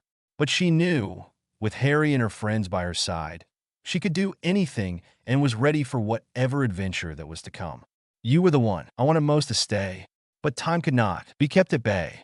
The more it goes, the more it's gone, the more it takes away. Empty. That's the only way to describe what Stella Mason observed in front of her. There she stood, in her childhood home in the States. She operated, of course. The girl had been staying with the Weasleys as she always had been, but left a few days ago to collect her things from her two past homes. She wanted to visit the abandoned home one more time before her life got turned upside down. Her life was already turned upside down, if she were being honest. But venturing into the unknown with her three best friends for who knows how long is like the cherry on top of a really messed up sundae. Stella Mason could also describe her current state as empty as well. Even though it shouldn't affect her, she hadn't been in contact of any kind with her dad since he left the Burrow last Christmas, which was odd, even for him. She had been in contact with all of her friends. Hermione had let her know her plan of sending her parents away to Australia with no memory of their daughter. Stella had always thought Hermione was the strongest person she had ever known. Now she only thought that even more. She went back and forth with writing letters with Ron, who first sent her a letter the day after he left, discussing the wedding between his brother and Fleur Delacour and their journey when the time comes. She and Harry sent letters back and forth as frequently as they could, talking about anything but the looming war over their heads. The writings seemed to be their escape from everything. Them mainly talking about their reunion, which Harry didn't know would be sooner rather than later. She would be operating from her childhood home all the way to 4 Privet Drive, where she would be meeting the rest of the Order and her two best friends to take Harry back to the Burrow. She agreed wholeheartedly to take the Polyjuice potion along with 7 others to ensure Harry had safe travels if a fight would occur. Stella had already packed everything she needed in her bag. Both her and Hermione purchased the bags, and put an undetectable extension charm on them so they could fit anything they needed. If she was being honest, she was nervous to see Harry again. How would they greet each other? How long will they have to catch up before everything blows up in their faces? Will there be another kiss? Are they together? The Mason didn't know, and she knew deep down that her figuring out if Harry wants to be with her should be the last thing on her mind, but she couldn't help it. It was nightfall when Stella made her way to 4 Privet Drive. She had informed Remus she would be arriving later than everyone else, and he assured her that everyone else knew, except Harry. Operating from the States took a lot of time and energy when compared to operating from the Burrow to Harry's home. The Mason opened the front door quietly, not wanting to scare anyone. She could hear the voice of Mad-Eye clearly as she made her way to the living room area. "Potter, you're underage, which means you still got the trace on you." "What's the trace?" "It means the Ministry has access to everything you do, every move you make." Everyone turned to see Stella Mason at the archway, everyone feeling complete when they saw her. The order felt for the girl. Having been friends with her father, and seeing him being MIA, they took her under their wing as much as they could. Her 3 best friends smiled the most out of everyone in the room. "Stella," Harry Potter breathed, a beam set in his eyes at the sight of the girl he fancied. "Hello, green eyes," she smirked, glancing around the room. "Hope you lot aren't starting without me." Yes, it's great to see you, Mason," Mad-Eye muttered, surprising everyone because he seemed genuine. "The point about the trace, Potter, is that we have to use those means of transportation the trace can't detect. We go in pairs. That way, if anyone's out there waiting for us, and I reckon there will be, they won't know which Harry Potter is the real one." "The real one?" Moody pulled out his flask of polyjuice potion with a smirk. "I'm sure you're familiar with this particular brew." "No, absolutely not." "Told you he'd take it well," Hermione chimed in. Harry shook his head. "No, if you think I'm going to let everyone risk their lives for me. Never done that before? Have we?" No, this is different," Harry denied to Ron. "Taking that, becoming me, no?" "Well, none of us really fancy it, mate," Fred spoke, his brother following him. "Yeah, imagine if something went wrong, and we ended up a scrawny, specky git forever." "Everyone here is of age, Potter," Moody grumbled. "They've all agreed to take the risk." A clear of a throat was heard from the back of the room. "Technically, I've been coerced." Mundungus Fletcher, Mr. Potter, always been a huge admirer. "Nip it, Mundungus," Moody snarled. "All right, Granger, as discussed." Hermione didn't hesitate to walk forward, grab hair from Harry's head, and make her way to the flask. "Blimey, Hermione!"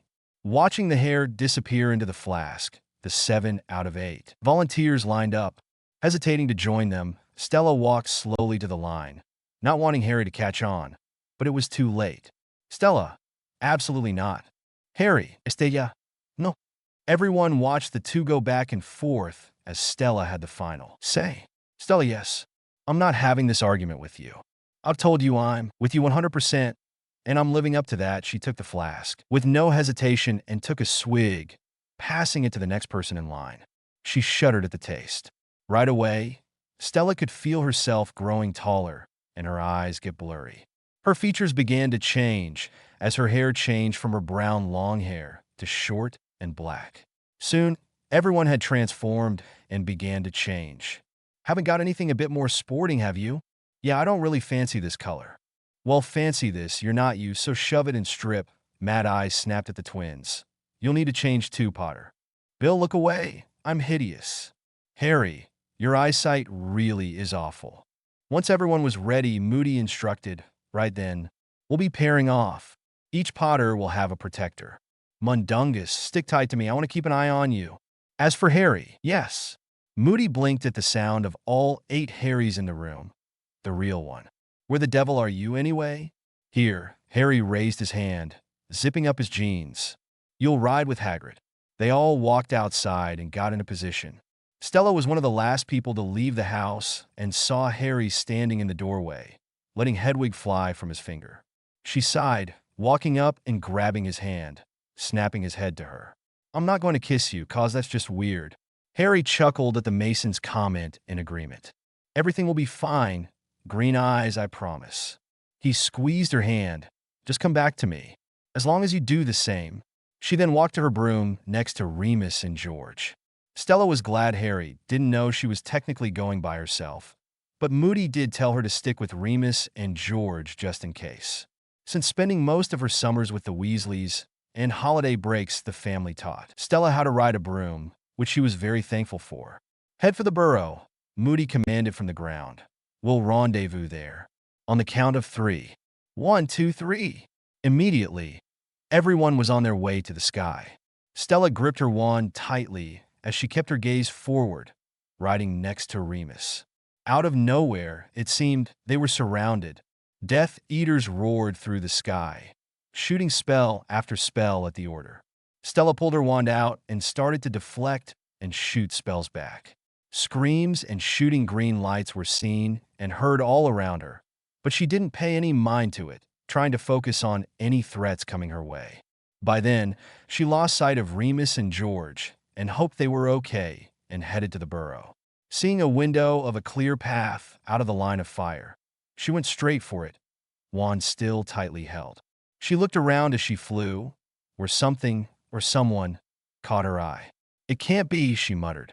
There, in front of her, was her father, fighting any order member he could lay his eyes on. Betrayal and heartbreak coursed through her as she kept moving along. She thankfully left the battle swiftly, heart racing, body aching, riding on the firebolt as steady as she could. Stella could feel the potion wearing off as she landed, not so nicely, on the ground in front of the Burrow. She landed on her knees in front of the house, gaining the attention of everyone outside. "Stella," Harry Potter called as he ran to her aid. As soon as he helped her to feet, she was in his arms, her feet off the ground as she buried her head in his neck. Once they parted, his hands were still on her waist and her hands still around his neck. She could see Remus, Kingsley, Hermione, Mrs. Weasley, and Ginny. "Where's George?" she asked Remus, panting. "He's inside," the man vaguely informed her, intrigued by her distressed features. Harry cupped her cheek to make her look at him. "Why were you on your own?" Stella gulped but kept eye contact. "We had an odd number, so I volunteered to be by myself, but I was next to Remus and George until I lost them." Everyone then began to come back, thankfully unscathed. Once everyone was counted for, they gathered around in the living room, where George was laying on the couch, his ear missing. After some silence, Bill stepped forward, mad eyes dead. Mundungus took one look at Voldemort and disapparated. The next person to speak spoke something that shocked them all. "I saw my dad." Everyone looked at Stella Mason, who leaned against the wall, her arms crossed defensively. She shook her head in disbelief. He was there, and he was fighting with them. "He's one of them." She looked to Remus, who looked devastated. "I'm sorry, Remus. I saw him and I froze. Remus cut her off, grabbing her shoulders. "Don't apologize for anything, Stella. He came back from that mission a changed man. We all saw it, and we did nothing." The conversation ended there. Don't be a silent reader. Edited April 6th, 2021. Sleep didn't come easy for Stella Mason. The chilling sneer on her father's face as he fought his friends plagued her mind. Would anyone think differently of her? Would everyone look at her and see her father's actions? Would she lose everyone she held dear? The thoughts went on and on. She laid awake later that night, Hermione sleeping soundly across the room, when she heard voices coming from outside. She got out of bed quietly to not disturb her friend and went downstairs to see Ron catching up to Harry outside. "Going somewhere?" Ron called out. Stella, not noticed yet, leaned against the doorway watching. Harry turned around sharply. "Nobody else is going to die." "Not for me." "For you? You think Mad Eye died for you? You think George took that curse for you?" Ron scoffed. "You may be the chosen one, mate, but it's a whole lot bigger than that. It's always been bigger than that. Come with me. And leave the girls? You mad? We wouldn't last 2 days without them. Don't tell them I said that." Too late. The two boys turned to see Stella, her arms crossed, walk over to them. "Stella, Harry, whether you want to leave right now or not, you still have the trace on you," the girl pointed out, kind of peeved at the fact Harry was ready to up and leave them without a second thought. "And we've still got the wedding." "I don't care about a wedding," Harry cut off Ron. "I'm sorry, no matter whose it is. I have to start finding these horcruxes. They're our only chance at beating him, and the longer we stay here, the stronger he gets." Harry, we understand, but it's been a long night and we've got a long day ahead of us. Stella stepped forward to take Harry's hands. Please, Harry. Harry sighed with a nod as Ron took the boy's bag and started walking back to the house, his friends following. Do you think he knows? Ron started. I mean, they're bits of his soul, these horcruxes. Bits of him. When Dumbledore destroyed the ring, you destroyed Tom Riddle's diary. He must have felt something. To kill the other horcruxes, we have to find them. Where are they? Where do we start? Stella always had a soft spot for weddings. Witnessing the commencement of two souls coming together to love each other forever was something Stella couldn't wait to be a part of. Her dress was a light blue silk, spaghetti-strap dress that went down to the bottom of her knees. Stella liked it the most because of how it flowed compared to the tight dresses she had worn in the past. She walked downstairs to see Harry Potter sitting at the kitchen table reading the Daily Prophet and smiled. Hey, Green Eyes, can you help me with my necklace? The boy smiled back at her and came up from behind to help. Her brown-colored hair was curled and was brought over her shoulder for Harry to see clearly. It seems silly, doesn't it, a wedding? Stella spoke quietly, the silence between them practically killing her, given everything that's going on. Finishing the clasp of her necklace, he shrugged. Maybe that's the best reason to have it. Because of everything that's going on. The Mason turned to face Harry with a small smile on her face. She reached a hand to cup his cheek and brought her lips onto his gently. The boy recuperated instantly, putting his hands on her waist. They pull away to catch their breaths, only paying attention to each other. Harry, Stella brought her hands to rest on his chest. Promise me, no matter what, we stick together. Harry nodded without a second thought. I promise, Stell. You have my word. Their gaze was interrupted by a noise coming from the kitchen, a clearing of a throat. The two teens turned to see George, his head wrapped in a bandage with a toothbrush sticking out of his ear as he sipped his tea. Morning, he greeted with a suggestive tone, adding a wink for good measure. Stella sighed at his antics before grabbing Harry's hand to bring him out of the kitchen. They didn't get far because they were stopped by news that the Minister of Magic had arrived. The four friends were met with Rufus Scrimgeour, a briefcase in hand. To what do we owe the pleasure, Minister? Harry asked, his hand still grasped in Stella's. I think we both know the answer to that question, Mr. Potter. The teens and the Minister settled in the living room, squished themselves on the small cushioned couch. Stella noted to herself how uncomfortable she felt as she didn't have any room to sit, but didn't say anything out loud. The two girls were on the end, as the two boys were in between them, with the Minister sitting in front of them. Stella watched as Scrimgeour put his hand inside his cloak and drew out a pouch, presenting a scroll of parchment that floated in the air in front of them. Without any further explanation, the Minister began to speak. Herein is set forth the last will and testament of Albus Percival Wulfric Brian Dumbledore. First, to Ronald Bilious Weasley, I leave my Deluminator, a device of my own, making in the hope that when things seem most dark, it will show in the light. Scrimgeour took the object from the pouch and handed it to Ron, who had a stunned look on his face. The device looked like a kind of lighter Stella used to see in the Muggle world. Dumbledore left this for me? Yes. Brilliant, Ron expressed. What is it? The Minister had no answer for him, so Ron tried it for himself. He pressed the button and watched as the light on the room was taken away and stored itself in the device. Ron pressed the same button again, and the light returned. Wicked. Scrimgeour turned back to the will. To Hermione Jean Granger, I leave my copy of the Tales of Beedle the Bard, in the hope that she will find it entertaining and instructive. Hermione took the book from the Minister's hands and observed the book with puzzled features. Mum used to read me those. Ron broke the silence of the room. The Wizard and the Hopping Pot. Babbity Rabbity and the Cackling Stump. He paused at the unimpressed looks his friends were giving him. Come on, Babbity Rabbity. No. To Stella Marie Mason, the Minister spoke, surprising the girl. I leave my dear Phoenix Fox. For everyone should have a loyal companion whenever they need one. Nothing was handed to Stella, making her question, Dumbledore left me Fox? I hardly had a handful of conversations with him. She mumbled the last part to her friends, the three giving her curious looks right back. Scrimgeour paid them no mind as he kept going. To Harry James Potter, I leave the snitch he caught in his first Quidditch match at Hogwarts, to remind him of perseverance and skill. Harry reached forward to take the snitch from the minister. Everyone seemed to watch in anticipation as nothing happened when Harry finally took grasp of it. Stella noticed how Scrimgeour's features held disappointment, almost as if he was hoping for something to happen. "Is that it then?"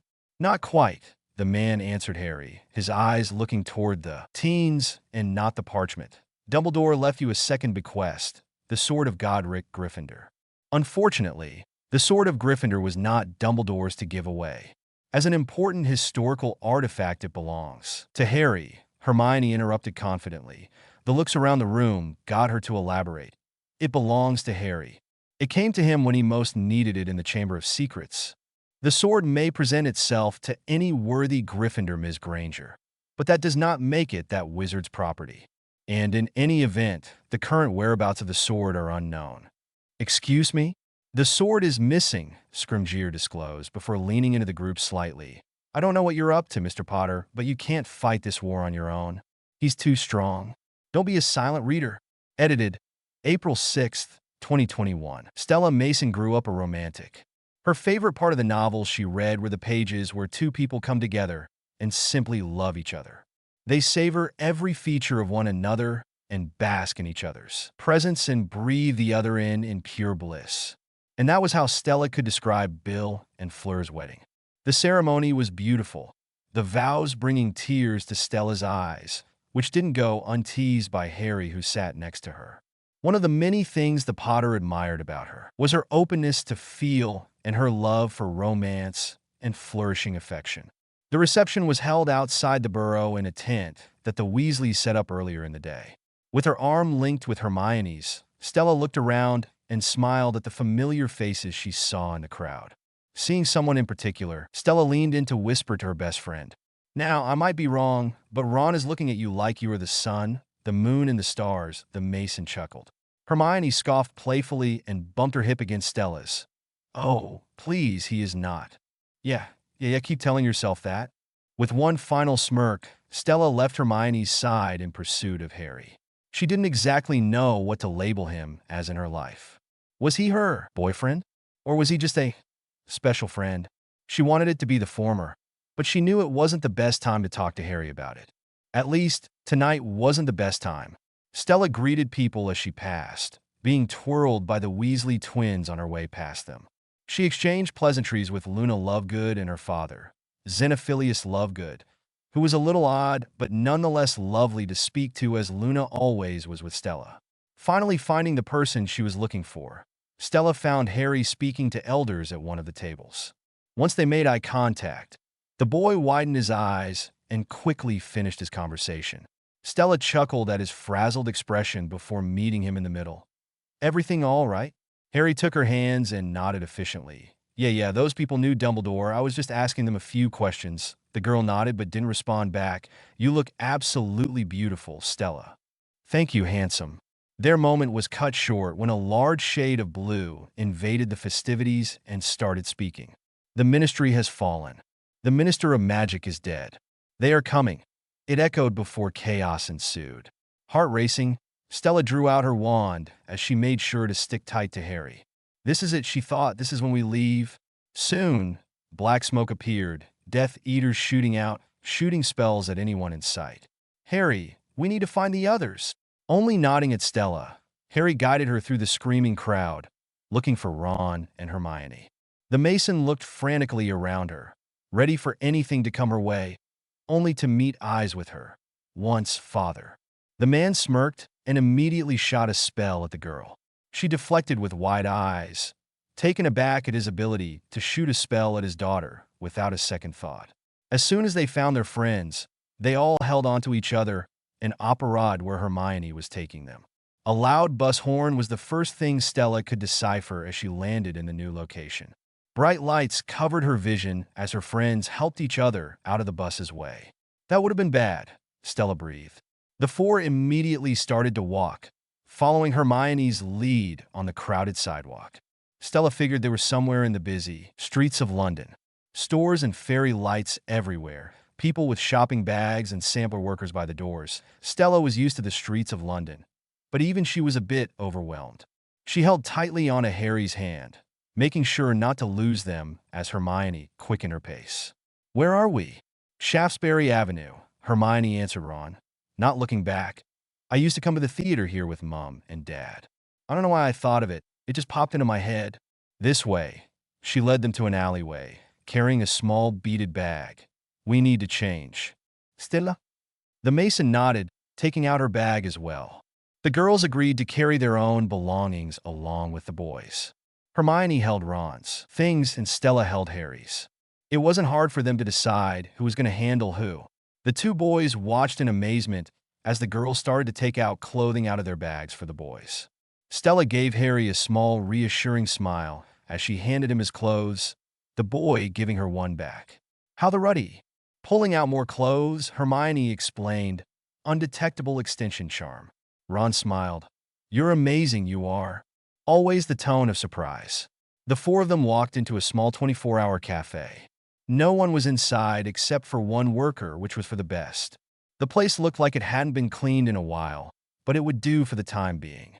Harry and Stella sat together across from Ron and Hermione as they started coming up with their next move.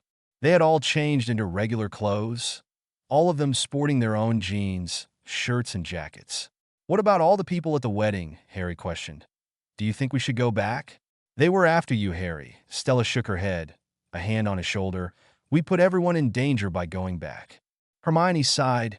Stella's right. They went back to the tense silence in the cafe. The waitress, oblivious to the teens' problems, walked toward them with a bored expression. "Coffee. A cappuccino, please. Vanilla latte, please." The two boys looked at Hermione and Stella and just said to have the same as them, having no idea what the girls were saying. Nonetheless, the waitress nodded and walked away. "So, where do we go from here?" "Leaky Cauldron," Ron asked. Hermione shook her head and whispered, "It's too dangerous. If Voldemort really has taken over the Ministry, then none of the old places are safe. Everyone from the wedding would have gone underground, into hiding. My rucksack with all my things.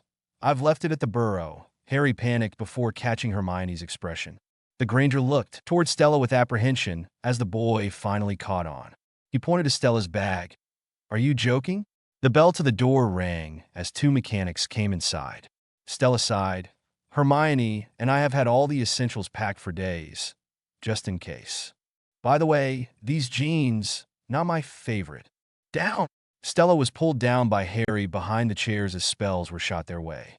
She pulled out her wand and shot up from her hiding place. Stupefied, the Death Eater received a red shot to the face, slumping unconscious as the girl crouched for cover again. Spells were thrown back and forth before Hermione finished the job. Petrificus Totalis. The second Death Eater fell unconscious as the cafe was silent. Only the breaths of the teens were heard. The waitress, who was in the back, came through the doors and froze at the state of the cafe. "Go," Hermione commanded, sporting a cut on her cheek. "Leave." The waitress didn't think twice before running out through the back. "Lock the door. Get the lights," Harry instructed. Ron took out his deluminator and took away all the light in the room, while Hermione took care of the blinds and Stella locked the door. They all met by the first Death Eater. "This one's named Raoul," Harry told them. "He was on the astronomy tower the night Snape killed Dumbledore." "This is Dolohov," Ron grumbled, his voice dark. "I recognize him from the wanted posters." "So, what are we going to do with you, hey? Kill us if it was turned around, wouldn't ya?" "If we kill them, they'll know we were here." Harry shook his head. "Ron." The Weasley turned to Hermione. "Suppose he did Mad Eye. How would you feel then?" "It's better we wipe their memories." "You're the boss." Ron nodded to Harry. "Hermione, you're the best at spells." Seeing the discomfort on her best friend's face, Stella spoke up. "I can do it." Hermione's face softened. "Stella, Mione, really, you've done that spell enough times." "I'll do it." The Mason crouched down in front of Dolohov, his eyes moving rapidly between the teens as he couldn't move his body. Stella raised her wand to his forehead, ignoring the plea held in his eyes, and muttered, "Obliviate." Dolahov's eyes soon turned empty. The girl sighed before moving to the next one, avoiding the gaze of her friends. The four friends left the cafe quickly after Stella uttered the second spell. They moved along the busy streets, glancing around at the muggles moving eagerly around them. How is it they knew we were there? Maybe you still have the trace on you, Hermione questioned after Harry. Can't be. The trace breaks at 17. It's wizarding law. As soon as Ron finished, Hermione stopped in her tracks and gasped. What? We didn't celebrate your birthday, Harry. The girls sulked. Stella, Ginny, and I. We prepared a cake. We were going to bring it out at the end of the wedding. Hermione, I appreciate the thought, but given we were almost killed by a couple Death Eaters a few minutes ago. Hermione sighed. Right.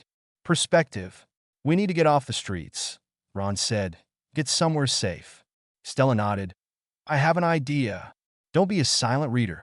Edited April 6th, 2021. The dusty walls and cold air of 12 Grimmauld Place was somewhere Stella Mason thought she would never observe and feel again after Sirius died.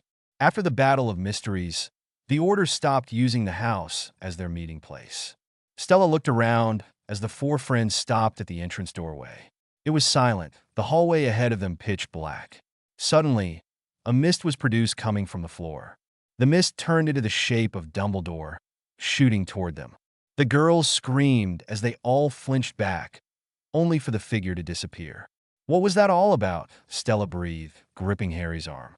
Probably Mad Eye's idea, Hermione answered, in case Snape decided to come snooping. A loud clunking noise was heard ahead of them, causing the four to freeze. Stella gulped and stepped forward, her wand in front of her. Hominum revelio, she spoke. Listen to the silence as the spell spoke to her. We're alone. The four decided to unpack and get settled, seeing as it was late at night. Stella wandered away from the group, going upstairs to look around.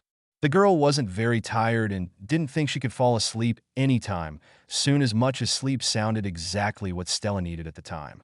She reached a door that she could read out to be Sirius's room. The door creaked open, the girl wincing at the sound, not wanting to wake anyone if they were asleep downstairs. Stella pulled her jacket tighter around herself as the cool air seemed to intensify. The bed was a complete mess, picture frames on the ground, wallpaper chipped. Stella guessed this room was in the same condition from when Sirius finally had enough and ran away. She noticed some pictures were still intact on the dresser, her arms wrapped tightly around herself. She gazed intently at the photos, her eyes stopping at one in particular. There was a picture of a young Sirius, his arms wrapped around a young Roland Mason, wide smiles gracing their faces in their Hogwarts robes. Stella's heart clenched at the photo in her hands. She will never understand or know why her father betrayed everyone in his life. Footsteps hitting the floorboard made the girl shoot her gaze toward the door, meeting the eyes of Harry Potter. She took a deep breath and looked down at the photo again. You scared me, green eyes. The boy walked forward. Sorry. I didn't know where you were, so... Stella chuckled shortly. It's quite all right. I don't know how I'll be able to sleep here, or at all, when we eventually leave.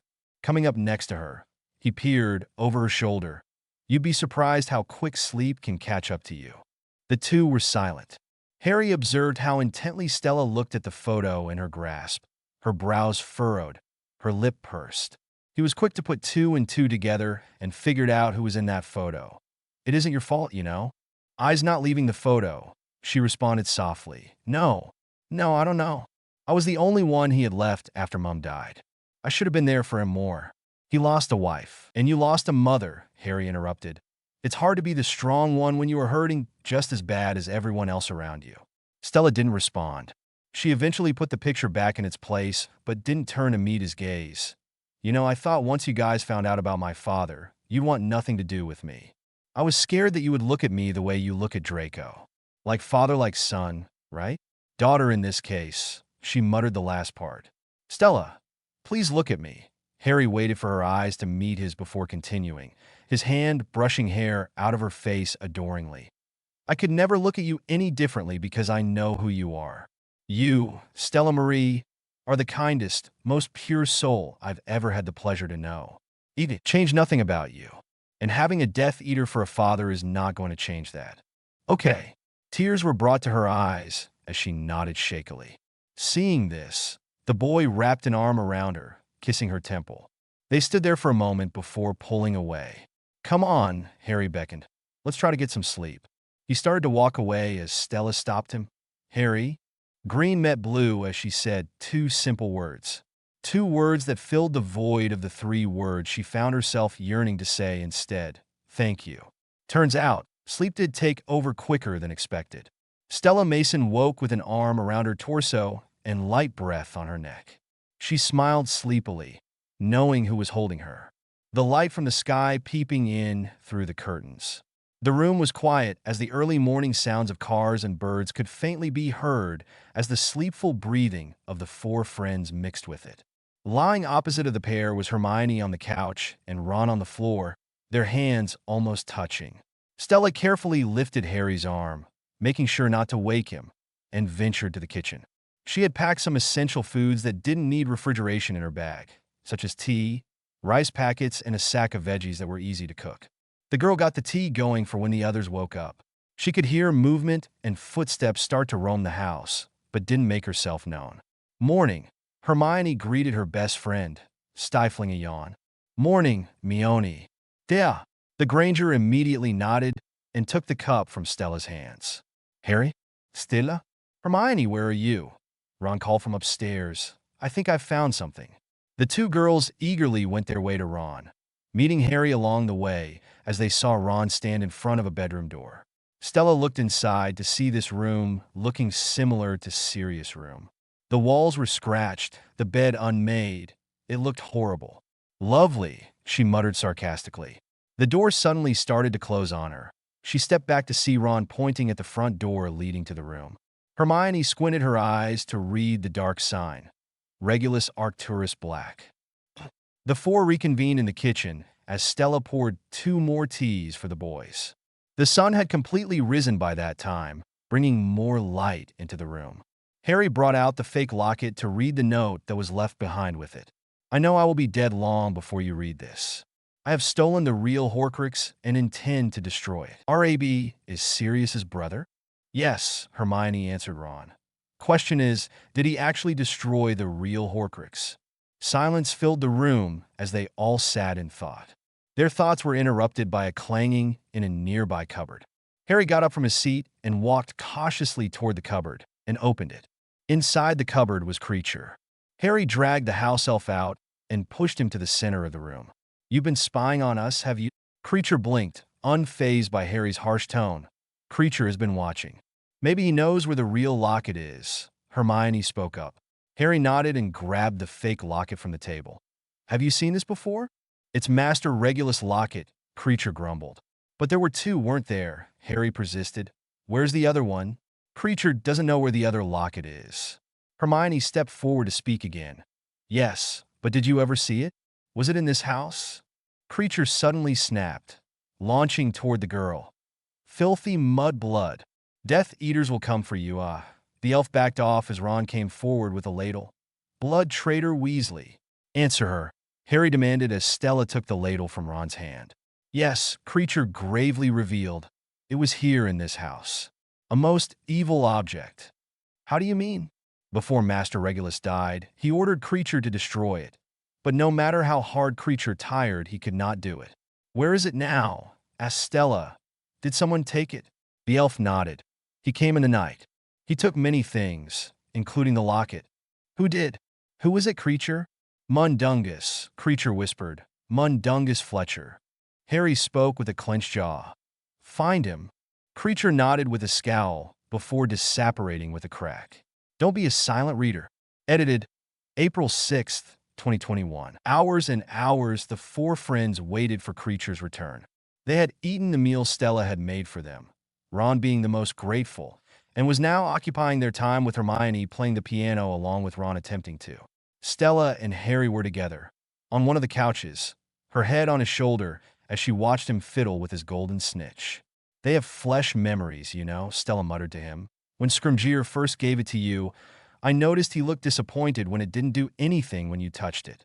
He thought it might open at your touch, that maybe Dumbledore had hidden something inside it. Harry looked down at the girl, about to respond when a noise was sounded from the kitchen. The 4 shot up from their seats and made their way to see Creature and, to their surprise, Dobby, hanging on a Mundungus Fletcher for dear life. Harry Potter, so long it's been, Dobby greeted. Mundungus let out a groan of pain as he fell on the ground, the 2 elves going with him. As requested, Creature has returned with the thief. Creature gestured to the man. Mundungus Fletcher. The man shot up from the ground and drew his wand, but was too slow. Expelliarmus. Mundungus' wand flew into Hermione's hand with ease, her friends giving her an impressed look. "What are you playing at?" Mundungus questioned, moving away from the teens, sending a pair of bleeding house elves after me. Dobby then jumped on the kitchen table and started explaining. Dobby was only trying to help. Dobby saw a creature in Diagon Alley, which Dobby thought was curious. And then Dobby heard Creature mention Harry Potter's name. And then Dobby saw Creature talking with the thief. Mundungus. Thief?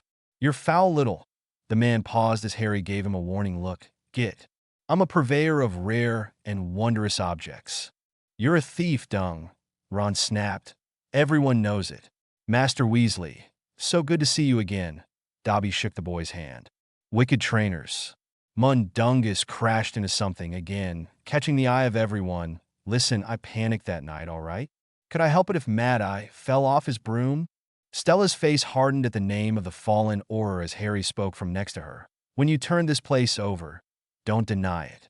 You found a locket. Am I right? Why? Was it valuable? Stella furrowed her brow. You still got it?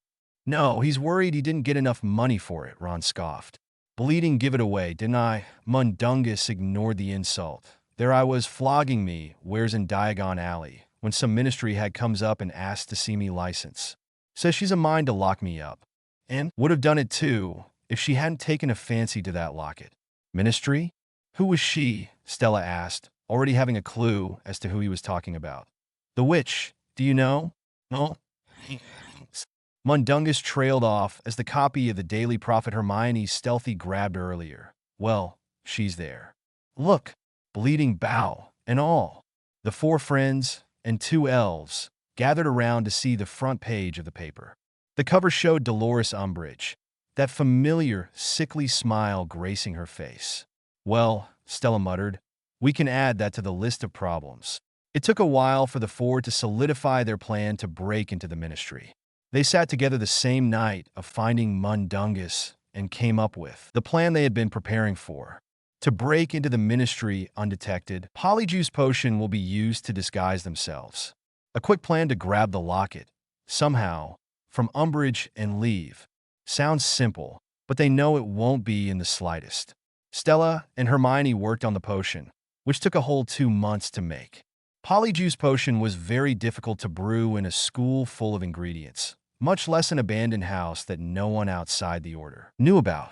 When the potion was finally brewed, the next part of their plan was to get the 4 ministry workers they were going to be disguised as. They picked an abandoned building outside the entrance to the ministry in London, and stealthily picked 2 men and 2 women, putting sleeping spells on them. Stella glanced down at the 4 sleeping wizards in front of her. She watched as Hermione plucked the hair of the last person and placed it into the last flask. They stood in a line as Hermione gave them their flasks. Right. Remember what we said. Don't speak to anybody, unless it's absolutely necessary. Just try and act normal. Do what everybody else is doing, and with a bit of luck, we'll get inside. And then, it gets really tricky. Correct? Hermione nodded to Stella. This is completely mental, Harry said. Completely. The world's mental, Ron decreed. Come on, we've got a horcrux to find. Within minutes, the 4 were transformed and changed and made their way out of the alleyway together, going their separate ways only when the girls and boys had different entrances, which were cubicles, and Stella thought that was quite gross. The 2 girls couldn't believe this was what ministry officials had to do to get to work every day. Crouching down in the toilet, Stella flushed herself and was transported to the main hall of the Ministry of Magic. Even under the new administration, the building was buzzing with people everywhere. The atrium seemed darker than it was the last time Stella was there. A giant black stone replaced the golden fountain with a sculpture of people, Muggle Stella guessed, being crushed under the stone on top of them. At the bottom, the stone was engraved with the phrase, "Magic is might." It made Stella sick. She felt for Hermione, who came up next to her and stared at the stone in front of them. PST, the 2 girls heard from next to them. They looked to see Harry and Ron in their disguises coming up next to them. are those muggles? Hermione spoke, sounding very disturbed. In their rightful place. Gotta tell you, I'm starting to freak out a bit.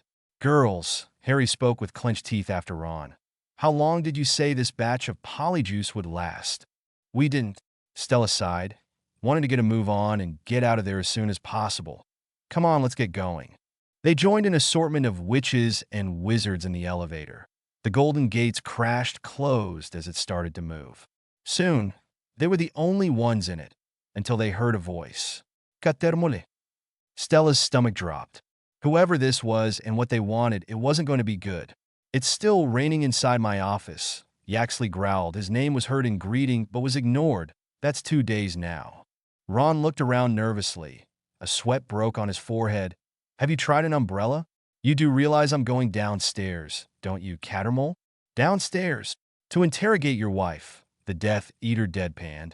Now, if my wife's blood status were in doubt, and the head of the Department of Magical Law Enforcement needed a job doing, I think I might just make that priority. You have 1 hour. He then left their sight, making everyone let out a breath they didn't know they were holding as the lift moved up again. Oh my God, Ron muttered. What am I going to do? My wife's all alone downstairs. Harry rolled his eyes, but kept his head forward. Ron, you don't have a wife. All right. Level 2, Department of Magical Law Enforcement, including the improper use of magical office, or a headquarters in Wisengamot. The lift stopped as Ron spoke again. The golden bars opened. How do I stop it raining? Try finite incantum, Hermione said. This is you, Ron. With a slight push from Harry, Ron left the lift and started roaming around the floor, trying to make it seem like he knew what he was doing. The golden bars closed once more and began moving once again. Level 1, Minister of Magic and Support Staff. Before the bars opened, Harry spoke quickly. I say if we don't locate Umbridge within the hour, we go find Ron and come back another day. Deal? Yes, the 2 girls agreed. The bars pulled apart as the 3 went face to face with the woman herself. A clipboard in hand, Umbridge looked at the 3 people who were disguised with a pleased smile. Ah, Mafalda. Travers sent you, did he? Hermione, seeing the woman was talking to her, responded, Why yes. Good. We'll go straight down. The toad-like woman walked inside beside Hermione. Albert, Elizabeth, aren't you getting out? Slowly, Harry and Stella stepped out of the lift, glancing back at Hermione's panicked face before it disappeared. Stella breathed shakily. And then there were 2. We don't leave each other's side, okay? Absolutely. The 2 walked along the corridor, passing wooden doors with small plaques showing different names and job titles. They passed a different corridor that led to a huge room with rows upon rows of desks, occupied with workers. Stella and Harry watched mesmerized as they flicked their wands back and forth, bringing paper along with them with each movement. The workers moved in perfect unison, not one person behind the rest of them. What caught the pair's attention was the door that was overseeing the ordeal, the office they had been looking for all along. Dolores Umbridge, Senior Undersecretary to the Minister. Below that, in smaller writing read, Head of the Muggle-Born Registration Commission. Stella didn't know what registration meant, but she kept a mental note to herself to pretend Hermione was her half-blood cousin from now on. Harry planted a strange object as a decoy for them to enter their old professor's office and activated it. Black smoke erupted with a bang, giving Stella and Harry their cue to enter the office without being seen. The office looked exactly like the one she had back at Hogwarts, not a cat plate picture out of place. Stella shuddered at the sight before following Harry's lead. While looking around, Accio Locket, Harry tried, but nothing seemed to happen. Stella expected as much, knowing Umbridge was indeed a toad, but not stupid. She most likely put protective enchantments and charms on her office in case of a break-in, like the one happening now. Stella, Harry called, come look at this. The Mason came up next to Harry, who was in front of a cabinet filled with papers. They were files of everyone who was close to Harry in his life. Mr. Weasley, Hermione, Ron, and herself were found. Others like Sirius, Dumbledore, and Mad Eye were also there, but they had a red X crossed on them. Now she truly understood why Hermione let her parents forget her and leave. They were keeping tabs on everyone. Not finding anything useful, the 2 teens made it out of the office without issue. though being stopped by the monitor was a thing, but nothing happened with it. They found an empty lift, grateful no one joined them, and went on their way down to the courts to meet Hermione and grab Ron as well. The lift rattled to a halt on level 2, and a soaking wet and disheveled disguised Ron came into the lift, not noticing his two friends were staring at him with wide eyes. "Morning," Ron greeted as the lift started moving again. "Ron, it's us. Harry. Stella. Blimey, I forgot what you looked like. Where's Hermione?" "She's gone down to the courts," Stella answered, "with Umbridge." The doors opened, and the three got out uneasily. They'd been here before. 2 years ago. Stella shivered at the hallways of the Department of Mysteries.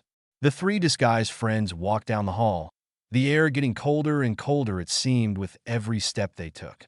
As they got closer to the courts, they could feel the sense of hopelessness and despair filling them. Stella looked up to see 20 to 30 Dementors floating along the roof, itching to come down and perform their infamous kiss. They got to the doorway of the main courtroom, instantly setting their eyes on Umbridge. A disguised Hermione sitting at her right side, the same nervous look on her face as before they were separated. Mary Elizabeth Cattermole. Umbridge started from her chair, overlooking the trial. The poor small woman cowered at the woman's voice, and Stella couldn't blame her for doing so. "Yes, of 26, Childhouse Gardens, Great Tolling, Evesham? Yes, mother to Maisie, Ellie, and Alfred, wife to Reginald." Mrs. Cattermole turned her pale face toward the three people at the doorway. "Reg?" Harry subtly shoved Ron forward, who shakily placed a hand on his wife's shoulder. By now, all 4 teens had seen what was gracing Umbridge's neck.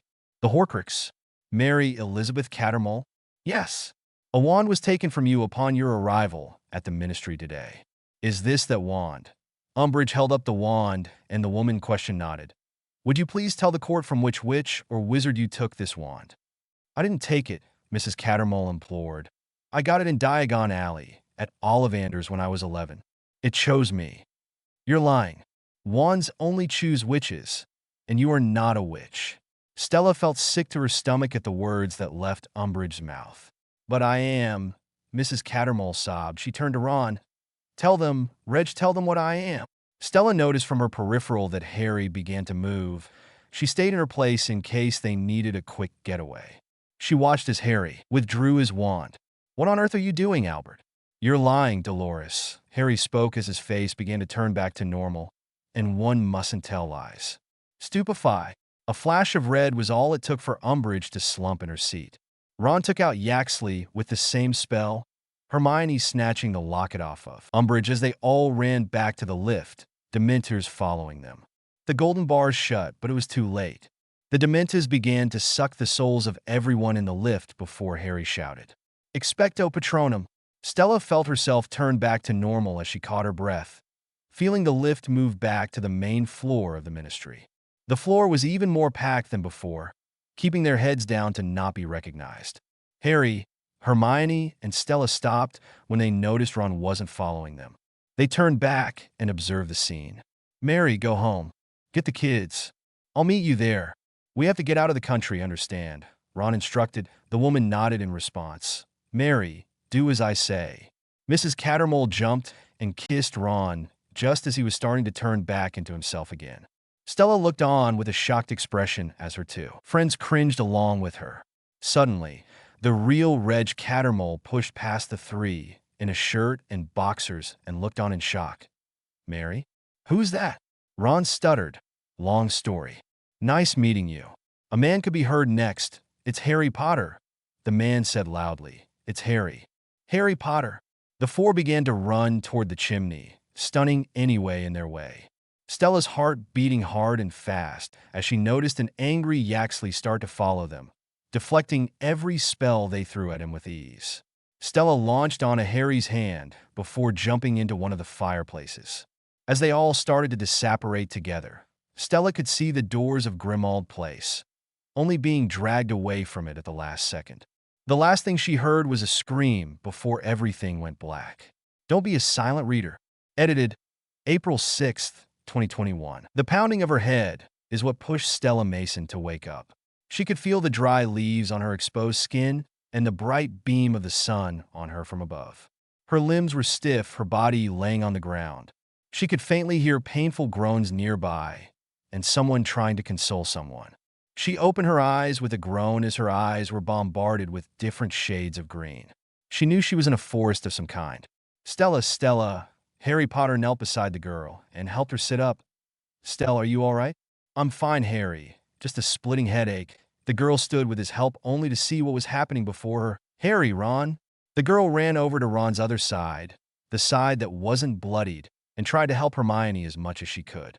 Hermione was on her knees, hands covered with Ron's blood as she tried to calm him down. Harry, quickly in my bag, Hermione spoke urgently. There's a bottle labeled Essence of Dittany. Harry sped over to the bag and started reaching inside. He felt books, clothes, food packets, but no bottles. Harry, quickly, Stella shouted as she placed Ron's head in her lap to try and keep him awake.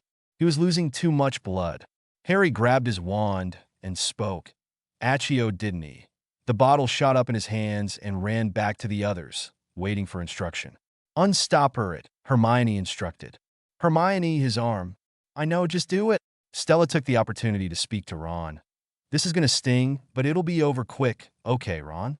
The injured boy gave her a slight nod before groaning in another wave of pain. Hermione quickly started dropping the Dittany on Ron's arm. What happened? Harry questioned. I thought we were going back to Grimmauld Place. We were. Hermione wheezed as her breath got choppy, continuing to mend Ron's wound. We were there, but Yaxley had hold of me, and I knew once he'd seen where we were. Couldn't stay so. I brought us here, but Ron got splinched. Ron's wound finally mended as well as it could, but it still looked quite painful. The boy relaxed into Stella as Hermione took several deep breaths. The Granger glanced at her bloodied hands before standing on her weak knees and chanting spells around them. Salvio Hishia, Protego Totalum. What are you doing? Protective enchantments, Hermione answered Harry. I don't fancy another visit to Shaftesbury Avenue, do you? Harry, you can get going on the tent, Stella spoke calmly as she wrapped Ron's arm. His head was now rested on top of her jacket. Tent? Where am I supposed to find a tent? It was the next morning, and the four friends were as refreshed as they could be. Stella Mason was the first one up and prepared tea for when the others woke up like she always did. The weather was as nice as early October could be. The sun was out, and the wind wasn't too harsh. At night, however, was a different story. Stella greeted her friends one by one as they woke up and got ready for the day ahead of them, giving Harry a kiss on his cheek as she passed him a cup of tea. Today was the day they were starting to destroy the horcrux they had obtained only a day before. They went to the clearing outside the tent and staggered, getting ready to shoot spells at the locket. You first, Hermione nodded to Harry, her wand in hand. Discendium, Harry exclaimed. The spell hit the locket straight on, but appeared to have no damage done to it. Stella furrowed her brows and stepped forward, Incendio. The locket caught fire, but didn't break. After witnessing this, Harry shot spell after spell angrily, but nothing worked. He sighed before taking the locket before putting it around his neck. What are you doing? Hermione asked cautiously. We have to keep it safe until we find out how to destroy it. Seems strange, mate. Ron spoke up, his arm in a sling. Dumbledore sends you off to find all these horcruxes, but doesn't tell you how to destroy them? Doesn't that bother you? Ron's question was left unanswered. As the day went on, everyone seemed to be doing their own individual things and their own thoughts. Ron was inside the tent, laying down and listening to his radio for any news. Hermione was inside as well, reading the book Dumbledore had given her for any clues. Stella was gathering leaves and sticks for a fire they were going to make later when it starts getting colder out. And lastly, Harry was sitting outside on his turn 4. Watch. Stella had expressed her concern for Harry to Hermione when she saw the effects of the locket, but there was really nothing they could do. If Harry wanted to wear the locket, they couldn't stop him. Stella began to walk back with her pile in hand when she noticed the state of Harry. His eyes unfocused, breathing heavily as he leaned into the tent. Having seen this a few times, she knew what had happened. She put down the pile near the tent before walking over to the boy. I thought it stopped, she sat in front of him. You can't keep letting him in, Harry. He ignored her scold. You know who has found Gregorovitch? The wand maker? He wants something that Dumbledore used to have, but I don't know what, the boy explained, starting to pant as he recalled what he saw. But he wants it desperately. I mean, it's as if his life depends on it. Static cracked from inside the tent, making Harry flinch his head toward the inside. Don't, Stella told him loudly. It comforts him. It sets my teeth on edge. What's he expecting to hear? Good news? The Mason paused, then sighed. I think he just hopes he doesn't hear bad news. Harry stood, wiping the dirt off his hands on his jeans. How long? Before he can travel, he didn't get a definitive answer, or an answer at all, causing him to shoot her a frustrated look. I'm helping Hermione as much as I can. You're not doing enough? Stella sat there in shock as Harry walked out of her sight. He had never, ever spoken to her like that, and she didn't like it. Not one bit. Take it off. Harry stopped walking to face the girl. I said take it off now. As soon as the necklace was passed to Stella from Harry, she immediately felt its effects but didn't let it show, not wanting him to fuss. She could tell he instantly felt lighter now, that the locket wasn't weighing him down. Better? Loads. Harry spoke softly and truthfully. Stella smiled smallly at him before caressing his cheek. We'll take it in turns, okay? She received a nod, and she took the opportunity to go back inside the tent, her smile disappearing as soon as she turned around. The sound of consistent beeping is what woke Stella up, or so she thought she was awake. The last thing she remembered was falling asleep on her bunk with a blanket draped over her. The beeping was somehow familiar to the girl as she lifted her head off of a soft surface, her eyes blurry with sleep. Her vision focused to see, not the tent in the woods, but her mother. Celine Mason laid before her, sleeping peacefully, her face pale. Stella looked at her late mother with wide eyes and looked around, frantically to see where she was. She was in the same hospital where she watched her mother die.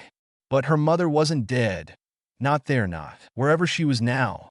She sat in her seat, breathing labored as she tried to assess her situation, when suddenly, the beeping got more rapid.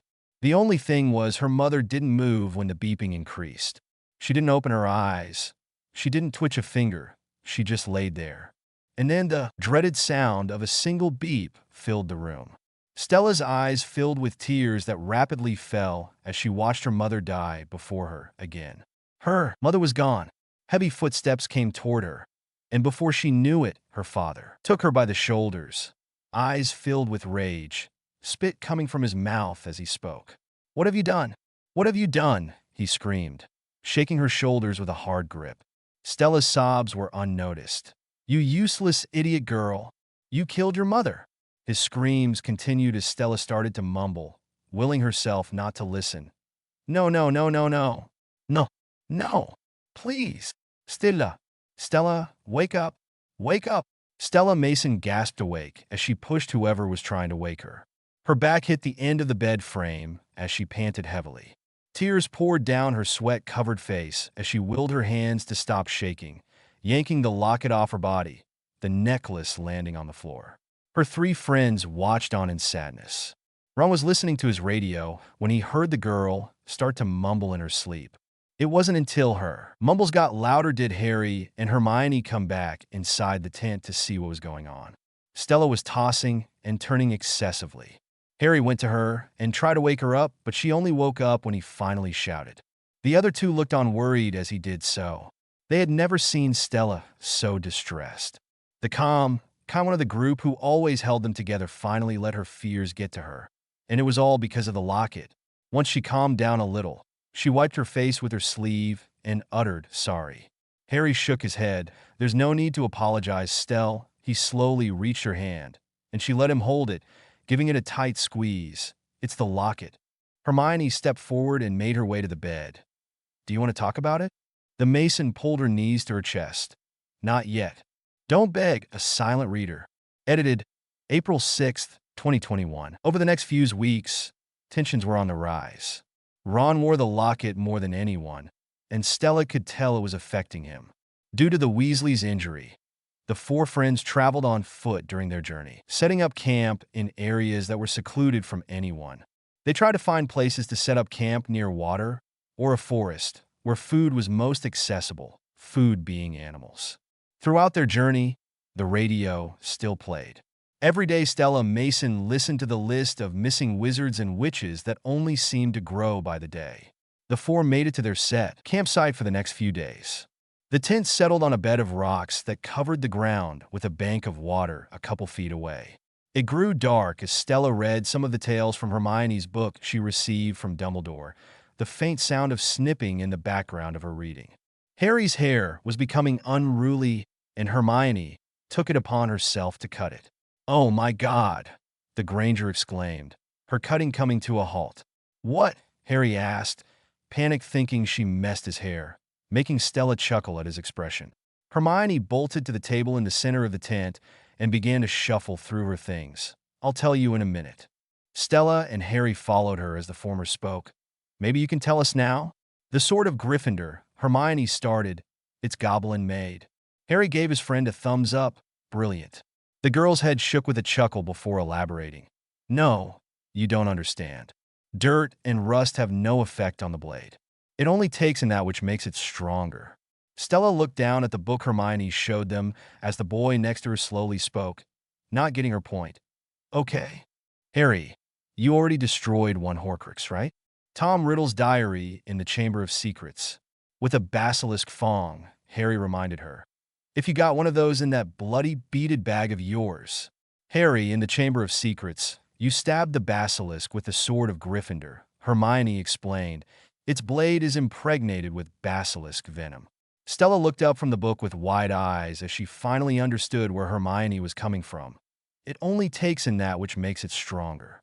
"Exactly, which is why it can destroy horcruxes," Harry finished, catching on as well. "That's why Dumbledore left it to you in his will," Stella concluded, placing a hand on his shoulder. He grabbed her hand from his shoulder and held it in his own. "You girls are brilliant, truly." Hermione chuckled softly. "Actually, I'm highly logical, which allows me to look past extraneous detail and perceive clearly that which others overlook." "I couldn't have said it better myself." "Mione," Stella smiled back at the girl. "Yeah, there's only one problem, of course." Harry stopped his sentence as the light in the tent went on, leaving the three in darkness. The patter of the rain was the only sound they could hear. The lights came back on as the three turned to see Ron holding up his deluminator, a sour expression on his features. "The sword was stolen," he muttered bitterly. "Yeah, I'm still here. But you three carry on. Don't let me spoil the fun." "What's wrong?" "Wrong? Nothing's wrong. Not according to you, anyway. Look, if you've got something to say, don't be shy," Harry retorted over the rain. "Spit it out." The two girls gave each other uneasy glances as Ron spoke, the locket around his neck now visible. "All right, I'll spit it out. But don't expect me to be grateful, because there's another damn thing we've got to find." The rain poured down on the tent heavier and heavier as tensions continued to rise. "I thought you knew what you signed up for," Harry narrowed his eyes. "Yeah, I thought I did too." "Well then, I'm sorry, but I don't quite understand." Harry stood as made his way closer to Ron. Stella could see Harry getting increasingly frustrated. "What part of this isn't living up to your expectations? Did you think we were going to be staying in a 5-star hotel? Finding a horcrux every other day? Thought you'd be back with your mom by Christmas." The two girls moved closer now as well, preparing to intervene if needed. "I just thought after all this time, we would actually achieve something," Ron bellowed, his eyes getting darker than ever before. "I thought you knew what you were doing. I thought Dumbledore might have told you something worthwhile. I thought you had a plan. I told you everything Dumbledore told me. And in case you haven't noticed, we have found a horcrux already." The locket enclosed boy scoffed. "Yeah, and we're as close to getting rid of it as we are finding the rest of them, aren't we?" Hermione, pushing back her fear, stepped toward Ron. "Ron, please take." Her hands were pushed away as she reached for the locket. "Please take the horcrux off. You wouldn't be saying any of this if you hadn't been wearing it all day." "You want to know why I listen to that radio every night?" Ron, disregarding Hermione, and kept his eyes on Harry. "To make sure I don't hear Ginny's name, or Fed, or George, or Mum." "You think I'm not listening too?" Harry snapped. "You think I don't know how this feels?" "No, you don't know how it feels," Ron yelled back, the girls flinching at the volume. "Your parents are dead. You have no family. It all happened so fast." 1 minute Stella was watching her friends have a row, and the next she was pulling Harry back from Ron to separate them before they could hurt each other. Hermione doing the same with Ron. "Stop it, both of you," Stella yelled, her arms around Harry. "Fine then, go," Harry shouted over her, stilling in Stella's grip. "Go then." Breathing heavily, Ron glared at Harry the whole time, yanking off the locket. He ignored Hermione's flinch from next to him as he gathered his stuff. "And you too," he directed to Stella and Hermione. "Are you coming or are you staying?" Stella scoffed, tears in her eyes, matching her best friend's. "Ron, are you joking?" We all agreed to help Harry. "I expected you to abandon him sometime soon. Father like daughter, right?" Stella's face fell as she took a step back in shock. Tears fell from her eyes, seeing that he didn't say that under the locket's influence. He said it all on his own. "Ron," Hermione called, appalled. "Fine, Hermione, I get it," Ron scoffed, glancing at her and Harry. "I saw you two the other night." "Ron, that's nothing," Hermione softly spoke, tears falling from her eyes, and followed the boy as he stormed out of the tent. "Ron, where are you going? Please come back." Stella and Harry stood in the tent in silence, listening to Hermione's pleas. They heard the sound of someone operating and held their breaths. Stella wondered if Hermione ended up going with him. Taking advantage of the silence, Harry made his way to Stella, grabbing her hand. "Stell, you know he didn't mean it." "No, Harry, he did," she interrupted numbly. "He meant every word." Before he could reply, Hermione stumbled back into the tent, tears-stained cheeks and shallow breathing. "He's gone," disapparated. No one said anything after that. Stella took her hand out of Harry's grip and went to bed without looking at anyone or speaking to anyone. Ron's words echoing in her mind. "Don't be a silent reader." Edited, April 6th, 2021. For once, it seemed, Hermione was awake before Stella. Once the Mason woke up, her head pounded from the crying she did the night before. She sat up in her bunk to see Harry still asleep and didn't attempt to wake him. She didn't know how to act around the two after what Ron said last night.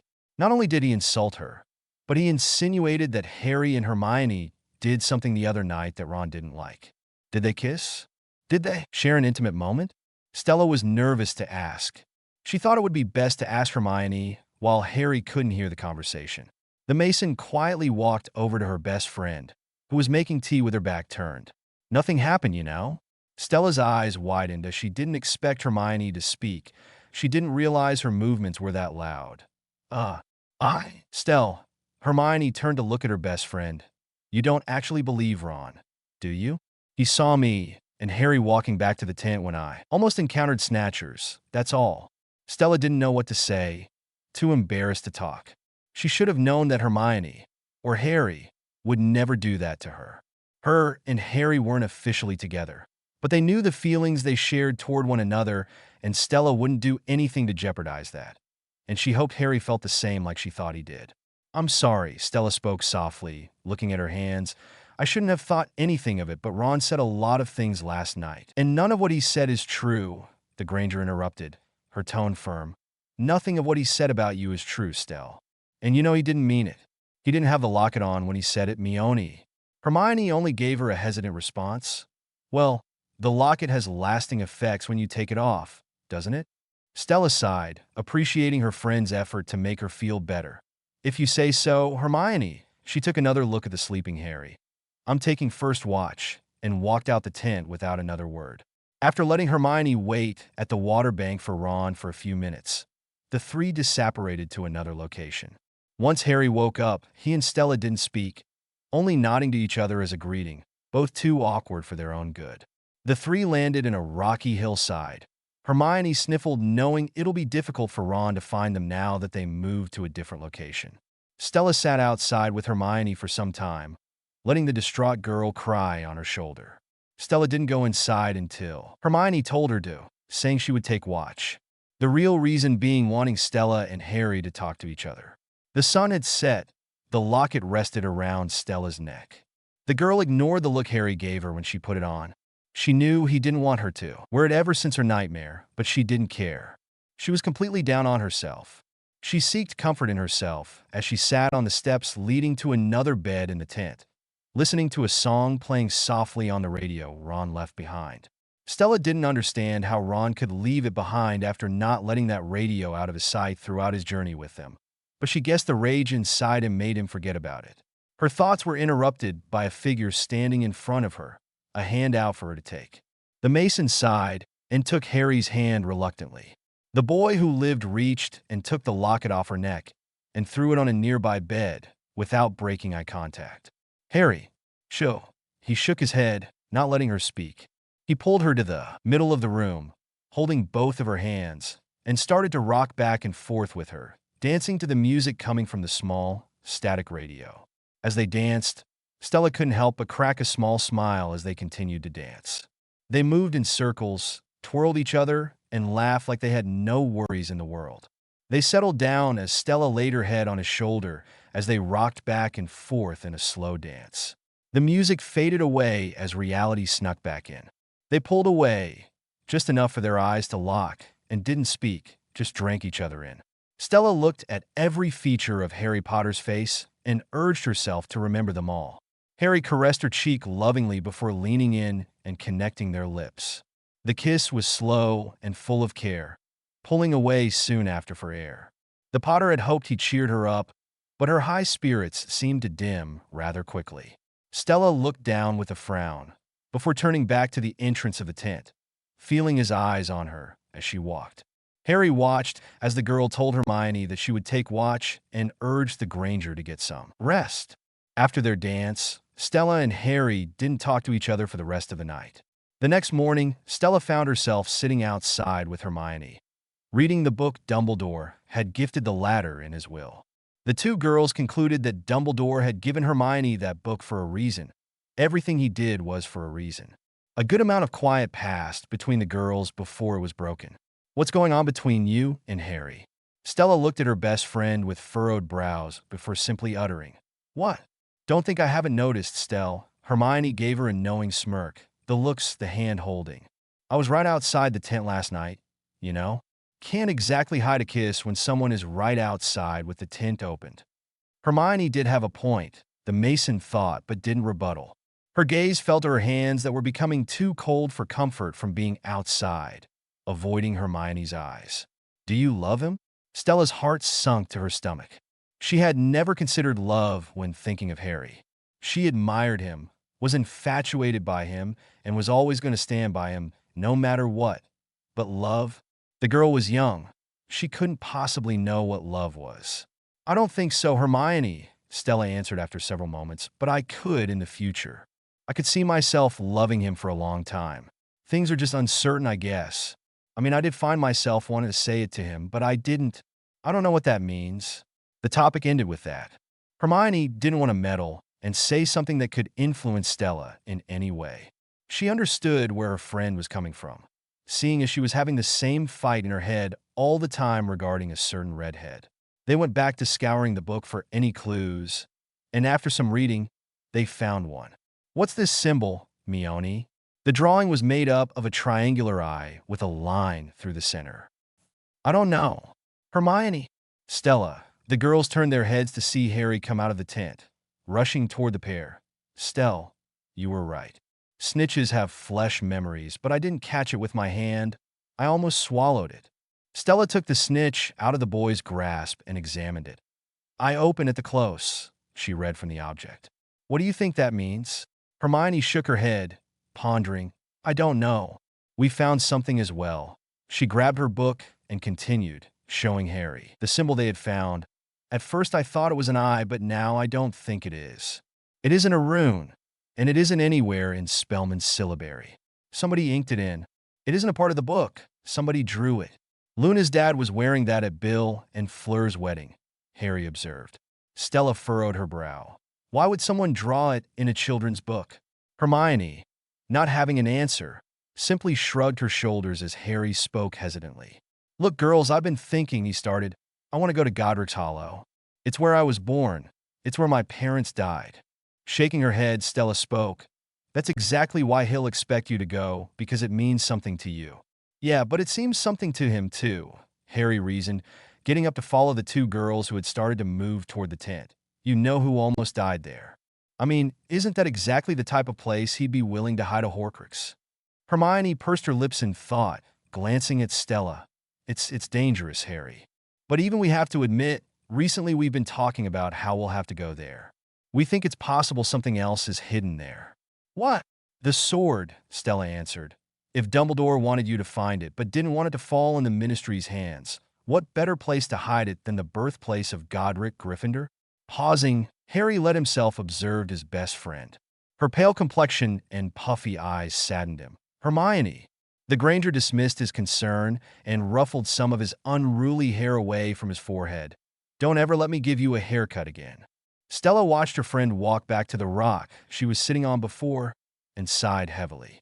She turned to Harry, caressed his cheek like she always did, and followed in Hermione's footsteps. If you are pressed about Stella saying all that stuff about not loving Harry yet, sorry not sorry. Don't be a silent reader. Edited April 6th, 2021. The snow was thick on the grounds of Godric's Hollow. The three friends had Aberforth soon after their discussion, seeing that the girls didn't have to brew a batch of polyjuice potion for Harry, who simply refused at the idea. They stood, hand in hand, watching residents say their final goodnights before returning to their homes as the dark sky contrasted with street lights. I still think we should have used polyjuice potion, Hermione spoke quietly. Harry shook his head as he gazed at the empty streets. No, this is where I was born. I'm not returning as someone else. They started to walk forward, further into town, Stella's hand wrapped around Harry's arm as Hermione stuck close to the pair, looking around for any person who might be stumbling along the roads ahead of them. Stella couldn't help but notice the colored lights covering doors of shops and houses as the winter air stung her face. The snow on the ground was the kind of snow people liked in the wintertime. White, almost glistening, brightening up the town even more. She noticed a fairly lit Christmas tree in the middle of town, which helped her conclusion of thinking it was December. They had been on the run for 6 months, but Stella felt as though it had been 6 years. She then heard the carol of voices inside the church by them, and she knew what that meant. Guys, I think it's Christmas Eve, she observed softly. Listen. The three looked toward the church and listened to the faint voices, a moment of peace spreading through them. Stella felt her eyes well up, knowing this was the first Christmas without her dad, and she knew many more were to come in the future. Christmas was fun when her mom was around. Their tree was decorated with every little thing imaginable, and presents were small, but always meant the most to the Mason. A tradition Stella had missed the most was Celine Mason curling up with her daughter by the fire and reading her a story until she fell asleep. She hadn't experienced that in a long time. Do you think they'd be in there, Stell? Harry's whispered question took her away from her thoughts. My mom and dad? The girl sniffled, bringing her hand from his arm to lace his fingers with hers instead. Yeah, I think they would. They had eventually made their way to the graveyard that was only across the street from where they were. Stella let Harry off on his own and stuck with Hermione, who curiously made her way deeper into the cemetery. The two stumbled upon a gravestone that was bigger compared to others and noticed some engravings sticking out of the snow. Hermione used her gloved hand to wipe away the snow and furrowed her brow, looking to her friend, who did the same. Ignotus Peveril, Stella mumbled. Hey, Harry. The two girls looked over at the Potter to see him standing numbly in front of two gravestones, Stella's heart dropping at the sight. The Mason walked over to him as she looked upon the graves of James and Lily Potter's names on the headstones. She looked at Harry to see tears rolling down his cheeks, not bothering to wipe them away. She said nothing, but held his hand tightly, the boy not looking at her, but returned the pressure of her hand just the same, watching Hermione create a wreath to sit upon his late parents' graves. Stella Mason let her head drop to his shoulder, providing as much comfort as she could. Merry Christmas, girls. Merry Christmas, Harry. Merry Christmas, Green Eyes. They stood in silence, staring down at the graves of James and Lily, giving Harry time to mourn his parents, something he never had the time to do. It wasn't until Hermione shifted in her spot, catching their attention.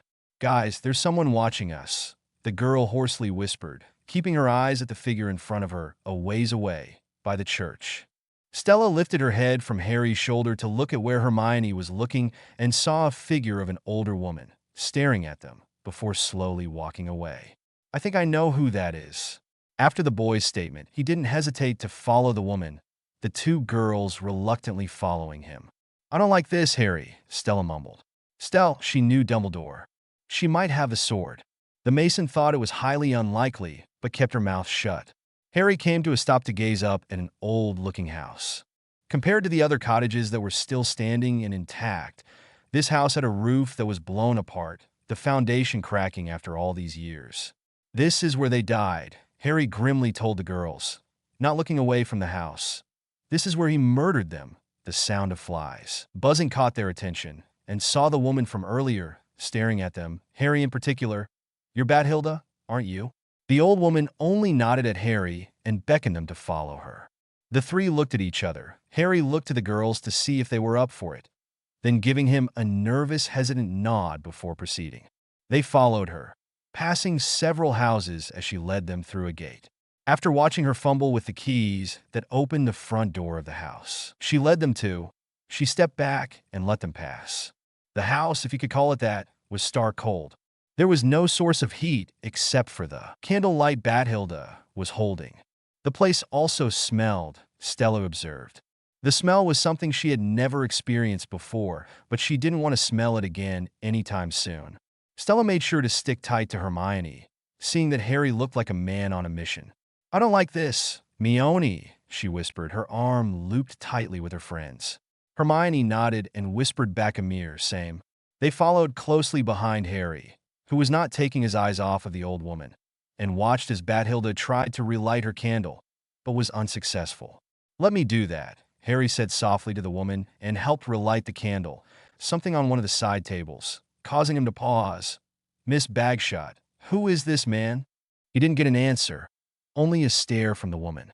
Bathilda slowly walked to the staircase without a word or glance at the teens.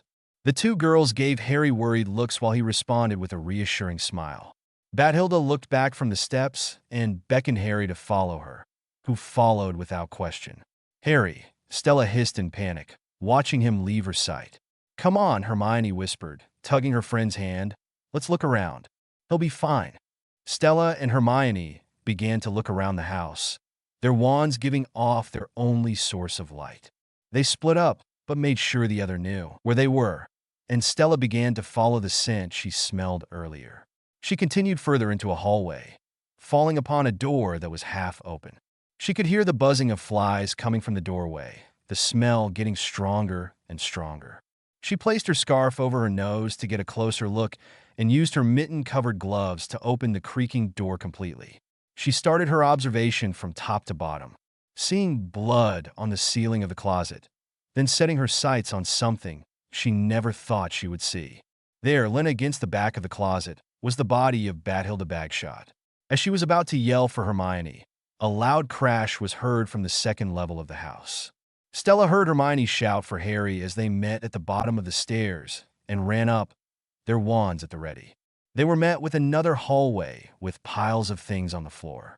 Hermione grunted as she tripped over a pile of old books, Stella helping her up instantly, then continuing their search for Harry.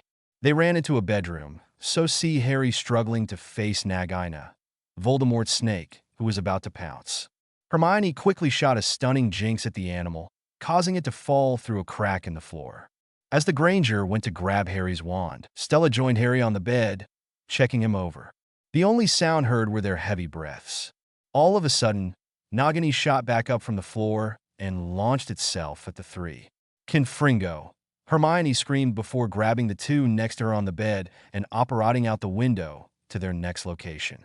It didn't take long for Harry Potter to fall asleep after setting up camp. Stella guessed that being suffocated by a giant snake could do that to someone. She tended to the sleeping boy, giving his bruised skin some mending before joining Hermione outside, mindlessly reading a novel she had packed before their journey began. Stella didn't know how long she had been sitting outside, but it was a couple hours later she guessed when she saw Harry walk out of the tent. He sighed in content at the scenery around him before walking over to the two girls. "Are you feeling better?" Stella asked him softly, earning a nod. Harry sat down beside the Mason, wrapping an arm around her shoulders, letting her lean on him for warmth. Even with a blanket wrapped around her, the girl was freezing. You've outdone yourself this time, Hermione. Hermione smiled at her two best friends in front of her and their current position before looking around at the snow-covered trees. Forest of Dean. Came here once with Mum and Dad, years ago. It's just how I remember it.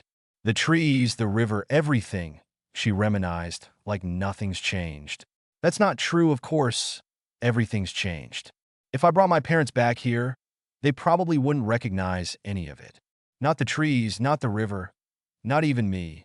Stella felt immense sadness for her best friend. Maybe we should just stay here then, she suggested casually. Grow old. Harry leaned his head on hers, smiling in her hair. If only it were that simple. Hermione hesitantly changed the topic of the conversation, not wanting to disrupt their moment. Harry, you wanted to know who the boy in the photograph was. I know. Gellert Grindelwald. She passed the book she had been reading to Harry. Stella took her weight off for him to get to it easier, but placed herself back when Harry started reading the pages. She could practically see the wheels turning in Harry's head as his eyes never wavered from the page. He's the thief I saw in Gregorovich's wand shop, Harry shared. Speaking of which, where's my wand? He glanced up at Hermione and was unsettled by her silence. Where's my wand, Hermione? The Granger sighed and winced as she got up from her spot, moving the blanket she had been sitting on to reveal Harry's wand, nearly broken in two. Stella stifled a gasp from underneath Harry's arm as she looked up at his empty face. As we were leaving Godric's Hollow, I cast a curse and it rebounded. Hermione explained, seemingly ashamed. I'm sorry. I tried to mend it, but wands are different. It's done, Harry interrupted almost numbly. Leave me yours. Go inside and get warm. I'll take the locket as well. Harry, I'm fine. Stella, get some rest, okay? The boy kissed her forehead and sat back down on the snow-covered ground. Stella pursued her lips, debating whether to listen to him or not. But in the end, she did, and she didn't look back at him as she walked toward the tent. Love the starry moments. Don't be a silent reader. Edited April 6th, 2021. Hermione? Stella. Stella Mason awoke to Harry Potter, shouting her name from outside the tent. She didn't know what the time was, but by the light coming from outside, she suspected it was daytime, and she finally got a full night of rest. She didn't know what Harry had been doing for the rest of the night, remembering how he never came back inside after their talk the day before. Stella locked eyes with Hermione, who looked just as sleepy as she did, and slowly got out of bed. The Mason left the tent with Hermione following, close behind. Is everything all right? Stella asked while making her way toward Harry. It's fine, Harry answered, seemingly lighter than he was the day before. Actually, it's more than fine. As she made her way closer up the small hill, she noticed someone she hadn't expected to see, Ron. The Weasley didn't meet her eyes and responded back, Stella. His response was a put-off for her, but didn't mention it as she went over to Harry, who wrapped his arms around her waist from behind in comfort. She nuzzled into his neck, just noticing his skin and hair were quite damp. Before she could question it, Hermione showed herself, a blank expression on her features. Hey, Ron gleefully greeted, giving Hermione a small but hopeful smile. The blank expression turned cold as Hermione marched toward Ron. She grabbed his bag and started hitting the boy with it with every word. You complete. She dropped the bag, grabbed a handful of leaves from the ground, and pelted him with them. Arse, Ronald Weasley. You show up here after weeks, and you say hey? Harry and Stella were trying to keep their laughter at bay. Sassy Hermione was Stella's favorite. The laughter ceased when Hermione turned to face the couple in a flash. Where's my wand, Harry? Where's my wand? As she came toward them, Harry used Stella as a shield to hide himself. I don't know. Harry Potter, you give me my wand. I don't have it. How come he's got your wand? Hermione turned back to face Ron, who was brave enough to speak. Never mind why he's got my wand. She paused when she saw what Ron was holding. What is that? Ron held up the broken locket with pride. You destroyed it, Stella pointed out with a proud smile. Hermione narrowed her eyes. And how is it that you just happen to have the sword of Gryffindor? It's a long story. Harry called from his place behind Stella, no longer using her as a shield. The Granger didn't like that answer. Don't think this changes everything. She started her way back to the tent. Oh, of course not, Ron started, making her stop in her tracks and turn back around. I've only just destroyed a bloody horcrux. Why would that change anything? Look, I wanted to come back as soon as I left. I just didn't know how to find you." "Yeah, how did you find us?" "With this," Ron answered Harry, grabbing the deluminator from his pocket. "It doesn't just turn off light. I don't know how it works, but Christmas morning I was sleeping in this little pub, keeping away from some snatchers, and I heard it. A voice. Your voice, Hermione, coming out of it," the Weasleys shared. Hermione crossed her arms with annoyance. "And what exactly did I say, may I ask?" "My name. Just my name." Like a whisper, the boy smiled. "So I took it, clicked it, and this tiny ball of light appeared. And I knew. And sure enough, it floated toward me, the ball of light, and went straight through my chest, straight through me. Right here. And I knew it was going to take me to where I needed to go. So I just separated. Came to this hillside. It was dark. I had no idea where I was. I just hoped that one of you would show yourself. And you did." The smile that Ron gave Harry confirmed Stella's suspicion that something happened last night. They destroyed the locket together, while her and Hermione were sleeping. One question remained in her mind. How did they manage to get the sword? Hermione's face had softened throughout Ron's speech, but didn't say anything back to him and walked back to the tent without another word. Stella made her way to follow her, but was stopped by Ron. "Stella." She faced him with a defeated expression. "You don't have to apologize, Ron. I don't blame you for thinking. I'm going to apologize because what I said was awful." Ron shook his head. "Ever since you met us, you've always been there for us. And you didn't have to come with us, but you did. You're a great friend, Stella, and I am very, very sorry for what I said." She gave him a closed smile, nodded, and made her way back to the tent. His apology was accepted, but those words would be with her for a long time, whether she wanted them to or not. It was later that night when Hermione and Stella were outside while the boys were talking in the tent. The two girls had been coming up with a plan for their next move and were ready to present it. They had also discussed Ron's return, but the conversation was short. Stella, knowing Hermione, didn't want to talk about it. Stella followed her best friend into the tent to see the boys standing in the middle of the room and straightened up when they saw the girls. "We need to talk," Hermione said.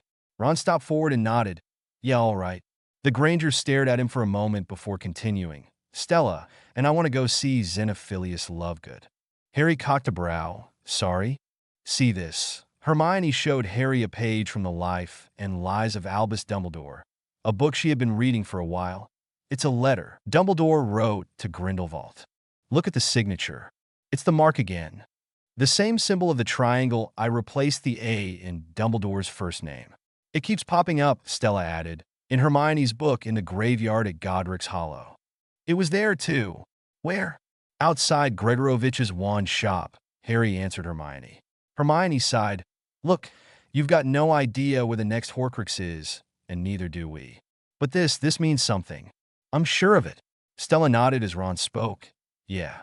Hermione's right. We ought to see Lovegood. Let's vote on it. Those in favor.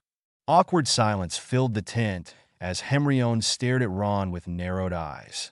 She turned to Harry and Stella, raised her brows with a now bored expression, and made her way outside the tent. Ron hung his head.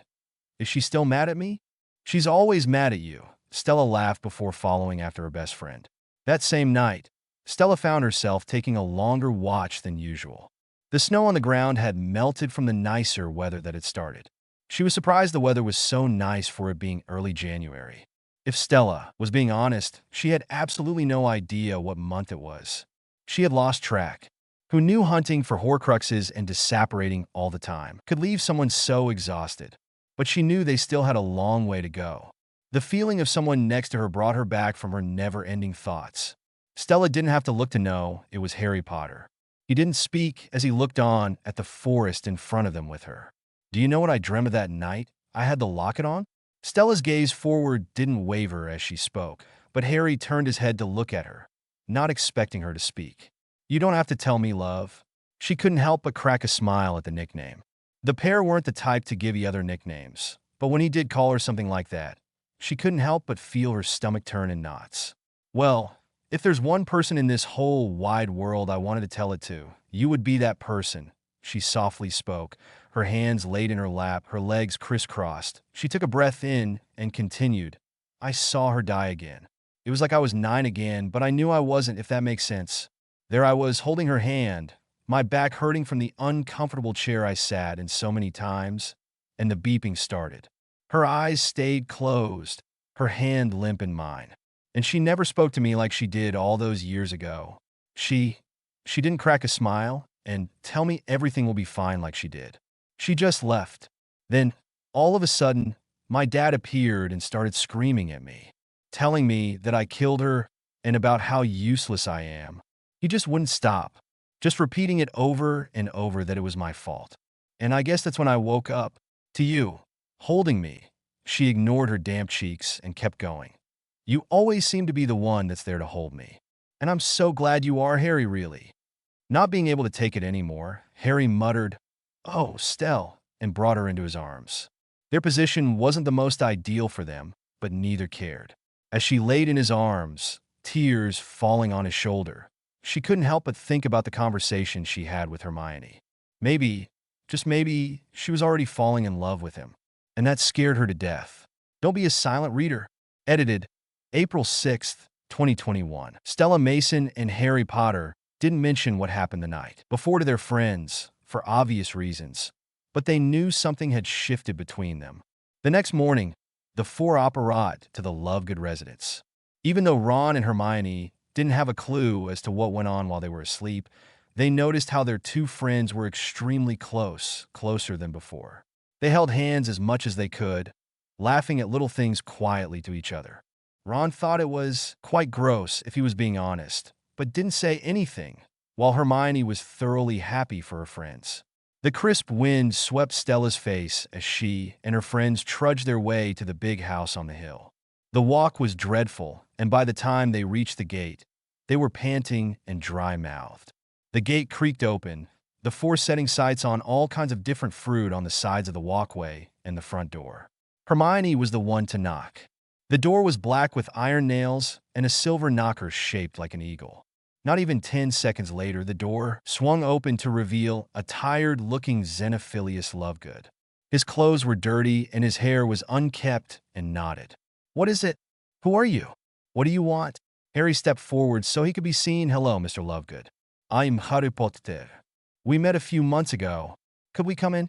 He allowed them in, muttering something Stella couldn't understand, but followed her friends nonetheless. There was clutter everywhere. Plants, some dry and dead, hanging from the walls and ceiling. Clothes scattered around the rooms, and dishes huddled together, uncleaned, in the sink. They followed the man up a spiral staircase to a small living area. He let them get settled while he made them tea and came back with cups full, followed by awkward silence. "Where's Luna?" Hermione asked out of the blue. "Luna? Oh, she'll be along." More awkward silence occurred. The occasional sip of tea broke it. After a while, Mr. Lovegood spoke. "So, how can I help you, Mr. Potter?"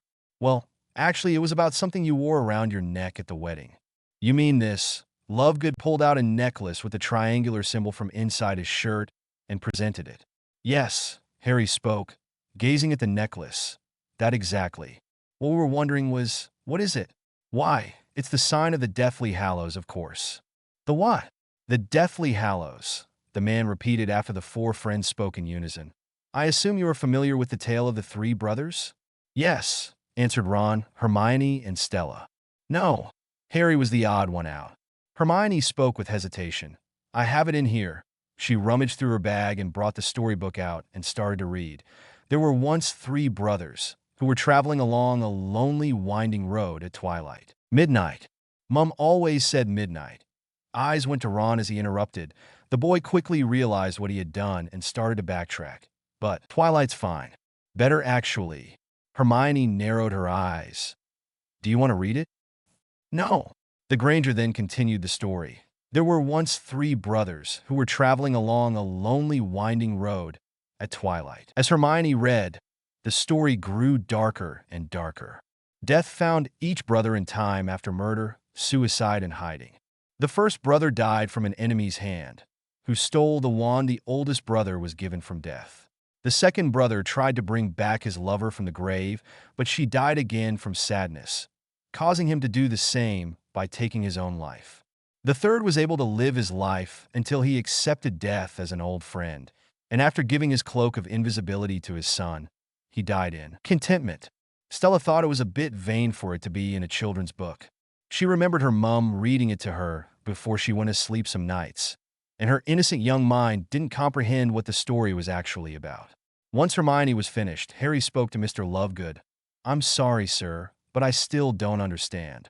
Mr. Lovegood shot up from his seat, muttering about a pen and walking to a nearby desk. The four friends looked at each other with furrowed brows and went over to the man who was starting to draw. The Elder Wand. The man drew a line going straight down, the most powerful wand in the world. The Resurrection Stone. He drew a circle in the middle of the line, followed by a triangle, the Cloak of Invisibility. Together, they make the Deathly Hallows. Together, they make one Master of Death. Stella and Hermione met eyes nervously. The latter spoke. "That mark was on a grave in Godric's Hollow. Mr. Lovegood, does the Peverell family have anything to do with the Deathly Hallows?" Yes, Ignotus and his brothers, Cadmus and Animok, were said to be the original owners of the Hallows.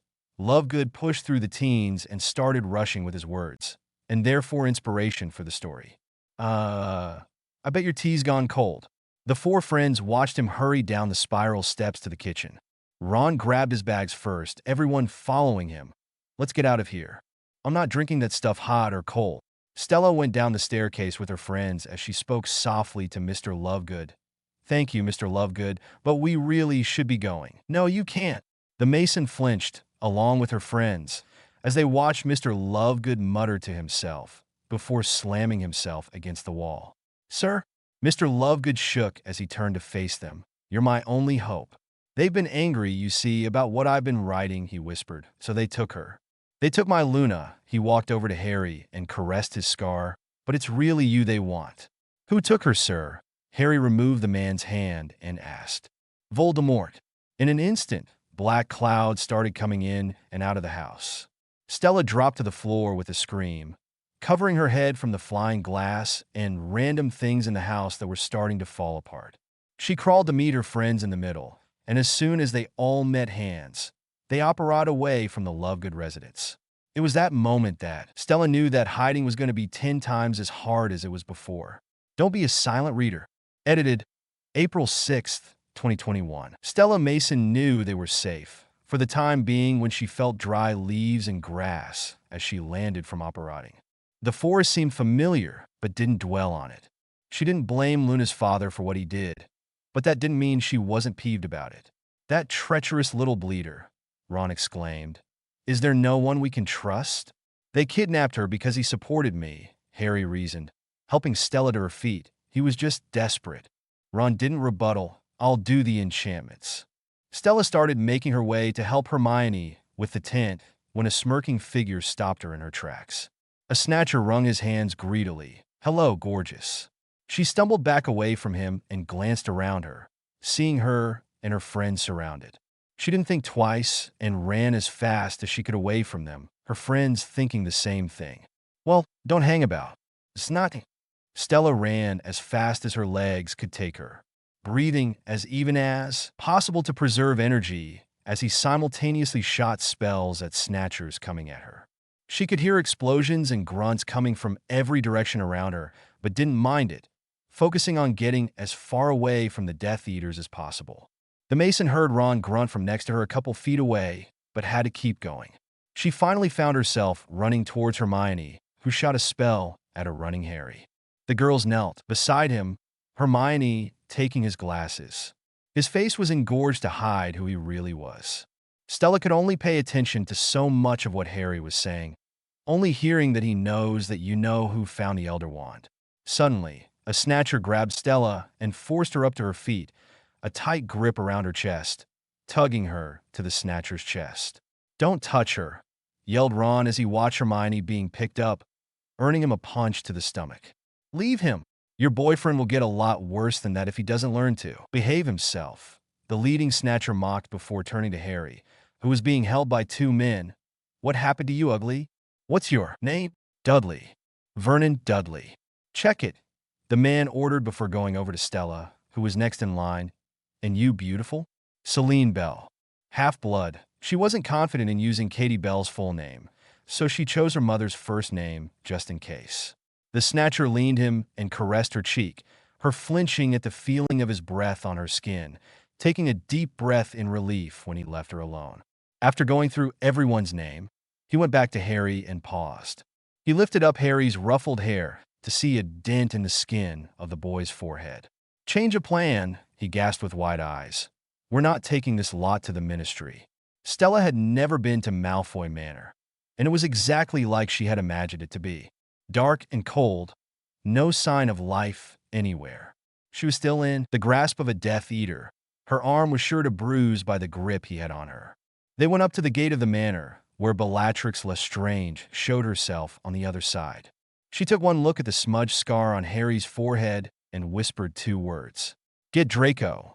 Just as she arrived, she was tugged inside with her friends.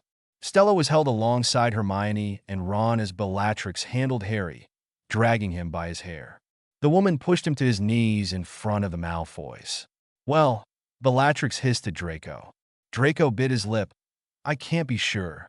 Stella watched with choppy breaths as Lucius Malfoy came closer to his son. "Look closely, son. If we were the ones to hand Potter over to the Dark Lord, everything will be forgiven. It will all be as it was." The Snatcher holding Stella spoke as he shoved her to another Snatcher. "Now, we won't be forgetting who actually caught him, I hope, Mr. Malfoy. You dare talk to me like that in my own house?" Draco spoke again as his mother calmed his father down. "What's wrong with his face?" Bellatrix perked up. "Yes, what is wrong with his face?" "He came to us like that," another Snatcher informed. "Something he picked up in the forest, I reckon." Bellatrix stood, or ran into a stinging jinx, she spoke as walked closer to the girls. "Was it one of your doings?" She didn't get a response. "Give me their wands. Let's see what their last spells were." The woman ordered the Snatchers and laughed sickly. "Got you." Her laughter ceased as she laid her eyes on something in front of her. "What is that? Where's he get that from?"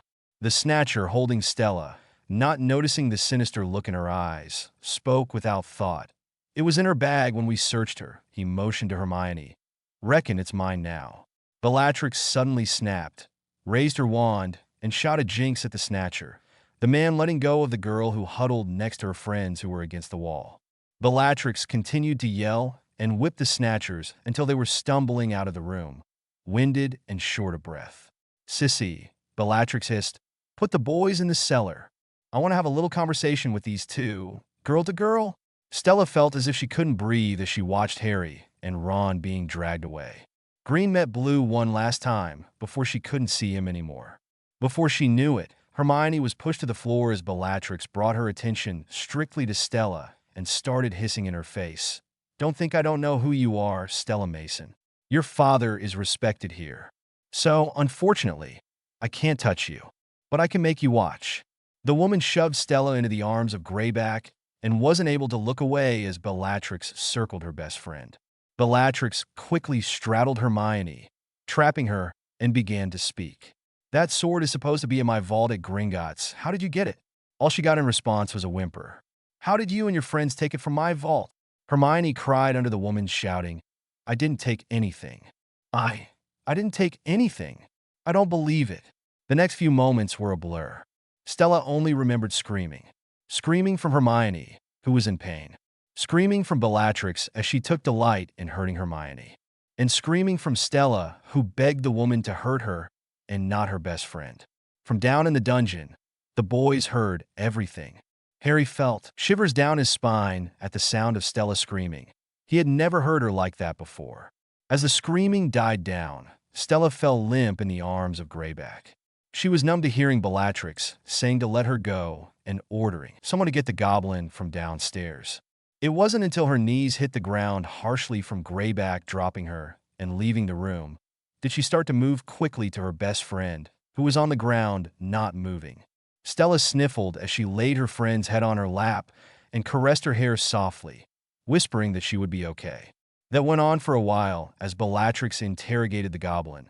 "You got lucky this time, goblin," she spat as she walked away and turned back to the two girls, her eyes locking with the Death Eater's daughter. "The same won't be said for you too." "Like hell," Ron muttered as he shot up from the stairs, Expelliarmus! The two boys dueled with the Malfoys until Bellatrix yelled, "Stop!" Harry Potter felt his breath cease as he saw Bellatrix Lestrange with a knife held against Stella Mason's neck. The Granger conjured enough strength to sit up and move away. "Drop your wands," the woman seethed, holding the trembling girl. "I said drop him." The boys dropped their wands as Draco was ordered to pick them up. Stella felt herself moving forward, the knife pressing dangerously on her throat. Well, look who we have here. It's Harry Potter," Bellatrix whispered in Stella's ear, watching Harry's face turn back to normal. "He's all bright and shiny and new again. Just in time for the Dark Lord." She then turned to Lucius. "Call him." "Call him." Lucius Malfoy brought up his sleeve to reveal his dark mark and started a summoning spell. It wasn't until a squeaking noise was heard from above did everyone stop to look up. Stella, who was forced to keep her head up, shakily smiled at Dobby, who was sitting casually on the chandelier, unscrewing it. Before anyone was ready, the chandelier started to fall. Bellatrix instantly let go of Stella, who shakily brought Hermione with her in time for the chandelier to crash to the floor, missing them by a millisecond. Hermione fell into Ron's arms as Stella went to stand next to Harry, who gave her wand. "Stupid elf," Bellatrix screamed. "You could have killed me." Dobby never meant to kill. Dobby only meant to maim or seriously injure. Narcissa Malfoy aimed her wand only for it to fly into Dobby's hand with a snap. "How dare you take a witch's wand?" Bellatrix screamed again. "How dare you defy your masters?" Dobby's face turned firm. Dobby has no master. Dobby is a free elf, and Dobby has come to save Harry Potter and his friends. And with that, they all joined hands and operated out of the manor, not noticing the knife Bellatrix pelted toward them. Stella Mason could first smell the salt of the water she had landed in. Her neck stung from where the knife faintly pierced her, and her head pounded from operating. She landed on her back and stared up at the sky, gray, covered with clouds. Not the color of blue in sight. Stella wondered if the sky would always look like that, dull and dreary. She could hear the others starting to get up, but for some reason, she couldn't. Coming down from the adrenaline she could start to feel a slight sting in her stomach, making it hard for her to take deep breaths. She moved her head to the side to see her friends, who didn't notice her yet. She smiled at them, seeing they were all okay. Her stomach continued to grow tighter and tighter, and she couldn't help the groan that left her mouth. That seemed to get the attention of everyone. Harry Potter, Hermione Granger, and Ron Weasley could feel their hearts drop to their stomachs at the sight in front of them. There laid Stella Mason in the sand, with a knife sticking out of her stomach. They immediately ran to her. Stella could hear shouting all around her. She could faintly recall Harry telling Ron to get Bill and Fleur, which made her wonder where they were. She heard Hermione say something about getting her bag. She felt Harry cradle her against his chest, and the pain that came with it, and his comforting and pleading words sounding as if she were underwater. She felt tears fall down her cheeks as she tried to keep her eyes on Harry as she struggled to keep her eyes open. She heard footsteps coming toward her, seemingly in a hurry. And finally, she heard the cry of a bird nearby. She saw red wings coming toward them before everything around her went black. End of Act 3, Part 1. Don't be a silent reader.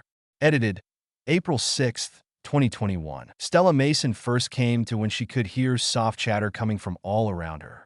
Her eyes were closed and her whole body was sore, but she was awake. Her mind caught up to her, reminding her of what occurred, making her want to keep her eyes closed forever. She didn't remember much of how Bellatrix Lestrange's knife found its way into her stomach, but it happened, and it hurt like hell. She also didn't know how long she had been asleep. It could have been a day, a month, she had no clue. She debated over opening her eyes for several minutes before she finally decided to make her awareness known. She felt a hand in hers, a thumb caressing her knuckles lovingly. A closed-lipped smile made its way to her face as she squeezed the hand gently. She heard a soft gasp as a hush fell through the room. Stella. Harry Potter was worried sick. He wouldn't leave her side, no matter the reason. She had been asleep for a week now. Hermione and Ron had spent a lot of the time with him, but left due to the need to eat and bathe. They had been successful in getting Harry to eat and bathe as well, but once he was done, He went right back upstairs. Their time by Stella's bedside was somewhat of a team meeting of sorts. They discussed their next move, where horcruxes might be, and who they thought they could trust. They had also discussed if Stella, when she woke up, would continue to come with them to find horcruxes. Hermione warned the boys, mostly Harry, that the Mason would stubbornly tell the group that no matter her injuries and the effects that came with it, she would be coming with them to finish what they started. It wasn't until Harry felt a hand squeezing his did his spirits rise. "Stella," he softly spoke, watching the sleeping girl intently. "Can you hear me?" There was a small groan. "Remind me to never get stabbed again. It's not fun."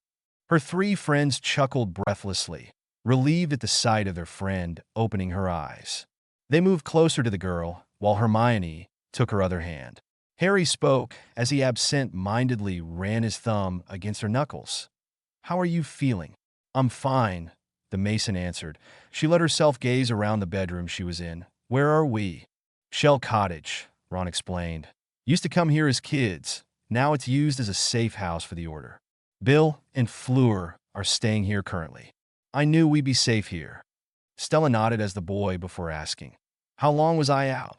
Her three friends glanced at each other wearily before Hermione answered, "A week." "A week," Stella exclaimed in disbelief. "Well, what are we sitting around here for?" "We have to go, we have to." The girl tried to stand but stopped when a flare shot through her stomach, making her wince. "Stell," Harry sighed, helping her back to a comfortable position. "We can wait a few more days until you feel better. I'm not going to fight you with the hole. You're not going with us because you're too stubborn for that. And I'm not leaving you here." "But Harry—" "No, Stell. Saving the world can wait a few days." Stella sighed, but didn't argue. She was relieved to know she would be going with them, wherever they would go next. She picked her head up from the view of her hands after a few moments. "Can I ask a question?" Hermione chuckled. "Of course, Stell." "Before I passed out," she started, "I saw this bird coming toward me, I think. Was I just imagining that?" The trio looked surprised to see she had remembered that. "It was Fox," Harry told her. "He flew down and healed your stomach almost all the way. Fleur did the rest with some healing spells and some of Hermione's, didn't he?" Stella furrowed her brows at the boy. "Fox? Dumbledore's phoenix, that I was left in his will? How the bloody hell did Dumbledore—" "Never mind," she mumbled the last part. Better not to question how Dumbledore knows, or knew, everything, or how he knew she would need the healing bird. With that last thought leaving her head, she looked in between her friends. "So, what's our next move?" Bill Weasley led the four friends to the guest room where Grip Hook, the goblin who was also held at Malfoy Manor. The whole time at the manor was a blur for Stella. She could remember keeping Hermione close to her and the sudden pain in her neck and limbs. Truthfully, the last thing she could remember was the beach before passing out. The wound on her stomach had healed for the most part. Walking and going up and down stairs were fine, but she has yet to try jumping or any other existential movement. Stella stayed next to Ron and Hermione by the back of the room as Harry made his way to Grip Hook's eye line, who was sitting, hands folded, in a rocking chair. "How are you?" "Alive," the goblin bluntly answered the green-eyed boy. After a moment of silence, Harry spoke again. "You probably don't remember that I showed you to your vault at Gringotts? Even amongst goblins you're famous. Harry Potter," Grip Hook expressed with little emotion. "How did you come by this sword?" "It's complicated," Harry answered vaguely. "Why did Bellatrix Lestrange think it should be in her vault?" "It's complicated." Harry sighed as the goblin was just as vague as he was and gave in to sharing details. "The sword presented itself to us at a moment of need. We didn't steal it."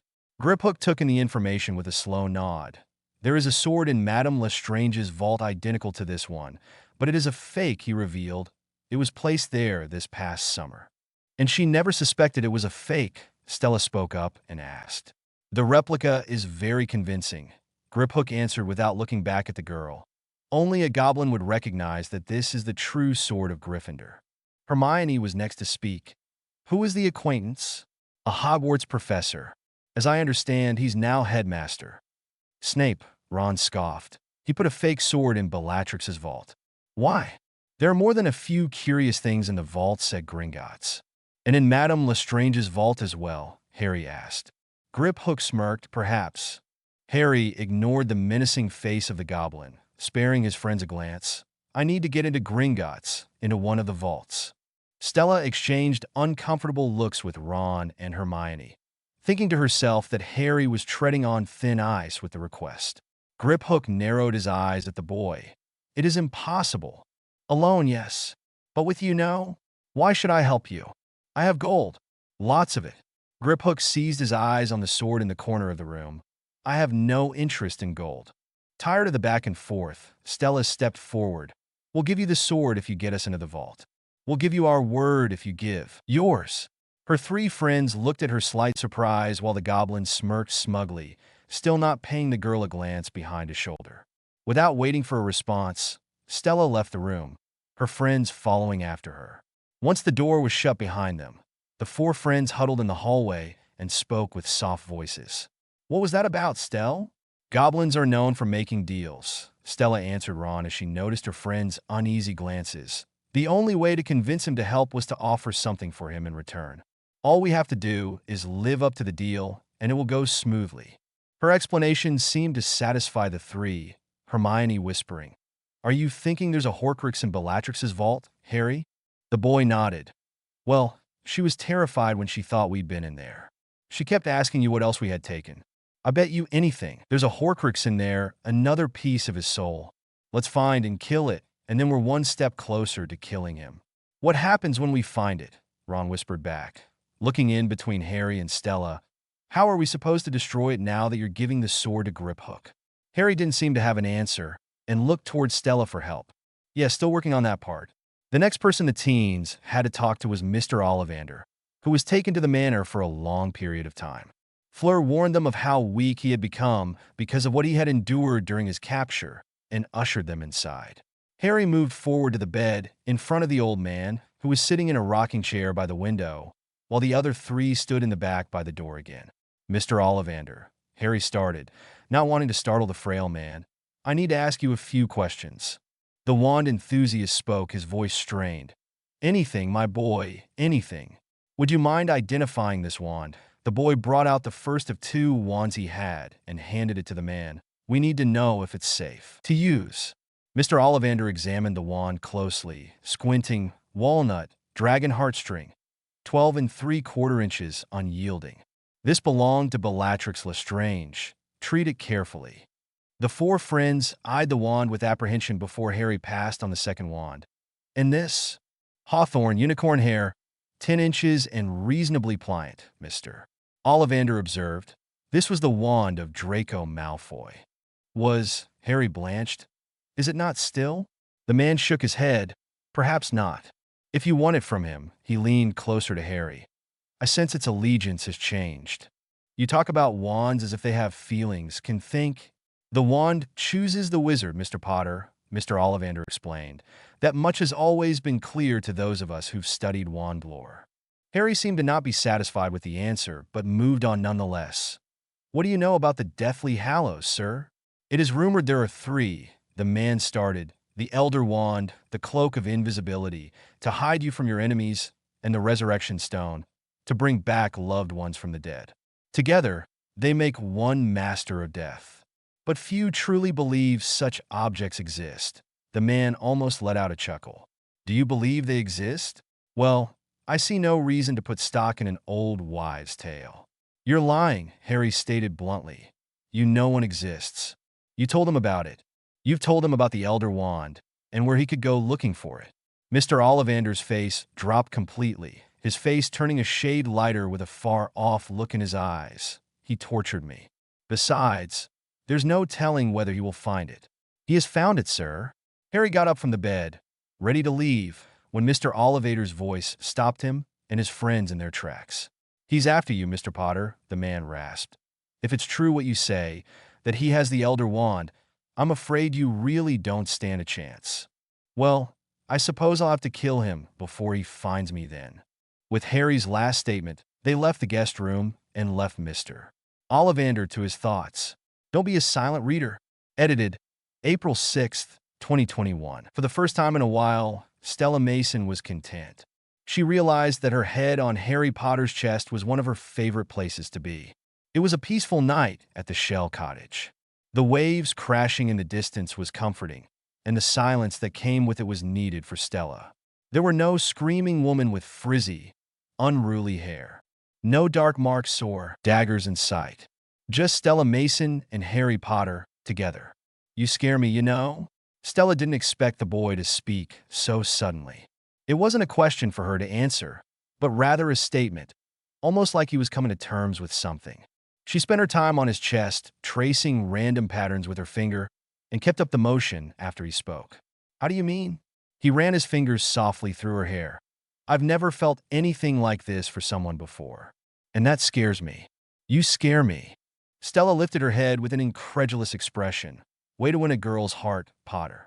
The green-eyed boy chuckled and ushered her head down, content with her placement on his chest. "You know, when I kissed Cho back in 5th year, you seriously suck at this. I felt nothing. I expected to get those butterflies in my stomach like everyone says they get, but I didn't feel any until you came along. The more I was around you, the more I wanted to be the one to make you smile, to hear your laugh, to know everything about you. And then I kissed you." Stella didn't know why he was saying all of this, but she wasn't complaining.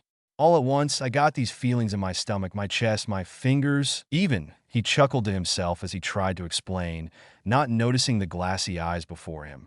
"It was like as soon as I kissed you, I finally knew what everyone was talking about.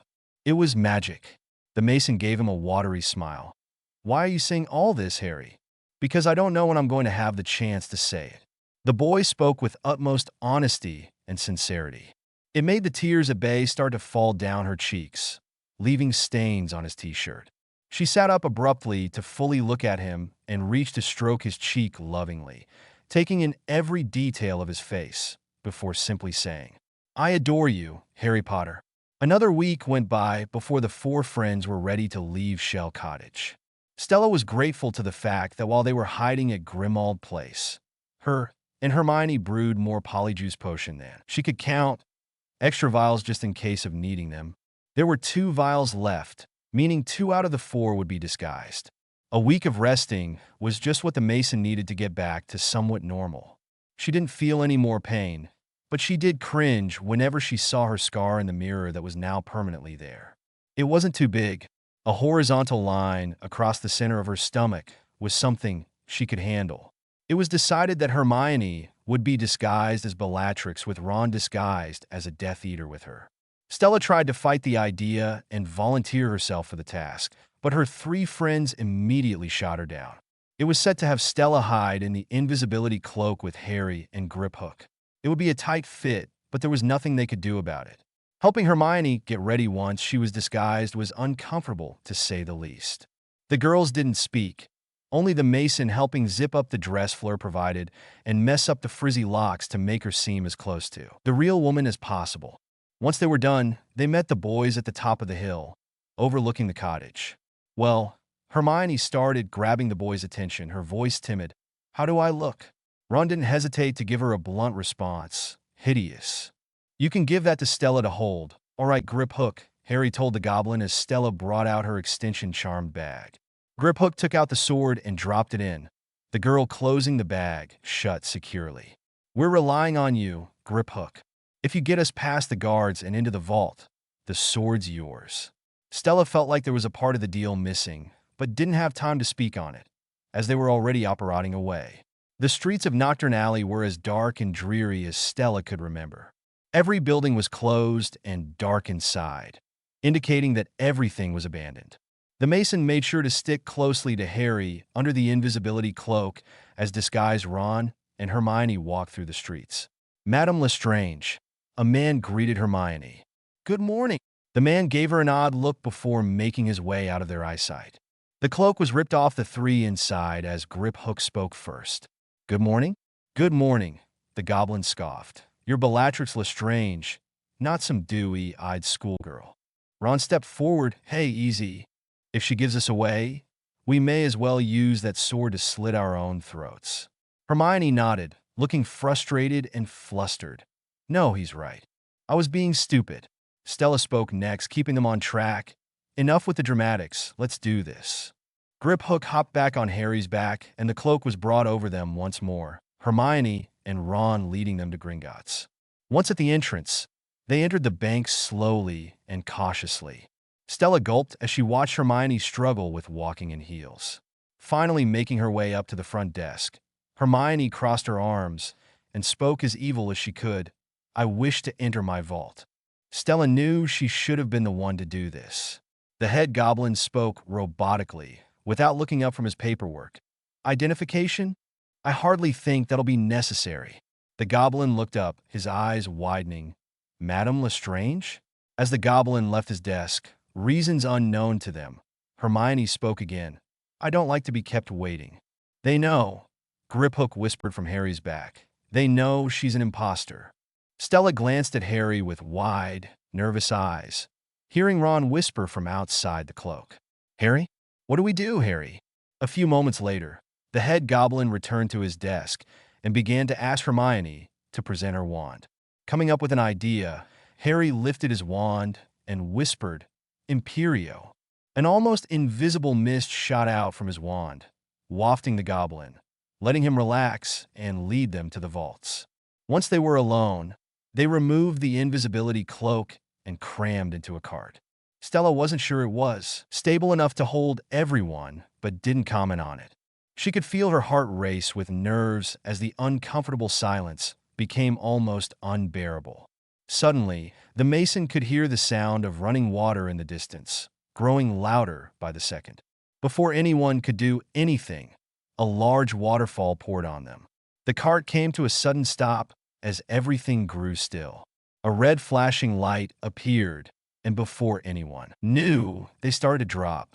Before they could hit the ground, Hermione shouted, "Arresto momentum!" The group paused a few feet above ground before they dropped.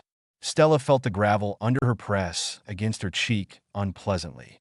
She got up to her knees and accepted the hand Harry offered her. Once they were all up on their feet, they watched the cart, alarms still blaring, go backwards to the way they came and out of their sight. Harry's eyes widened as he looked back at his friends. "Oh, you look like you again." "The thief's downfall," Griphook informed. "It washes away all enchantments. Can be deadly." Ron scoffed. "You don't say." "Just out of interest, is there any other way out of here?" "No." "What the devil are all you doing down here?" the other goblin growled. "Thieves," he exclaimed before turning to Griphook. "You gave up the keys, you—" Ron shot out his wand. "Imperio." A mist wafted into the goblin's face, making him compliant once more. A loud roar filled the silence, making Stella glance around nervously. The four friends followed the two goblins and were met with a large dragon. "Bloody hell," Ron exclaimed. "It's a Ucrianian iron belly." As the dragon roared again, Griphook took hold of an object and started to rattle it profusely. The dragon recoiled. "It's been trained to expect pain when it hears this noise," Griphook explained and handed Ron another object to rattle. "That's barbaric." Stella silently agreed with Hermione as they continued to walk further into the vault hall. Cautiously walking past the dragon, the group made their way to Bellatrix's vault. Griphook placed the spelled goblin's hand on the door, opening the vault with ease. The four friends went inside cautiously. Harry brought out his wand, his friends following his lead. Lumos. The vault was filled with gold objects, jewelry, gold coins, and different kinds of cups. Accio horcrux. Hermione tried. The only thing she received was unimpressed glancing from her friends. The spell didn't work. "That kind of magic won't work in here." Stella looked towards Harry, who was still looking around in concentration. "Is it here, Harry? Can you feel it?" The mason stepped forward, only to bump into an object on one of the tables. It fell to the ground with a clang, suddenly multiplying itself. "That's it," Harry called, his eyes locked on something above. "Up there." The boy was barely heard as his friends clumsily bumped into more objects, causing them to multiply. Soon, objects covered the floor and didn't look to be stopping anytime soon. "They've added the Gemino curse," Griphook yelled over the chows. "Everything you touch will multiply." Harry turned to Stella. "Give me the sword." The girl grabbed it from her bag and tossed it to him. As soon as he caught the sword, Harry started to use the piling objects to his advantage. He used the objects to raise him up to the cup that was close to the ceiling. While he was doing that, the other three down below were struggling to break free from the never-ending pile of objects, only amounting to more multiplying due to them still moving. "Stop moving," Hermione shouted. Everything around the three stilled as Harry was still climbing the objects. The objects seemed to swallow the green-eyed boy, as everything grew still and silent. Stella gulped nervously at the lack of sight she had on Harry. A few moments later, the Potter burst out of the objects, the horcrux in hand. While climbing back down, he lost his grip on the cup, allowing Grip Hook to grab it. Harry's nostrils flared. "We had a deal, Grip Hook. The cup for the sword." Harry threw the sword toward the goblin, grabbing the cup and throwing it to Hermione. The girl caught it as her and her two friends were still struggling with the objects. Suddenly, Grip Hook smirked at their predicament. "I said I'd get you in. I didn't say anything about getting you out." And with that, Grip Hook left the vault and disappeared down the hall, ignoring the shouts from the four friends, Harry in particular. Once the four were free, they ran down the same hall Grip Hook went into and heard the shouts of guards. They hid behind the walls for protection against the spells being shot their way. "We can't just stand here," Hermione shouted from next to Stella. "Who's got an idea?" "You're the brilliant one." The Granger pursed her lips at Ron. "I've got something, but it's mad." "Reducto." She shot the spell without any warning, blasting the gate in front of them. With a running start, Hermione shot out and jumped onto the Ironbelly's back. Seeing the boys' scared faces, Stella rolled her eyes. "Fuck this." She followed Hermione's actions and jumped to land behind on the dragon. The boys joining right after. The dragon soon started to go AWOL. Disregarding the fact it was chained, it began to climb up through the wall. The four friends held on tightly as it smashed through the floors of the bank, ducking and shielding their faces from the glass that was shattered. Stella felt the sudden feeling of wind, only to see they made it outside. Seeing the chain still holding the dragon down, Hermione drew her wand. "Reducto." The dragon roared as it was freed, starting to fly further and further away from the bank. The four friends sighing in relief and shouting in excitement. "That was brilliant," Ron exclaimed. "Absolutely brilliant." They soared above the city of London for a while before the dragon started to slow down and descend. Seeing this, Stella called out, "We're dropping. I say we jump."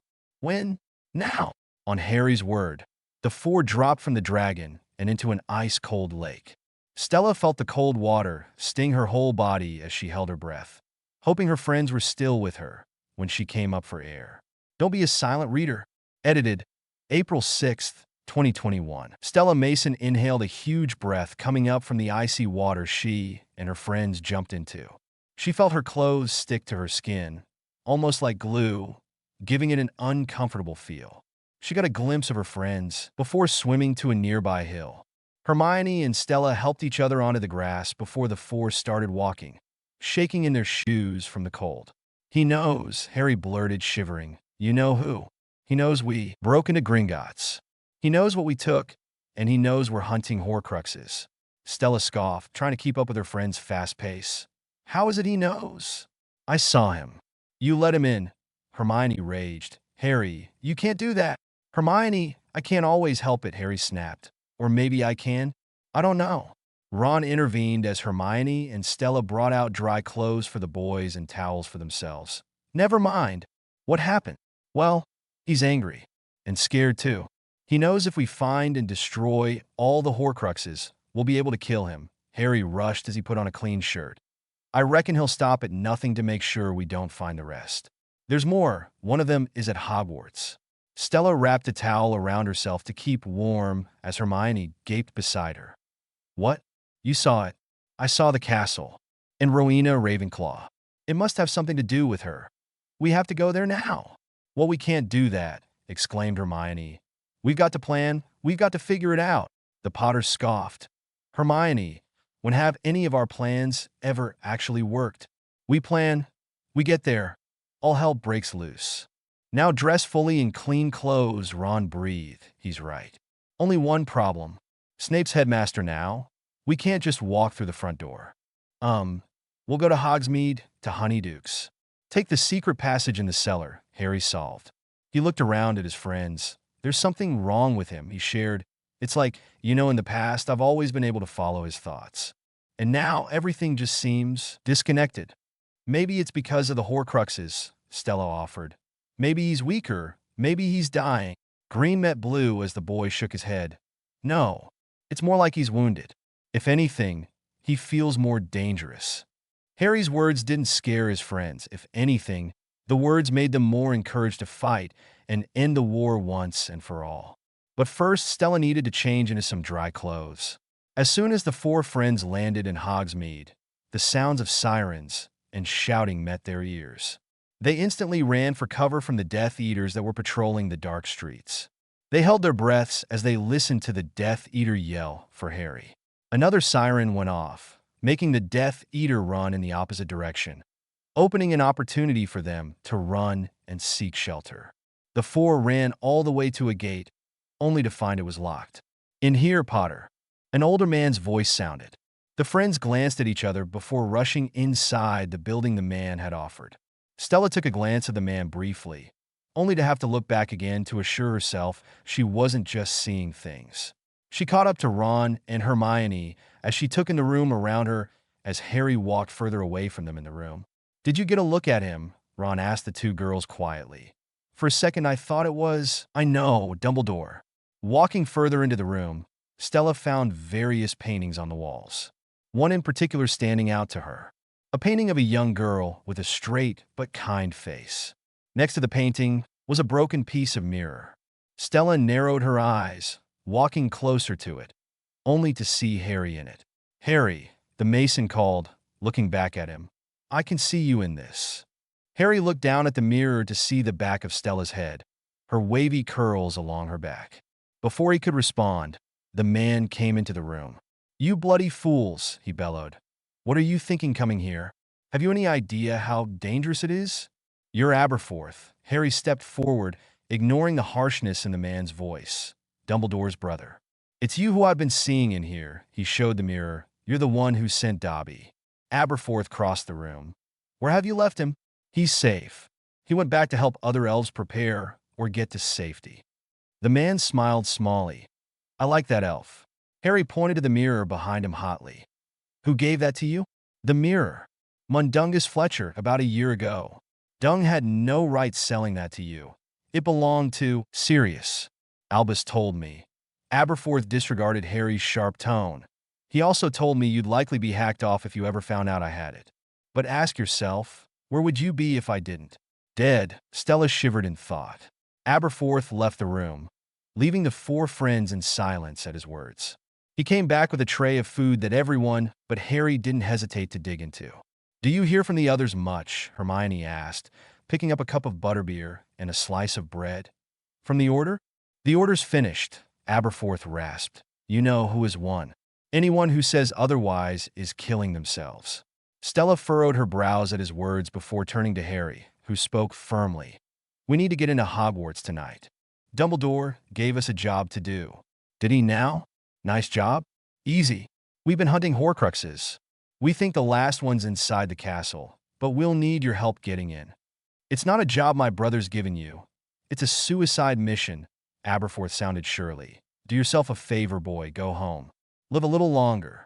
Dumbledore trusted me to see this through." "What makes you think you can trust him? What makes you think you can believe anything my brother told you? In all the time you knew him, did he ever once mention my name? Did he ever mention hers?"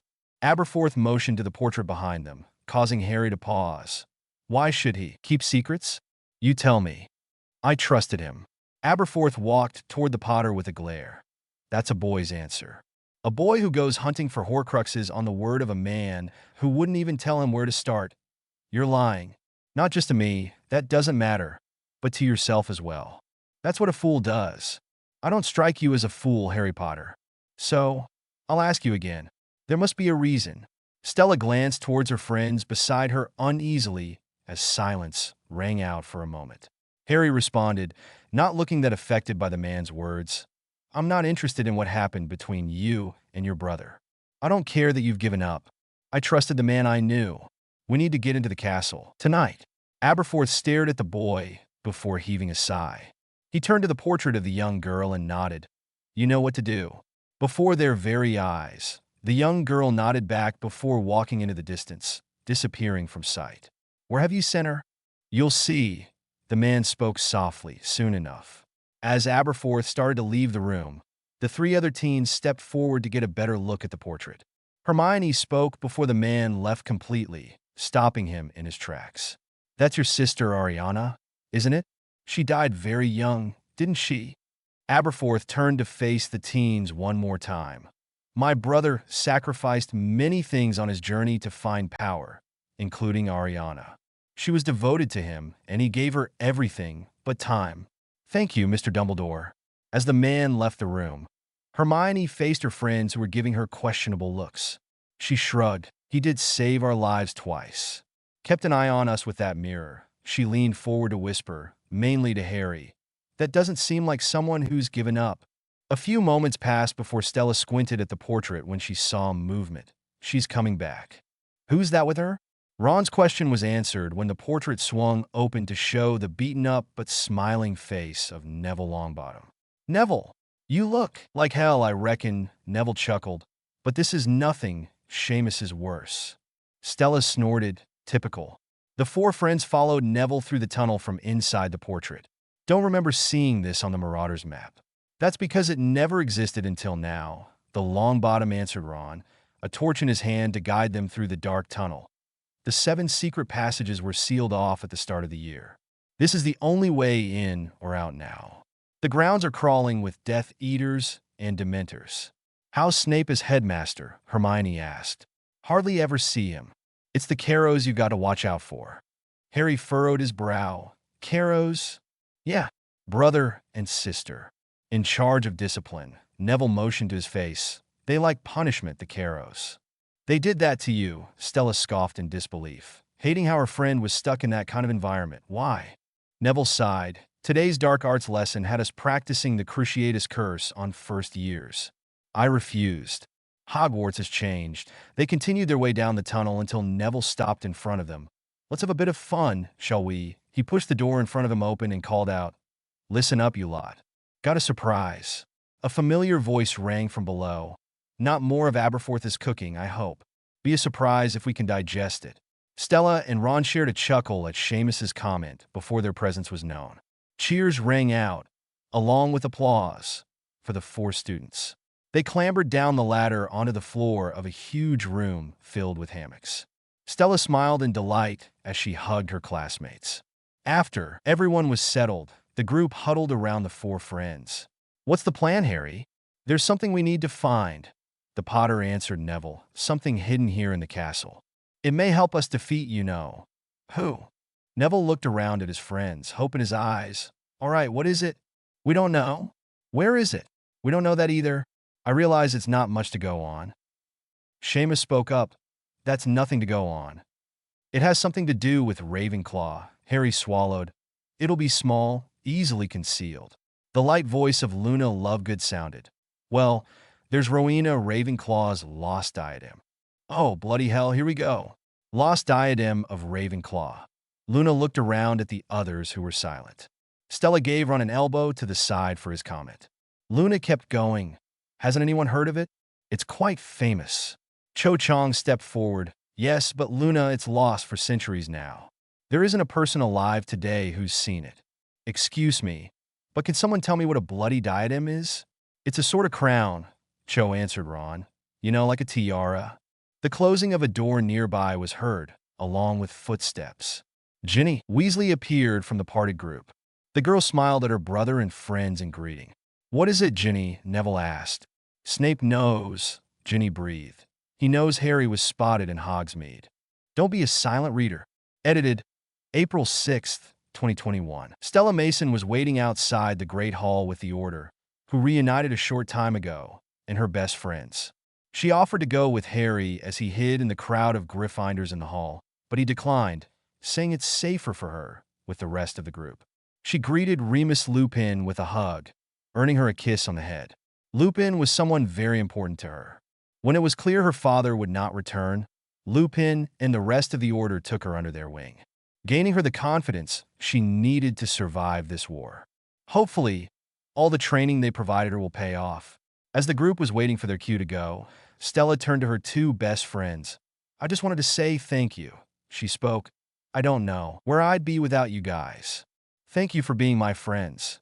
Hermione didn't hesitate to launch into Stella's arms and squeeze her tight. "I love you, Stella. I love you too." Ron came forward and gave the girl an equally tight hug. "Thank you for keeping Harry's head on straight. And forgiving me." "Oh, Ron," the Mason smirked. "I can't stay mad at you for very long. Now can I?" Just then, they heard the voice of Remus Lupin, summoning them to get ready.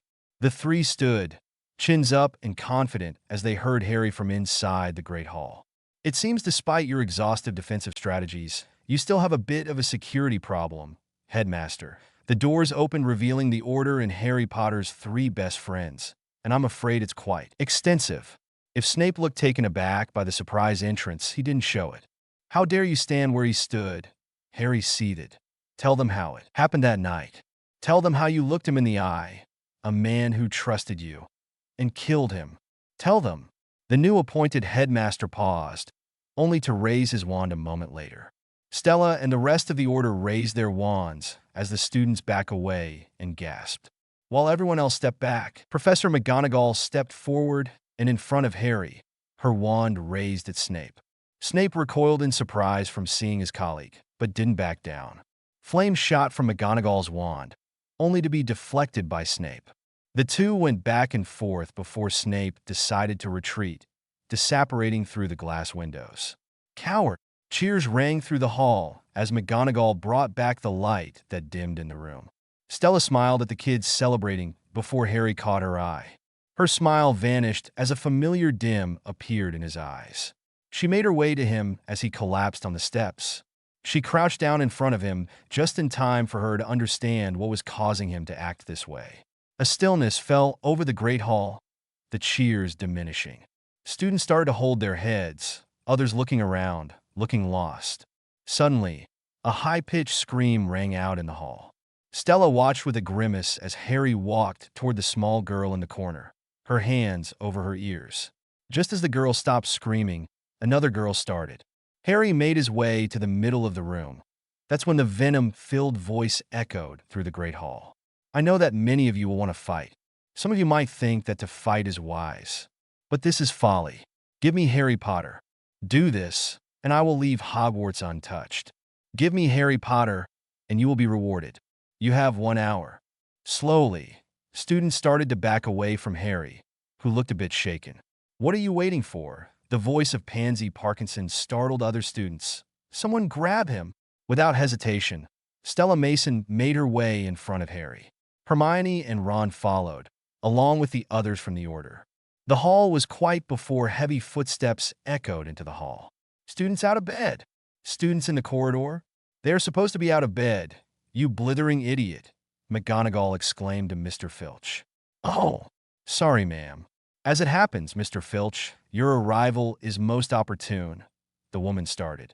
"If you would, please escort Miss Parkinson and the rest of Slytherin House from the hall." "Exactly where is it I'll be leading him to, ma'am?" "The dungeons would do." As Mr. Filch led the house out of the hall, McGonagall turned to Harry. "I presume you have a reason for returning, Potter? What is it you need?" Harry nodded. "Time, Professor. As much as you can get me." "Do what you have to do," she nodded. "I'll secure the castle." "Potter," she called. The boy stopped walking away and turned around. "It's good to see you." Harry breathed a smile. "It's good to see you too, Professor." Stella was struggling to keep up with Harry's fast pace as they made their way toward Ravenclaw Tower. The four friends decided to split up in their progress with destroying horcruxes. Ron and Hermione went to the Chamber of Secrets to retrieve a basilisk fong, while Stella and Harry were on a mission to find another piece of you-know-know with help from Helena Ravenclaw.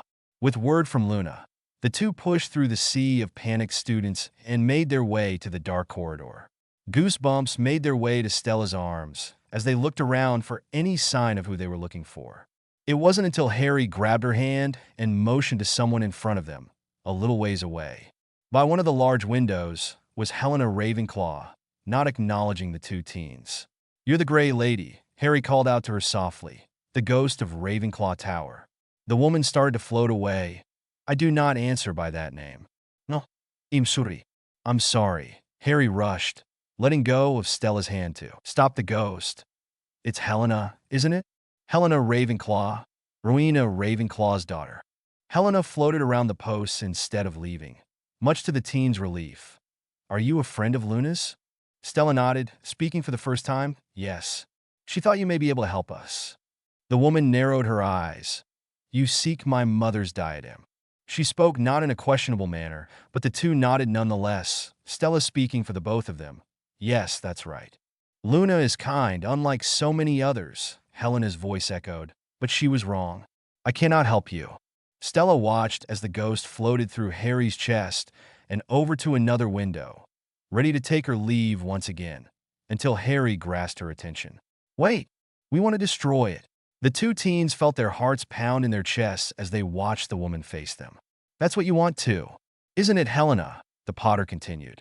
Helena's eyes gazed in thought as she floated away from them once again, the teens following. Another promised to destroy it many years ago. A strange boy with a strange name. Tom Riddle. Harry breathed, but he lied. He's lied to many people. I know what he's done, Helena shouted in a fit of rage, coming chest to chest with the boy. I know who he is. He defiled it with dark magic. Stella watched uneasily behind Harry as the ghost floated toward the corridor. After a moment, Harry spoke quietly. I can destroy it, once and for all, but only if you tell me where he hid it. You know where he hid it, don't you, Helena? Helena slowly floated back to where Harry stood and circled him. Strange, she hummed. You remind me of him a bit. It's here, in the castle. In the place where everything is hidden. If you have to ask, you'll never know. If you know, you need only ask. Both Harry's and Stella's eyes widened in realization. Thank you. Harry grabbed Stella's hand and dragged her out of the corridor. Don't be a silent reader. Edited, April 6th, 2021. Stella panted as she weaved her way through the castle with Harry, passing panicked students and dodging spells coming from every direction. On a staircase through the chaos, the Mason felt Harry stop suddenly. The boy was in a daze as his breath became ragged, leaning against the wall. That could only mean one thing. A horcrux was just destroyed. Green met blue as the boy gave the girl a slight nod, indicating he was fine, and they were back to running.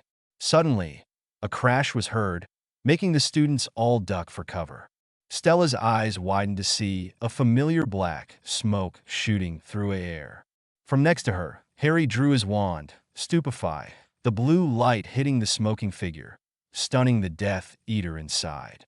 Students of all ages didn't hesitate to continue their journeys to safety as Stella and Harry are met with a familiar face. Neville, the blue-eyed girl exclaimed over the screaming, happy to see he was all in one piece, though taking into account the scratches and bloody bruises that littered his face. Are you all right? The Longbottom seemed to bounce on his heels. Never better. I feel like I could spit fire. You haven't seen Luna, have you? Luna, I'm mad for her, Neville shared, seeing Harry's confusion. His eyes then turned determined as he made his way away from the two. I think it's about time I told her, since we'll probably both be dead by dawn. Watching Neville's retreating figure, Stella could feel a sink in her chest as the thought of what was yet to come their way. Her thoughts were interrupted by someone cupping her face and pressing their lips onto hers. Knowing exactly who it was, she instantly kissed Harry back before they pulled away. With a more firm attitude than before, Stella didn't hesitate to grab his hand. Let's go. The room of requirement. She let Harry take the lead in asking the room what they desired and followed him in. There before them was a plethora of different objects, furniture, jewels, and all kinds of boxes with miscellaneous things inside. Stella was so stunned by the amount of things in the room, she almost missed Harry bolting away from her. But she managed to follow as closely as possible. She could sense that Harry was following his instincts and wasn't going to question him. She trusted him. Going further and further into the room, the couple stopped at one of the big piles before Harry turned to a nearby table, somewhat in a daze. Stella watched Harry closely as he made his way toward the table, pushing some rope away from a box. Peering over the boy's shoulder, the latch of the box opened to reveal exactly what they had been looking for. Well, the two looked to the voice, startled. Draco Malfoy, along with his friends Goyle and Blaze. Wands drawn at the two, mostly at Harry. "What brings you two here?" Harry stepped forward, keeping himself slightly in front of the girl. "We could ask you the same." "You have something of mine," the blonde boy told them, nodding to the wand in Harry's hand. "I'd like it back." "What's wrong with the one you have?" "It's my mother's. It's powerful, but it's not the same. Doesn't quite understand me." "Know what I mean? Why didn't you tell her?" The boys in the room, including the one next to her, didn't expect for Stella Mason to break her silence, but she did. The girl continued, her gaze to the Malfoy unwavering. "Bellatrix. You knew it was Harry. You knew it was me. Bellatrix knew who I was. You could have used that to your advantage. You didn't say anything." Draco looked taken aback from the statement, softening for a moment before someone pulled him out of it. "Come on, Draco," Stella heard Goyle hiss to the blonde. "Don't be a prat. Do him." Harry and Stella slowly withdrew their wands, seeing that talking wasn't going to solve anything at that point. Before they could use their wands, a spell was shot from behind them. Expelliarmus. Everyone flinched in surprise at the appearance of Hermione and Ron. Goyle recovered quicker than the others. Avada Kedavra. Stupefy. At Hermione's last spell, the shot bounded onto the table and shot the diadem into the sky, landing on a nearby pile. As Harry and Stella watched it fly with wide eyes, Ron growled and ran toward the retreating trio of boys. "That's my girlfriend, you numpties." Stella Mason gave her best friend a surprised look at the sudden title. Before the girls could speak, their attention had been brought to Harry, who was recklessly climbing the objects to get to the Horcrux. Stella started to make her way to meet him, Hermione right behind her. The Masons stepped carefully onto different objects, making sure they were steady enough to step on.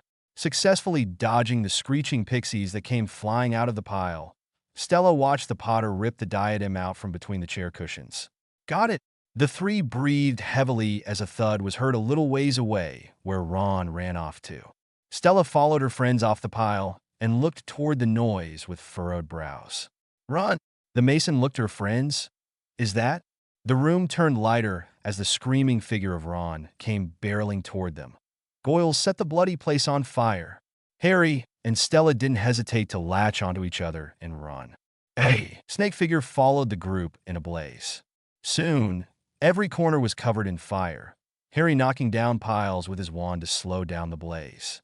Stella covered her head to protect herself from the flaming objects flying around the room as she fought to keep her sight of Hermione and Ron in front of her. Unfortunately, Harry and Stella had split from the other two, going down a narrow carpet-covered area, a fire following them close behind. No matter how scared Stella was in that moment, she didn't dare look back. The four met in the middle with fire surrounding them in every corner. Stella could feel her heart pounding in her chest, seeing that her friends didn't know what to do either. A fire snake came full force toward the group, making Harry shoot a force shield around them, knocking Ron down to the floor. The Weasley felt around him only to feel wood. He had found broomsticks. Without a second thought, the four hopped on their own individual broom and soared through the smoky air and toward the exit. Ron looked back at the two girls as Harry was in front. "Come on, this way." Flying a little bit more, Stella could finally see the doors leading them out, only for Harry to look back at his friends. "We can't leave them." The Mason made eye contact with Ron, who asked her, "He's joking, right?" The girl could only shrug as she and her friends circled back around to assist a dangling Draco Malfoy and Blaise Zambini as they held on to a pile tightly, a fire brewing below them. Harry swung his arm for Draco to catch and missed.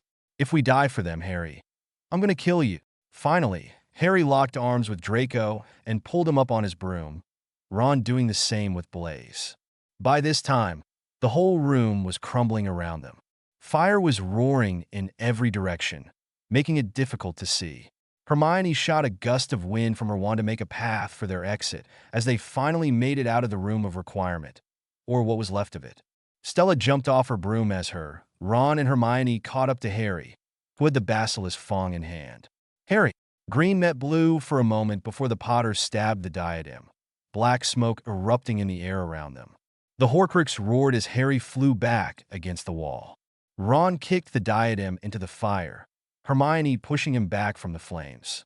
As soon as the diadem hit the fire, heads of Voldemort roared toward them, only for the doors to shut, leaving the group to only hear each other's breathing. Glancing uneasily at Hermione and Ron, Stella moved slowly to Harry, who was panting shakily on the ground. She knelt down with soft eyes, assuring him to take his time and to speak when he was ready. The Mason recognized this as a product of his visions. "It's the snake," Harry shared, moving his glance through his three friends. "She's the last one. It's the last horcrux." Ron knelt down next to Stella. "Look inside him, Harry. If we find him, we can find the snake. Then we can end this." Stella watched as Harry shut his eyes and breathed in deeply in concentration. She dared not to touch him no matter how much she wanted to, just to touch his hand in comfort. But she knew that wouldn't help his concentration. After a few moments, Harry opened his eyes, his green hues more sure than ever before. "I know where he is. Don't be a silent reader." Edited April 6th, 2021. It was clear as to what they had to do. Stella Mason knew it was inevitable. They had to go right through the heart of the battle. She just didn't know if she was ready to do so. Her grip on her wand was tighter than ever before as she ran with her friends down the steps of Hogwarts, shooting spells at Death Eaters from every direction. Making it into the courtyard, Stella ducked as spells were shot randomly. She felt Harry pull her behind him at the sight of a giant troll looking down at them, a club in hand. Running in the opposite direction, the four hid and dodged a swing of its club. Coming out of hiding, the screeching of spiders got them to run and spell their way through the crowd.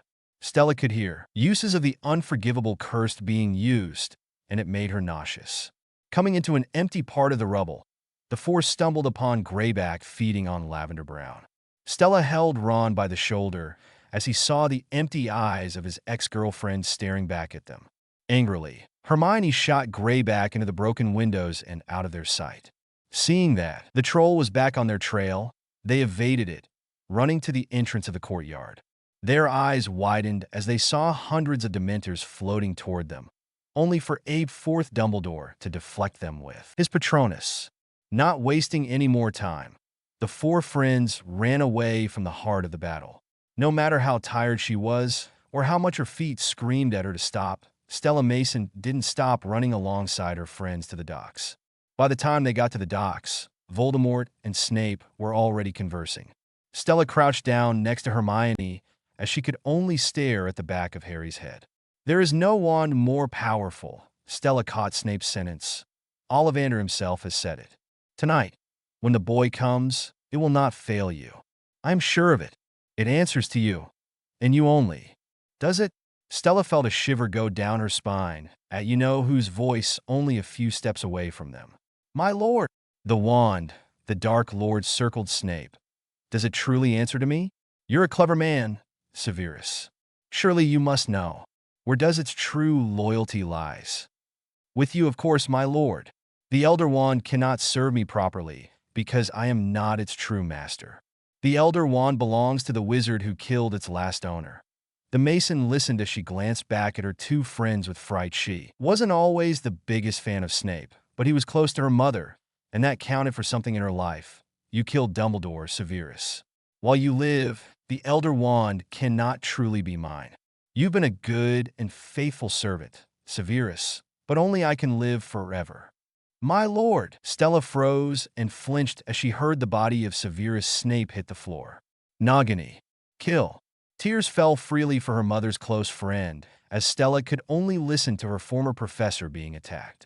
After a moment, they heard the sound of someone disapparating away. As soon as they knew they were clear of you-know-who, the four went inside the dock. Stella watched Harry drop his hand and help Snape with his wound. Her hand went up to her mouth to stop a sob from coming out at the sight of the man, helplessly bleeding on the floor. "Take them," Snape cried to Harry, pointing to his tears. "Take them, please." Harry turned to Hermione. "Give me something. Quickly. A flask, anything." After receiving a flask from Hermione, he brought up the glass to catch the tears falling from the man's eye. "Take them to the pensive," Snape weakly instructed. He watched Harry's eyes look over the flask. "Look at me." When the man met Harry's green eyes, he breathed his last words. "You have your mother's eyes." Stella gasped tearfully as she glanced around at her friends. Suddenly, everything grew still as a familiar chill ran up her whole body. Grabbing hold of the wall to keep herself up, she felt a familiar, venomous voice invade her mind. You have fought valiantly, but in vain. I do not wish this. Every drop of magical blood spilled is a terrible waste.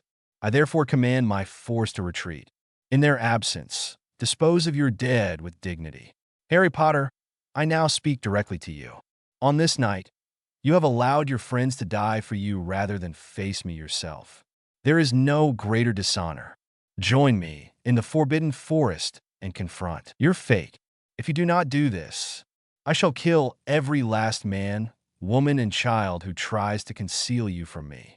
The four friends made their way back to the castle in silence. Stella could only imagine the damage they would be walking through and how it affected not only the castle, but the people who fought for their freedom. Walking into the now abandoned courtyard, which was once filled with duels and all different kinds of creatures, Stella Mason couldn't help but feel a sinking in her stomach. Like her body was telling her something was wrong. Something had happened. Stella and her friends ventured into the Great Hall and was overwhelmed at what was in front of them. Body laid on the floor on cots, teachers and students treating wounds. The hall was quiet. The only sound that was heard was the occasional cry or wince with the occasional hushed conversation. Stella kept tight to Hermione as the two girls followed Ron, who caught sight of his family. As she got closer to the family, she felt another round of tears enter her eyes as she saw someone laid on the ground and a grieving family to match. Stella Mason didn't spend a lot of time with Fred Weasley as she wanted to, but she knew he was an amazing man. He was funny, courageous, and would do anything for his friends and family. She watched as George brought Ron into a hug before bringing him over to his late older brother. The Mason dropped her head on Hermione's shoulder as they watched Ron sob in a Fred's still chest. The Weasleys had done so much for Stella, and seeing them in pain made her feel physically ill for them. From next to her, she could see two bodies on the ground. She stifled a sob at the sight of Remus and Nymphadora Lupin, their hands almost touching, their bodies almost frozen in time. She had always looked at Remus like another father to her, and she had always admired Tonk's energy and charisma. They didn't deserve their fate. They deserved to live a long and happy life with their son. Stella buried her head in Hermione's shoulder as she couldn't look at the fallen two any longer. Stella, she lifted her head to Mr. Weasley, who beckoned her to him. She glanced at Hermione before walking over to the man, wiping her cheeks. He drew her closer before gently continuing. Aye, he's dead, she guessed numbly, isn't he? Mr. Weasley nodded gravely. I'm so sorry, dear. Let me take you to him. Stella let the man guide her to the corner of the room. There, on his own cot, was the still body of Roland Mason. He was covered with dirt and dried blood, but strangely, he looked at peace. Without lifting her gaze from her late father, she asked, Why did you bring him in here? We couldn't leave one of our own in the dirt. Not giving another response, she slowly took a seat on the floor beside her father's body. Knowing she needed time alone, Mr. Weasley gave her shoulder a tight squeeze before moving back to his family. She never got to ask why. She had so many questions for him. When did he become one of them? What could she have done to make him not betray his friends? So much loss in so little time. She was so caught in her thoughts, she didn't notice a pair of green eyes watching her solemnly. And she didn't notice Harry Potter leaving the room, for possibly the last time. She should have saw it coming. She should have known he would have went to the forest the first chance he got. It was Hermione who brought Stella out of her mournful gaze. The Granger didn't say anything but wrap an arm around Stella's shoulder and guided her and Ron out of the Great Hall and into the rubble-covered stairway. The three huddled together in comfort, silently hoping the next time they saw Harry, he wasn't dead on the gravel. Footsteps could be heard from behind the three, causing them to look back. Stella released a huge breath at the sight of Harry Potter, but she couldn't help but notice the faraway look in his eyes, almost as if he wanted to detach himself from what was to come. Hermione got up from her spot first. Where have you been? Ron and Stella followed her movement, the former speaking next. We thought you went to the forest. I'm going there now. Are you mad? Ron exclaimed in disbelief. No, you can't give yourself up to him. The three followed him down the stairs as he stopped, his back turned from them. What is it, Harry? Hermione asked, glancing at the others. What is it you know? Harry turned to his friends, his breathing ragged. There's a reason I can hear them. The horcruxes. I think I've known for a while. And I think you have, too. Hermione choked a sob. I'll go with you. No, kill the snake, the Potter insisted. Kill the snake and then it's just him. Stella watched Hermione launch herself into Harry's arms. She tried to stay strong, but it was getting harder and harder by the second. She knew he noticed her silence when Harry looked over at her as Hermione let go of him. The Mason walked up to him slowly, pursing her lips. Once she was in front of him, she took his face in her hands and stroked his cheeks lovingly. Do what you have to do. He nodded before bringing in for a simple hug. She hid her face in the crook of his neck as he kissed her head gently. It was too soon for both of them when they departed. Green met blue when Harry spoke in the silence. I love you, Stella. She brought her forehead to his. I love you too, Harry. And with that, she let him go for the last time. Stella Mason thought that losing her parents was the last straw. She had always said that she was used to loss and that loss was no stranger, but an old friend. However, she wasn't used to losing someone like Harry Potter. Harry Potter, unknowingly, changed her life. She used to be this quiet girl who always had her head in a book, pushing away the world and people around her. Then, she met Harry. He offered to be her friend, and she would never regret saying yes. She would never regret all the time she had fought alongside him. She would never regret kissing him, loving him. He was her first love and always will be. The Mason stayed to herself for the rest of the night. The three remaining friends had so much on their minds and knew they needed time alone to process it all. Though Stella didn't know if she could ever process the past 24 hours alone. The sun starting to rise on the ruins of the castle. She helped the wounded and sung the young first years caught in the middle of the battle to sleep. It wasn't until she saw her fellow classmates move out to the courtyard did she find Hermione and Ron and follow them.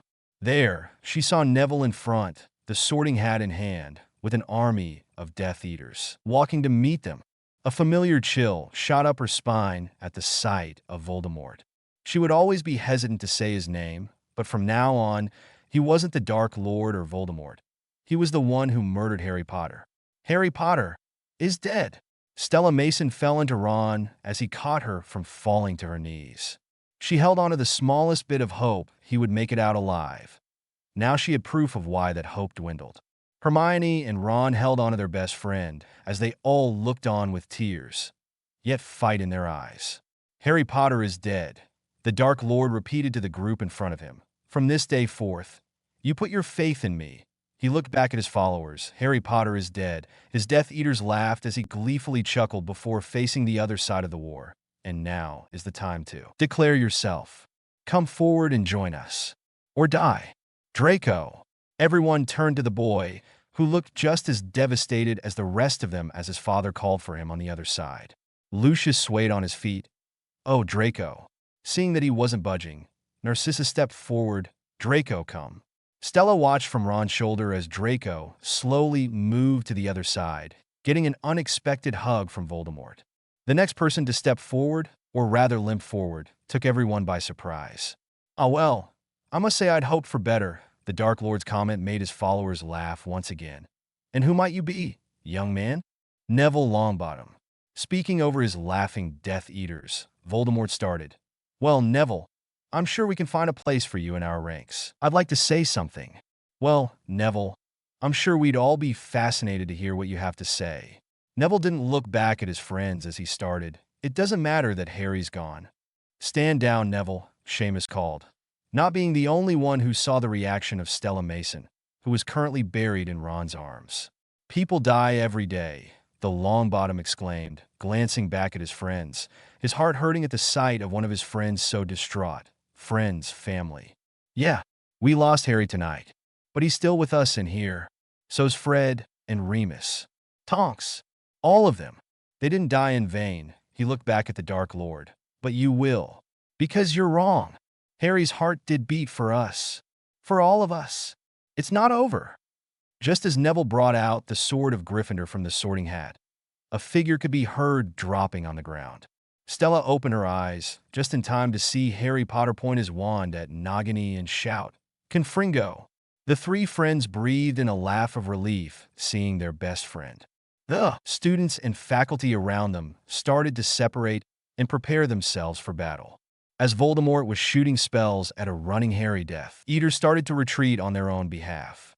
Harry Potter made his way back to the front of the Great Hall and back to his friends. "I'll lure him into the castle," he shouted over the yells of passing students. "We have to kill the snake." Hermione put a basilisk fong in his hand. "You'll need this." Seeing that you know who was coming closer, Stella gave Harry a shove. "Harry, go!" "Neville!" Mr. Weasley shouted, seeing the boy in front of the group with the sword. With a yell, Voldemort shot a spell at Neville, causing him to fly through the Great Hall. The three friends wasted no time in safely getting away from the battle to find the opening to kill the last horcrux.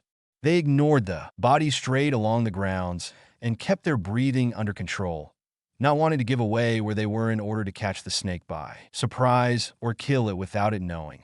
Seeing that Harry was occupied with you-know-who, they knew killing the snake was up to them. Hermione was the first one to throw a stone at the snake. It hissed at the girl before Stella threw another stone, coming next to her friend. Nagini slithered to the two girls as they backed up into an abandoned archway.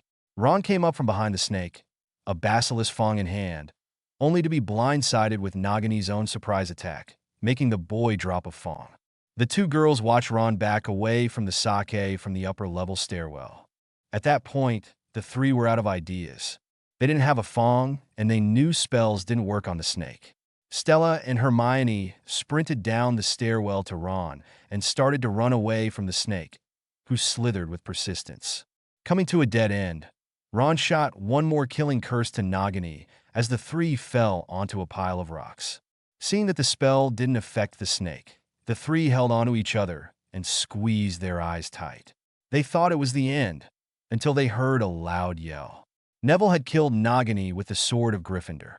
He had destroyed the last horcrux. Stella watched the black smoke and figures shoot into the air, indicating the piece of Voldemort's soul had been released into the air. She glanced at her two friends, hope in her eyes. It was Harry's time to end this. Once and for all, everything had settled. The Death Eaters had all retreated or had been killed successfully. Harry Potter had done what he was chosen to do, defeat evil and save the wizarding world. The survivors of the battle had all gathered in the Great Hall to rest or to treat their wounds. There was a different feel in the air. Everything seemed lighter.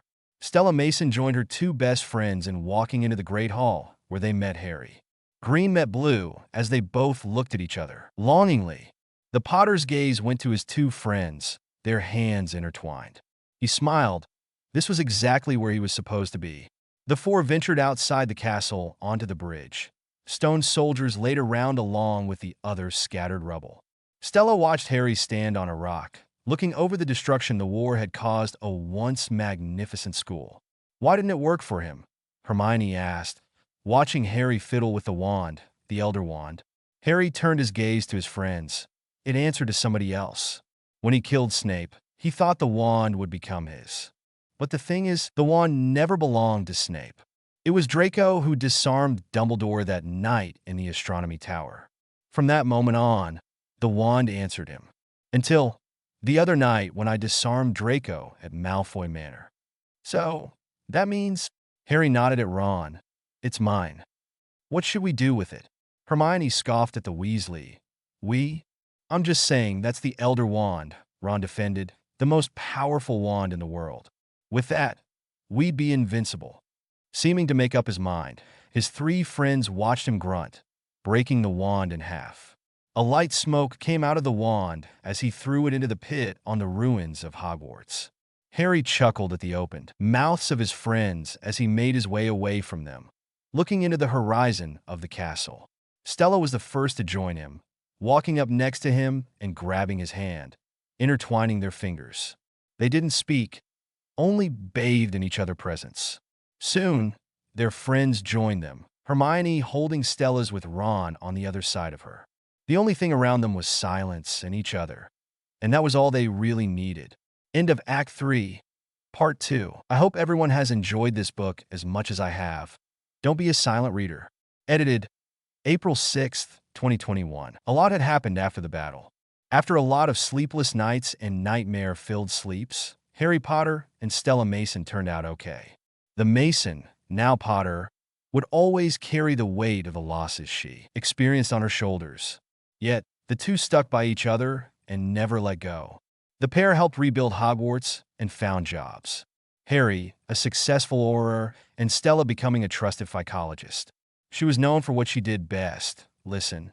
Throughout their life together after the war, the two got married and had 3 children. James Sirius Potter, Evan Remus Potter, and Lily Celine Potter. They always taught their children to look out and care for one another. Both growing up only children and grew up longing for someone in their corner. James Sirius was in his 3rd year at Hogwarts. They were sending their second in line, Evan Remus, for their 1st year. Lily Celine was still too young and stuck to her mother's side as they traveled into King's Cross Station. Stella Potter watched her eldest run into the wall of 9 3/4 with ease, his little brother hesitating. Seeing this, Harry went up to his son and patted his shoulder. Together. With a nod, the father and son duo ran into the wall. Stella and her daughter followed behind. The familiar sight of the train put a nostalgic feeling grow in Stella's stomach.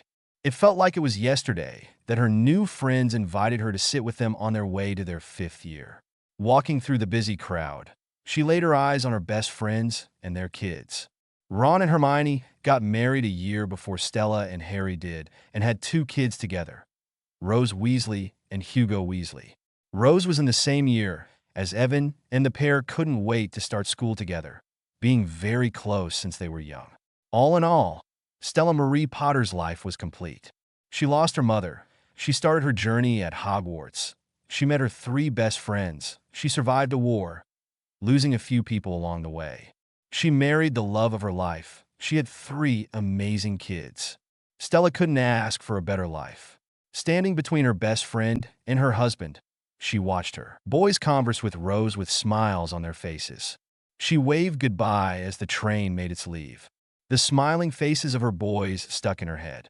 Well, green eyes, she smirked at her husband, who chuckled at the nickname. More than 20 years after she first spoke that nickname, she never let it go. What happens now? Green met blue as he spoke simply, the rest of our lives together. You and me? You and me.